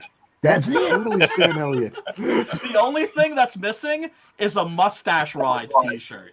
Now, see, this is the same guy that you guys called Sonny Bono a little while ago. You see what I'm saying? I was thinking more. Oh, who was the hippie magician guy? Dan Doug Hennig. Hennig. I got that one all the time The too. Wonderful World of Magic. Yeah. Yeah, I remember that guy. What the? Is Doug he dead? Hennig. What's up? Doug Hennig. Yeah, that was his name. Doug Hennig. I got It's that. I got Chuck the magic. singer from Three Dog Night. I got all that. But my mom sent me this picture, the one that we're talking about, not this one, but that one. My mom sent this picture to me, and I know where this was taken and everything. This is me. I knew that, and I was like, "Damn!" I sent her a message. I said, "Where'd you get this picture of Sam Elliott?" And I go, "Oh, I don't know." She goes, "Oh, I don't know." I was like, "Oh, get the fuck out." Oh, Don't you that's remember me, too Mom? good, man. That's too good. Yeah, it's good stuff though, man. You know. Yeah, it is. The Timberwolves? Is that the Timberwolves basketball? Yeah, that was the original Timberwolves logo. Right? Now you just need to Photoshop the Mustache Rides T-shirt, and you're good to go. Yeah, absolutely. Do you know the picture I'm talking about, or do you remember like that movie Mask that he's Big in? mustache, yeah. Where he's rocking the stash. It's like Sam Elliott wearing a Mustache Rides T-shirt. It don't get any more high tea than that. Yeah, it's good stuff. Yeah, Bill's like, yeah, Good for Man's dinner. man, like a real man. I had to go get my hat for the hat group. What? Real wait men a make second, out I'm with Sam having- Elliott. Yeah. I'm having camera trouble. Hats. Dang it. You see now we have Madness Comic I get this and Critical Blast. Get my hat to look like Pops's. See that? My hat never looks right. You got tilted down in the front, bro.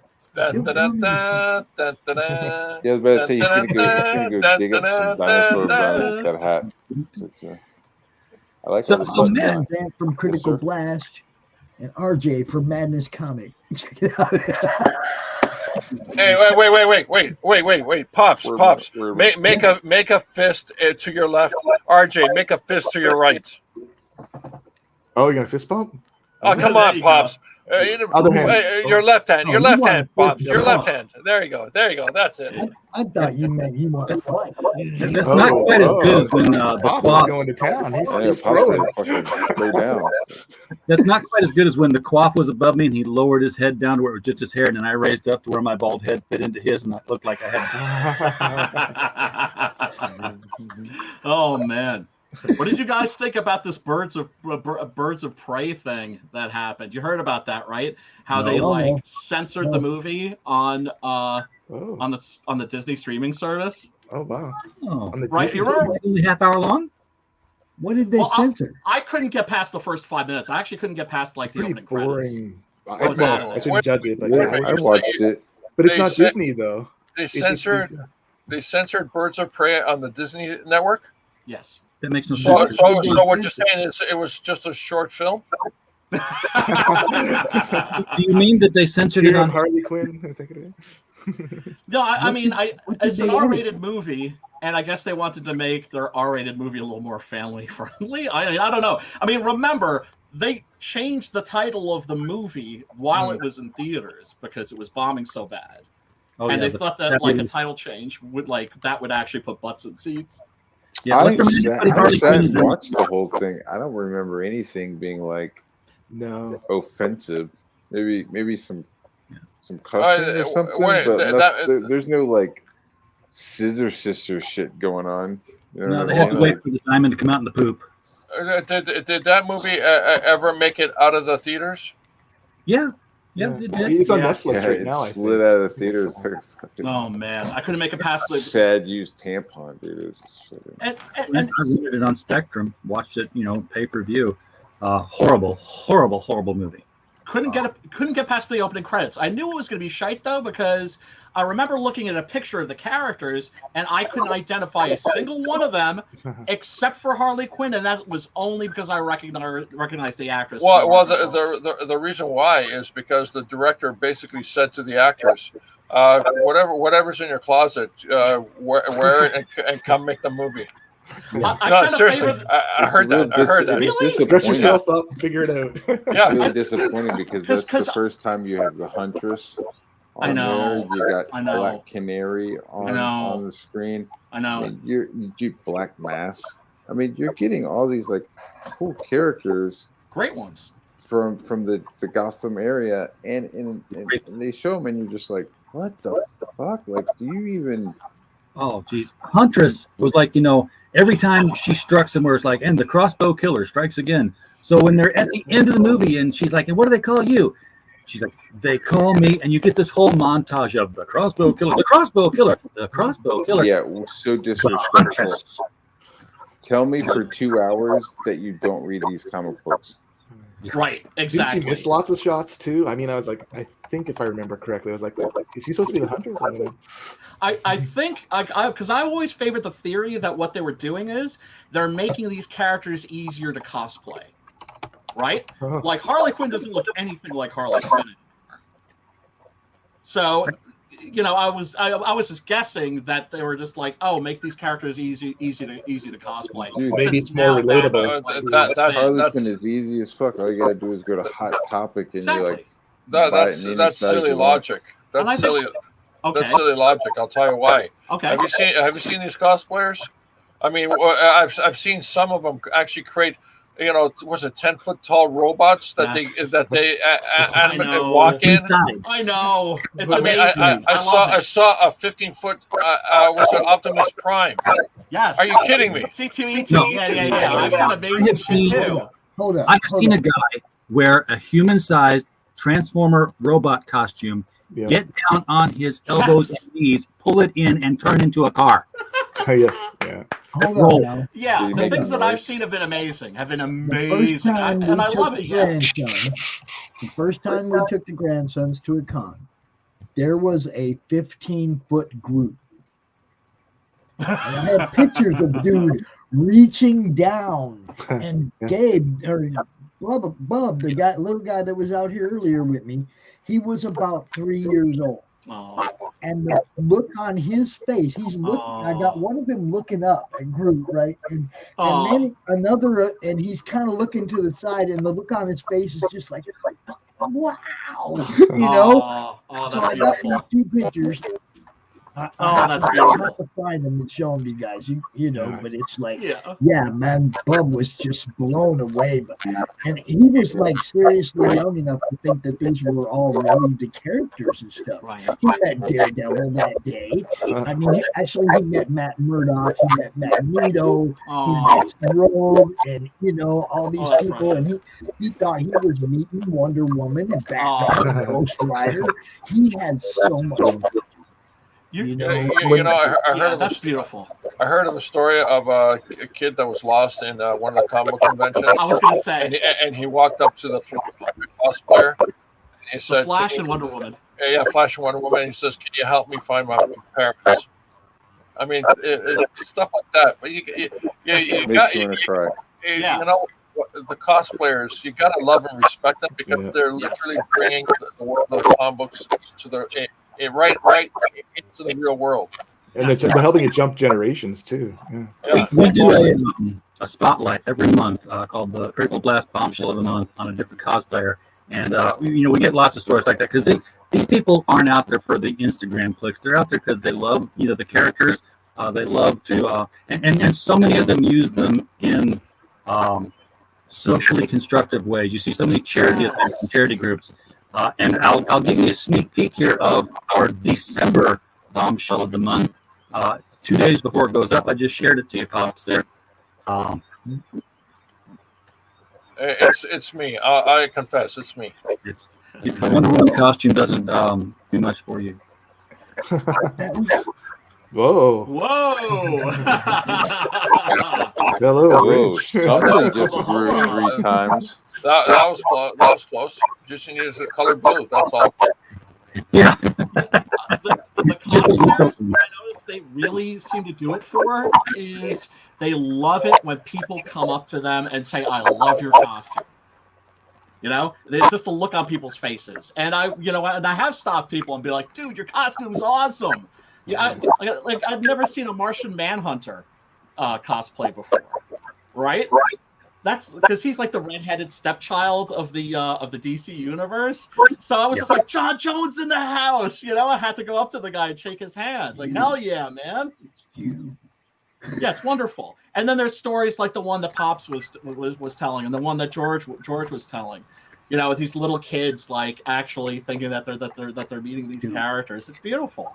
That's the next generation of fans. They're never going to forget that. That's going to leave an indelible impression on them. And there are some that take it to the next level, not just with their cosplay, their costume rather, but with the play part of it. There's a group called Thousand Faces of Cosplay, and damned if I can remember the name of the video game that they play the characters for. Outland, but it's one of those apocalyptic things. They've got action figures for him, and this guy is like he's built like Bane, and he's got like the mask on his face, and he's wearing like barbed wire characters. And then his wife is this little girl, and she's playing whatever the younger, smaller, crazy character.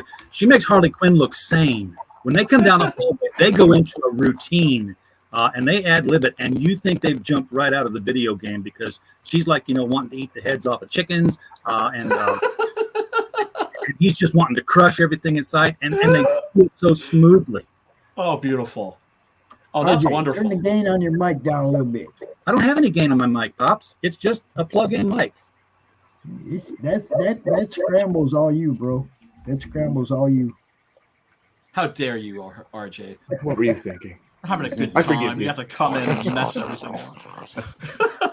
No, RJ, exactly what you were saying. And I'm old enough to remember when you go to a comic book convention and you would see no chicks anywhere, right? I was just gonna say that. I was nerds like, no cosplayers at all. Like, I'm not a cosplay hater. Like, I'm not saying like get these fucking people out of my way. But I remember when there was no cosplayers.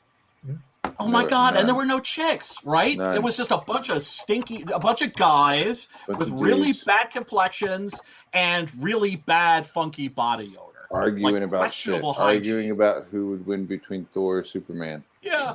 Showing off their dice. And, Hey, look at the and dice that I've was got. one of the things that I wanted to make I was one of sure those. never happened in my group, like my Facebook group.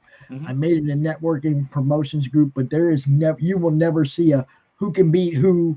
You will never see any of those type of posts that get people bickering. We don't do that in the Madness. It's networking and promotions. That's all. Wait, you don't post stuff like who would win between Thor and Superman? Nope. But here's the thing: those aren't arguments. That's like nothing to get. If No, anybody, but people do. those should be People fun. get all heated and start cussing each other out and shit. I know, but that's That's not real world. You know No, what I it's- mean? Like no, when it's there's not. two guys who are standing there and they both are holding a stack of comics, they're able to talk it out without like losing their shit because there's not two monitors there to like amplify their keyboard warriorness, Right. And if anything, those disagreements should be fun, right? I love having debates about stupid shit like that with friends. I Right? can You're have like, that debate what, are with you you all crazy? day long, Brian, and we'd crack each other up, right? Right. But some people get all like, Dude, that "That's was one of my the coolest hero." things. You find out that somebody was a comic book fan back in the day, and those would instantly start to be the conversations that you would have. Like I was working at this the sports store in Manhattan called Paragon. I don't know if it's still there, but I was like selling running shoes and sneakers down in the basement, and I found out that like two of the guys in the storage room read comic books, and this is like early 90s, so it just like wasn't cool, but like I would go back there and like we would just talk about Wolverine, talk about Batman, talk about, I mean, just all kinds of shit. You know what I mean? Like, Son of the Demon, like, oh, is Damian Wayne part of the storyline? Like, I mean, it was awesome, but we would totally like argue about shit. Son of the Demon is the only way Damian is part of the storyline. I do not accept any other canon.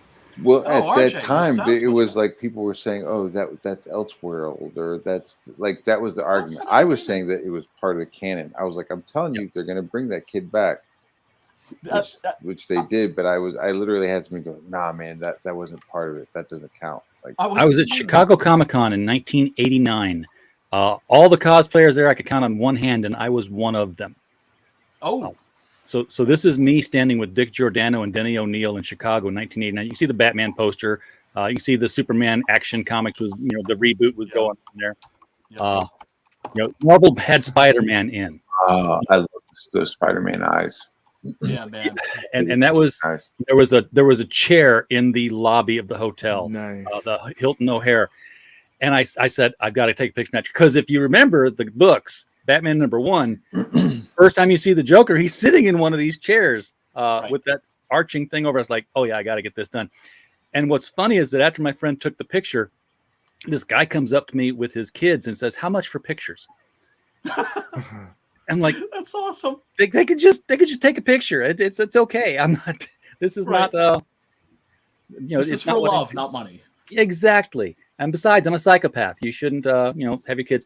And then there were the Stargrazers, and I forget, what company they were from, but just two women in swimsuits that were specially designed, because that's how they travel in space. And I got my picture taken with the one getting ready to punch me, and this one probably wanted to punch me after because I didn't know where to put my hands. I was cognizant enough to know that this is not right. Nice. No, I can see your fingers. You're not too low there, RJ. You're not too low. I didn't do the hover hug. He but moved hey, it in time for the around me picture. too. Right. RJ. Dude, you're supposed to take a knee in front of them and let them do whatever they want behind you. Yeah, dude. You guys, I got to I'll go back. Hey, man. Thank you so much for having me on here. You bet, I'll talk to you guys soon, I hope. Peace out, Matt. All right, guys. Anytime. Good talking to you, Anytime man. you want to do a show, Matt, just let me know. I'll bring you out. All right, guys. Hail. Hail and peace. Six gun gorilla. Thanks, man. Oh, he's got his own sound effects. That's impressive. Yeah, I know. You guys kicked RJ out too? Shit. Maybe he's trying to fix his mic or something. I don't know. But it's funny mentioning that he mentioned that there was a picture of Denny O'Neil there, and we were talking about Damian Wayne. I was taking a class at my local community college. Right, I normally don't check these things out when I get them in the mail, but I got what up, RJ? I was trying to kill the share, not the whole stream. Murderer. I'll idolize you. But anyway, I'm going through the adult learning catalog. I've been, like I said, normally I would throw these in the garbage, but for some reason this time I didn't, and it was just writing comic books taught by Denny O'Neil. What the fuck, right? So I got to take this class and got to know him a little bit and everything. And he was just I got rid of the kid, and he had to take the. I forget who's the guy who wrote Son of the Demon again. Mike W. Barr. Mike W. Barr, yeah. He actually had to. He took him out for a walk. It was we need to talk. I'm getting rid of the kid. And he was no. He was because he felt that was his mark on the character. That was his contribution to the canon. And then he was yeah, I had to break it to him. I'm getting rid of the kid, and we were just yeah, they just brought him back, by the way. Grant Morrison just brought him back. It was oh, okay, whatever. now I wonder if Mike W. Barr probably doesn't even get any credit for that now. Maybe. Because, The Damian Wayne character is very much Grant Morrison's character. Yeah. That's a wonderful one too, because now you have Batman faced with oh shit, I better teach this kid right, because if I don't, he's gonna be dangerous and really especially because he's killing people off the bat, and Batman just keeps saying we don't do that. Yeah, they're still dead. Yeah. Well, it was raised by Ra's al Ghul. That's the thing, and Talia al Ghul. Yes, so but they're still dead, Batman. What do you do about that? yes. Well, it's Grant Morrison too. I mean, I love his work, but of course, it could get very, very weird and very, very surreal. The invasion of the Batman in that very first issue of his run on the title, you know. I don't know. There weren't just Batman. There were like or Man-Bats, I should say. There were Man-Bat ninjas. Yes. Yes. So you see Man-Bat ninjas crashing through like windows. Anything, in ninja outfits or like with swords. We missed with the swords and everything. We missed a comment by Billy Basco because YouTube was being funny, right? So back there, Billy said the Marine Corps brainwashes you, and he said Marines do, but the part that they left out was old school comic nerd. Okay, I need 2 hours to explain how all the different versions of kryptonite work on Superman. I can do that. Me. Okay. I will, in exchange, I will describe to you what a real vagina feels like. Ow! It hurts. It's funny because it's true. Yeah, and then he's like, just kidding, but there it is, you know. I mean, if you got 2 hours to Yeah, well, look, there being a comic book fan marked you as an outsider, right? And that's why, you know, when I became part of the punk rock scene, I discovered like so many people in that scene read comics, right? So they were sort of used to having a certain outsider status and kind of like wearing it as like a badge of honor. I mean, I never tried to fit in because I just knew it was just a lost cause. I loved monsters and comic books and that sort of a thing. Just way Dungeons and Dragons, way too much. But you know, now that it's socially acceptable, people can get into it without fear of consequences. And there's a part of you that loves that, and there's a little part of you, tiny little bit of resentment, like, you never had to pay your dues. But of course, it's ultimately a comics are for everybody, but we didn't want you. I have that same problem with most video games. Okay, back in the day, we worked our ass off at the beginning of video games to get where we were, right? And then now it's like you go play that game and you start out with half the shit we spent 6 months working to get. Yeah, it fits. These things fit into the category of things that annoy you, but they're incredibly stupid, and you understand that you're stupid to be annoyed by them. Well, I mean, everybody got mad, right? Those video games are too hard. You hear that shit all the time. Oh right? my God, the NES Simpsons game. Do you remember that? Dude, I played EverQuest in the beginning. Oh, yeah. Wow. Where if you fell out of Tree City, you died. And then you had to find your corpse. And you come running up naked underneath the Tree City. And the Tree City is huge. And you have no idea where your corpse is. But all your gear is on that corpse. You have to find it to get your gear back. Okay? If you're in a group raid and a dragon wipes the whole team, right? You got to get another team to come in here and kill this dragon before you get your shit back. Yeah, you had to earn it all. And it cost money. You had to work. You had to really work. Now they got a graveyard. Your corpse just goes to the graveyard. You don't have to go find it and get your stuff back or anything. There's nothing hard about it. Right at the beginning, you get gear that we worked 20 levels to earn. You get it right at the beginning now, you know. Yeah, I just you just took away everything I worked for. Now you just give to people.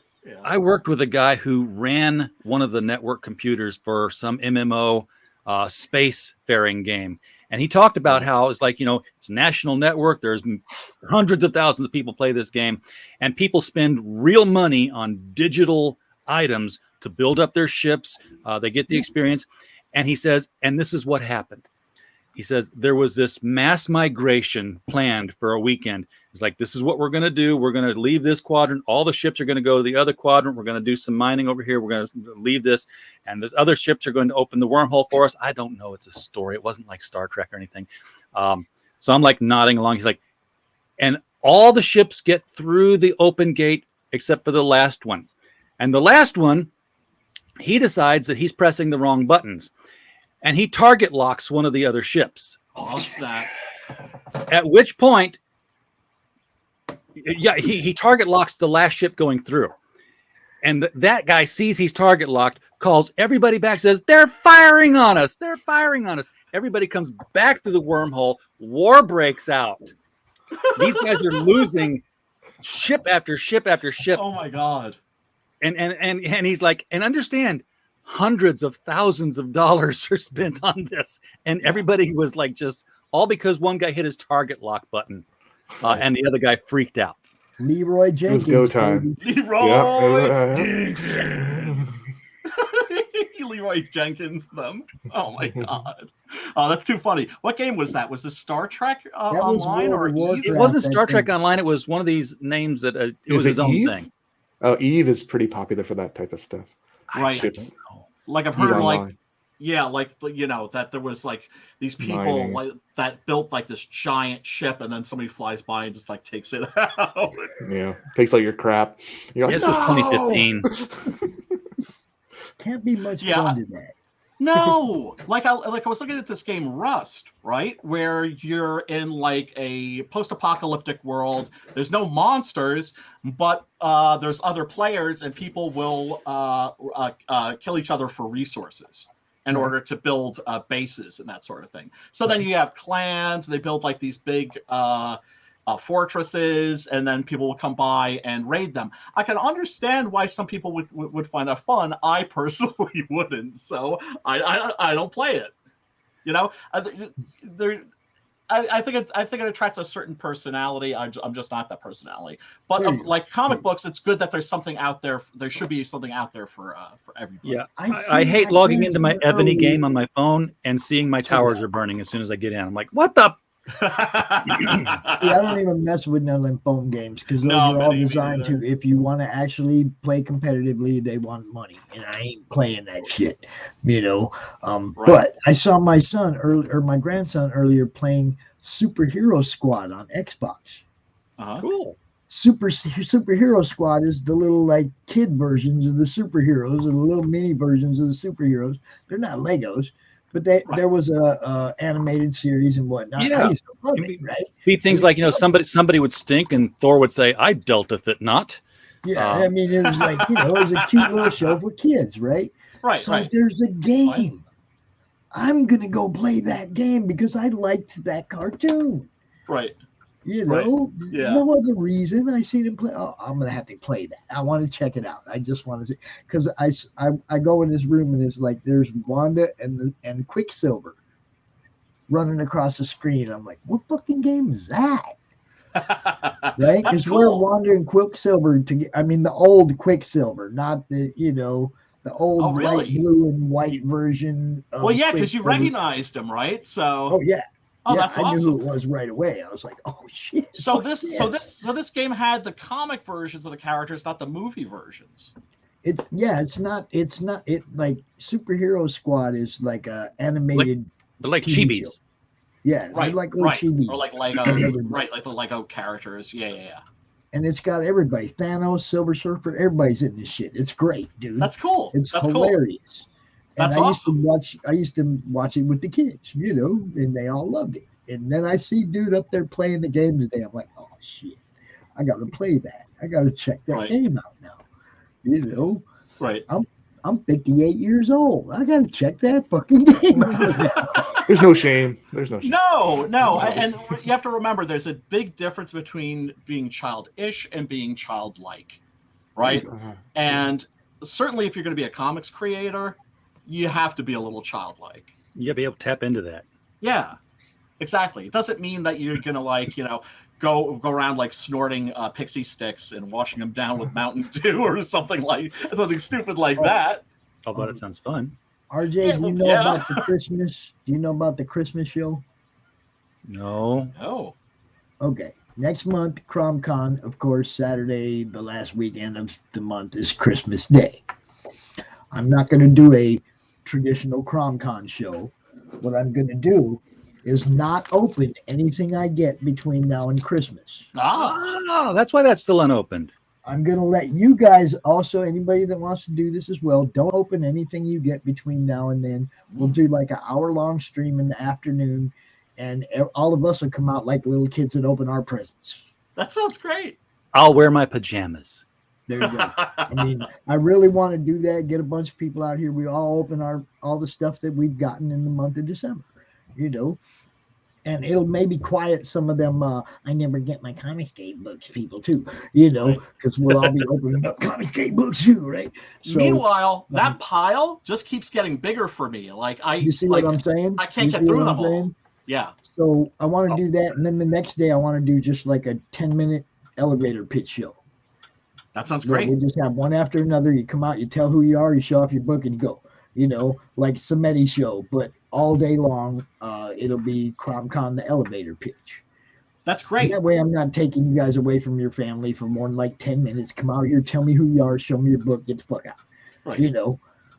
And also that's great for like the newcomers, right? It was one of the things that we established, folks. I personally feel have a responsibility to do is to nurture new talent, to help people that are just coming in through the door, and show them the ropes, teach them what we did right, especially the stuff that we did wrong is particularly edifying. Well, when I tell them about, like last time I told them about we did the elevator. Yeah, there it is. We gave them 15 minutes, and it might have been a little bit too long, and we got a lot of ahs after they got off the initial spiel, so I want to shorten it a little bit. 5 minutes. At the same time, a whole bunch of new people, like you're talking about, came out and learned something about coming out online and selling their stuff.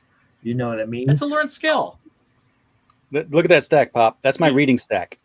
Well, dude, you're behind, bro. I'm way behind. I'm way behind too. I got my the 4 volumes here. The only thing I have left to read right now, I'm about halfway through the biblical book from Rabbi. Oh yeah, this one. About halfway through that one right now. Yeah, that one. That's the one I'm reading right now. Oh, see, I don't even have one of those, asshole. I know, me neither. I got this. I got the second issue. Yeah, I don't have one of those either. Yeah, I mean, I've been getting a steady flow of these books, a steady flow, and well, I mean, I would say it's like maybe 1 out of 10 CG books. Yeah, that's been late. I don't think I've had any that haven't fulfilled. I mean, there are a couple of well-known offenders, but they're really the exception to the rule. Yeah, well, I had somebody on my chat saying, it's always CG books. These other people on Kickstarter, they don't fulfill. I'm like, so you got your Midnight Garden from Richard Pace? Right. Because that sucker is 2015 and not fulfilled yet. Oh, wow. Detective Dead. I think people Heroes. Look, hold up. Put that back up there again. Put that back up. Detective Dead will never fulfill. This book is the one that Don Chin threw in with Beard Zerker because he was a little bit late. So look, there's another CG guy. He's like, acknowledge that I'm a month or two late, and I'm going to throw in something extra. And he threw in an extra book. And that book is fucking great, you guys. Yeah, I love Don. Don's the shiznit. Nice. Mr. Tonka, number 12. There you go. Dude, just go read them. Quit showing them off. That one's good. That's good. I'm too busy doing live streams, Pops. Right. Joel. Nice. Living Comics. Yes. This Joel one looks like I could have got it at the comic book store. Yeah. Well, that's the thing. We're doing indie comics that don't look like indie comics. No, it's amazing what's out there. It really is. It's been an eye opener since I started doing all these Kickstarters. President's cover. That's the Beard Zerker. That's the first appearance of Rainbow Brute on that cover. I went, that's first printed appearance of Rainbow Brute. That's why I picked that one. This was the Zach Friday sale. I'm like, okay, you got the book. I picked the Bill Moss She cover just because I love She. Oh, look, see? Dojo represent. Oh, I like that. I like the difference of that and the shine. See, I got the black and white one. Yeah, I got the color. That can be so striking when done right. That's nice. Yeah, it's beautiful. Good stuff, y'all. Fellas, I gotta apologize. I got two of these. I got a boogie. Yeah, me too. I got invited to go hang out with Lola Meats on her channel tonight. Then go do that. Yes. Yeah, I'm gonna go get me something to eat, and then I'm gonna go. That's the hang main out thing with I need Lola. to do. And, My stomach her just said, people- ooh. Hey, Brian, I've got an extra cobalt sticker here. Oh hell yeah, So, dude, hook a brother up. We can trade, man. I'll try and send you something. I'll try and send you something. Although, DM me, man, I've been bad about not fulfilling Look. books or anything like that, but like, you know, people see stuff like behind me, and sometimes they're like, "You got that?" And you know, I'm like, okay, it's like I'm a fan, but you're a super fan. And so I mail stuff out to people, but I got a pile over there. It's like I haven't been to the post office in a while. Yeah. DM me. We'll hook something up because I'll send you an envelope with this in it and probably a handful of Critical Blast stuff. Oh, okay. Y'all go check out Six Gun Gorilla. We had Brian out here twice tonight. We didn't talk about his book. And that's fine. At all, dude. That's fine, Go man. check out Show Six streams Gun can be Gorilla. boring. But yeah, everybody, do check out Six Gun Gorilla. Yes. Cemetery Without Crosses. You can get all of the previous issues and like at one discounted price. This is issue number 8. There's also the Six Gun Gorilla miniature, which you can get for $50, and I'm only making 50 of them. So grab those while they're hot. And what else? Oh yeah, on Tuesdays I do a stream with Matt Butcher Cleaver Burke called Horror Movie Club. It's at 7 Eastern Standard Time, where we watch a horror movie. We agree to watch a horror movie. We watch a horror movie, and then we go on the stream and talk about the horror movie. You And can they chop it all to hell. well, no, Literally. It's we make a point. We make a point that all of the movies that we're talking about, you can watch for free. Right. On Tubi or YouTube or Pluto or any of these other services. So any movie that we're reviewing, that we're talking about, is you can watch it for free, like on Tubi with like commercials, you know, but they're unedited, which is really cool, especially for horror. And then you can, you know, if you haven't watched the movie and but the movie sounds interesting from the way from what we're discussing, then you can click on the link and watch the movie for free. All right. So go check out Brian's channel too, his YouTube channel. Yo. Hell yeah. And smash the subscribe and the like button because I need more. I need more subscribers, damn it. But anyway, fellas, you have a wonderful what's left of your weekend. And all right, brother. Much peace and love. Peace and love, as Ringo says. See you, Brian. See you, man. Doran, tell everybody where they can find you. What? Where they can find me? On Kickstarter. I'm right here. Would be the first one right Coming now. through the window, Did you see bro. me? What's going Coming on? through the window. Right now, at whitefirecomics.com is my main place. But for sure, I've got 24 hours about 32 hours left on Raquel right now. So if you go to Kickstarter, search for Raquel, or go to the links in the chat, you can go check out Raquel before it's actually finished. So that'd be pretty cool. Hoping to get that one rolling. And past that, it's at Whitefire Comics on Twitter, Facebook, and Instagram is where you can find me as well. Congrats on getting that goal. Yeah, I was. Yeah, it was. It's one of those things. At least I had my first successful one underneath my. I learned a couple more things, I think, watching these CRoM CoN. And I watched the Sierra Nova one as well this weekend, some of their spots. So I learned a couple things that I did wrong that I could have done better. So it's interesting to see there's a whole system here to these Kickstarters and that. And it seems like Indiegogo, I'm still trying to figure out whether I'm going to pop over there or not, but it seems like a lot of people are there as well. So it's been a huge learning experience. And thank you, Pops, for mentioning Critical Blast and getting me in here at kind of near the end of the cycle here. So hopefully it'll give me a little extra kick.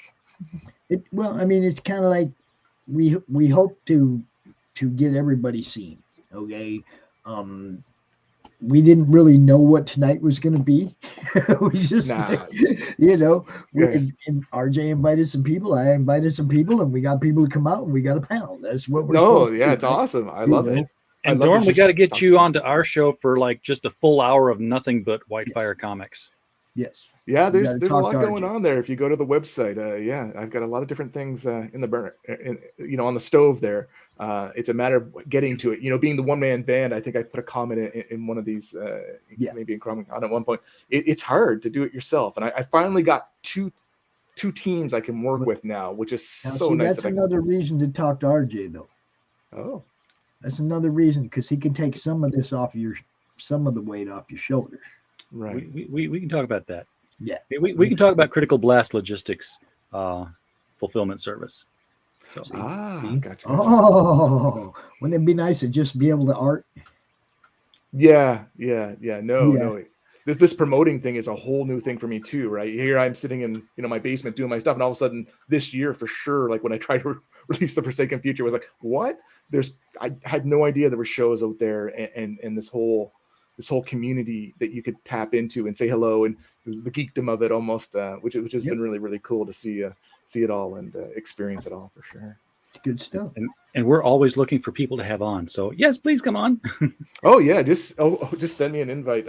I might go a little bit quiet. I spent most of the weekend on CRoM CoN here, yapping away in the background, trying to keep things moving. So it was really, really fun. And I'm usually always available. Just give me a kick. Cool. If I'm in the chat and you need someone to come in and just yap and silliness, I'm always there.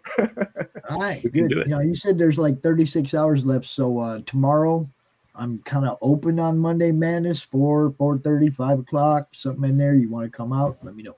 Oh, okay, cool. Yeah, that would serious. be a great send me a message later on. Let me know what time is good for you. Okay. I got Dojo coming out, I think at 8 or something. But okay. So no, I got something. Jason Farrell at 7:30. I think is the only thing I actually have scheduled for tomorrow. So okay, because I can usually fit in wherever. I have a pretty flexible schedule. I work from home. I know if you're almost done, then we need to get you out there at least. Yeah, that would be the last day. I think Tuesday at 6 is when it's going to end. And as RJ, you say, I'm going to just get him excited. Tuesday, and I'll get him. You want him tomorrow? Hold up, you can have him tomorrow after me, right? You got a show tomorrow, right? I got a show tomorrow. I've got somebody booked for it tomorrow. I've got Paul Gomez tomorrow at 7 p.m. Central, and I have Alex Morrissey at 7 p.m. on Tuesday. But if your Kickstarter is going to be over before then, we'll fit you in at 8. Yeah, 8 tomorrow. Yeah, okay. You do 8 with him, and then come out like with me at 5 or 6, something like that. We're good. Awesome. Sounds like a plan. We'll get you on 2 shows tomorrow at least. Dang. Gonna be exhausted. Here, I thought this was gonna be the last one before. It's just great to get out there. Bro. Put in the work. Yeah. And it's a different type of work, though. You got to be, ready for it. A little bit different. Yeah, definitely. So yeah, you got a night to figure out what you're going to say on 2 shows tomorrow. Sweet. Which will put you ahead of me because I never know what I'm going to say. I never know anything. It's roll that with it. final blitz. Think of something you can offer. Well, how many backers you got right now? That's where what's really crazy about mine. I'm almost at 40 now. But I've got like 20. So people who are backing it are backing it. A lot of the people are paying good dollars. So it's above 25. It's almost 3,000. I should be close to maybe around 28 right now. And it was like almost 40 backers. So if I could find them, get the mass people in there, just even at the $10 and for the PDFs and this is what I'm going to say. What you do tomorrow when you come on my show is you say, if we get to 50 backers, I'm going to put a piece of original art in somebody's random package. Gotcha. And if it doesn't happen on my show, you go to RJ's show and say, look, I told everybody on Pop Show, if we get to 50 backers, I'm going to do, just think of something to do special for that 50 backer mark. I call them backer rewards. Oh, okay. Okay. Think of something special you'll do if you get to that point and tell everybody what it is tomorrow. And we'll try to get 10 more backers between now and when it's over. I've got 3 50, I've got 60.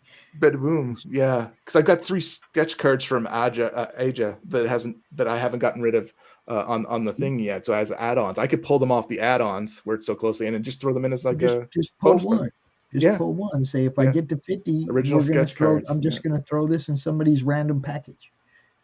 Like a then raffle. That person that opens that package and they're like, oh shit, I got me a sketch card. I didn't pay for it. You got a fan for life.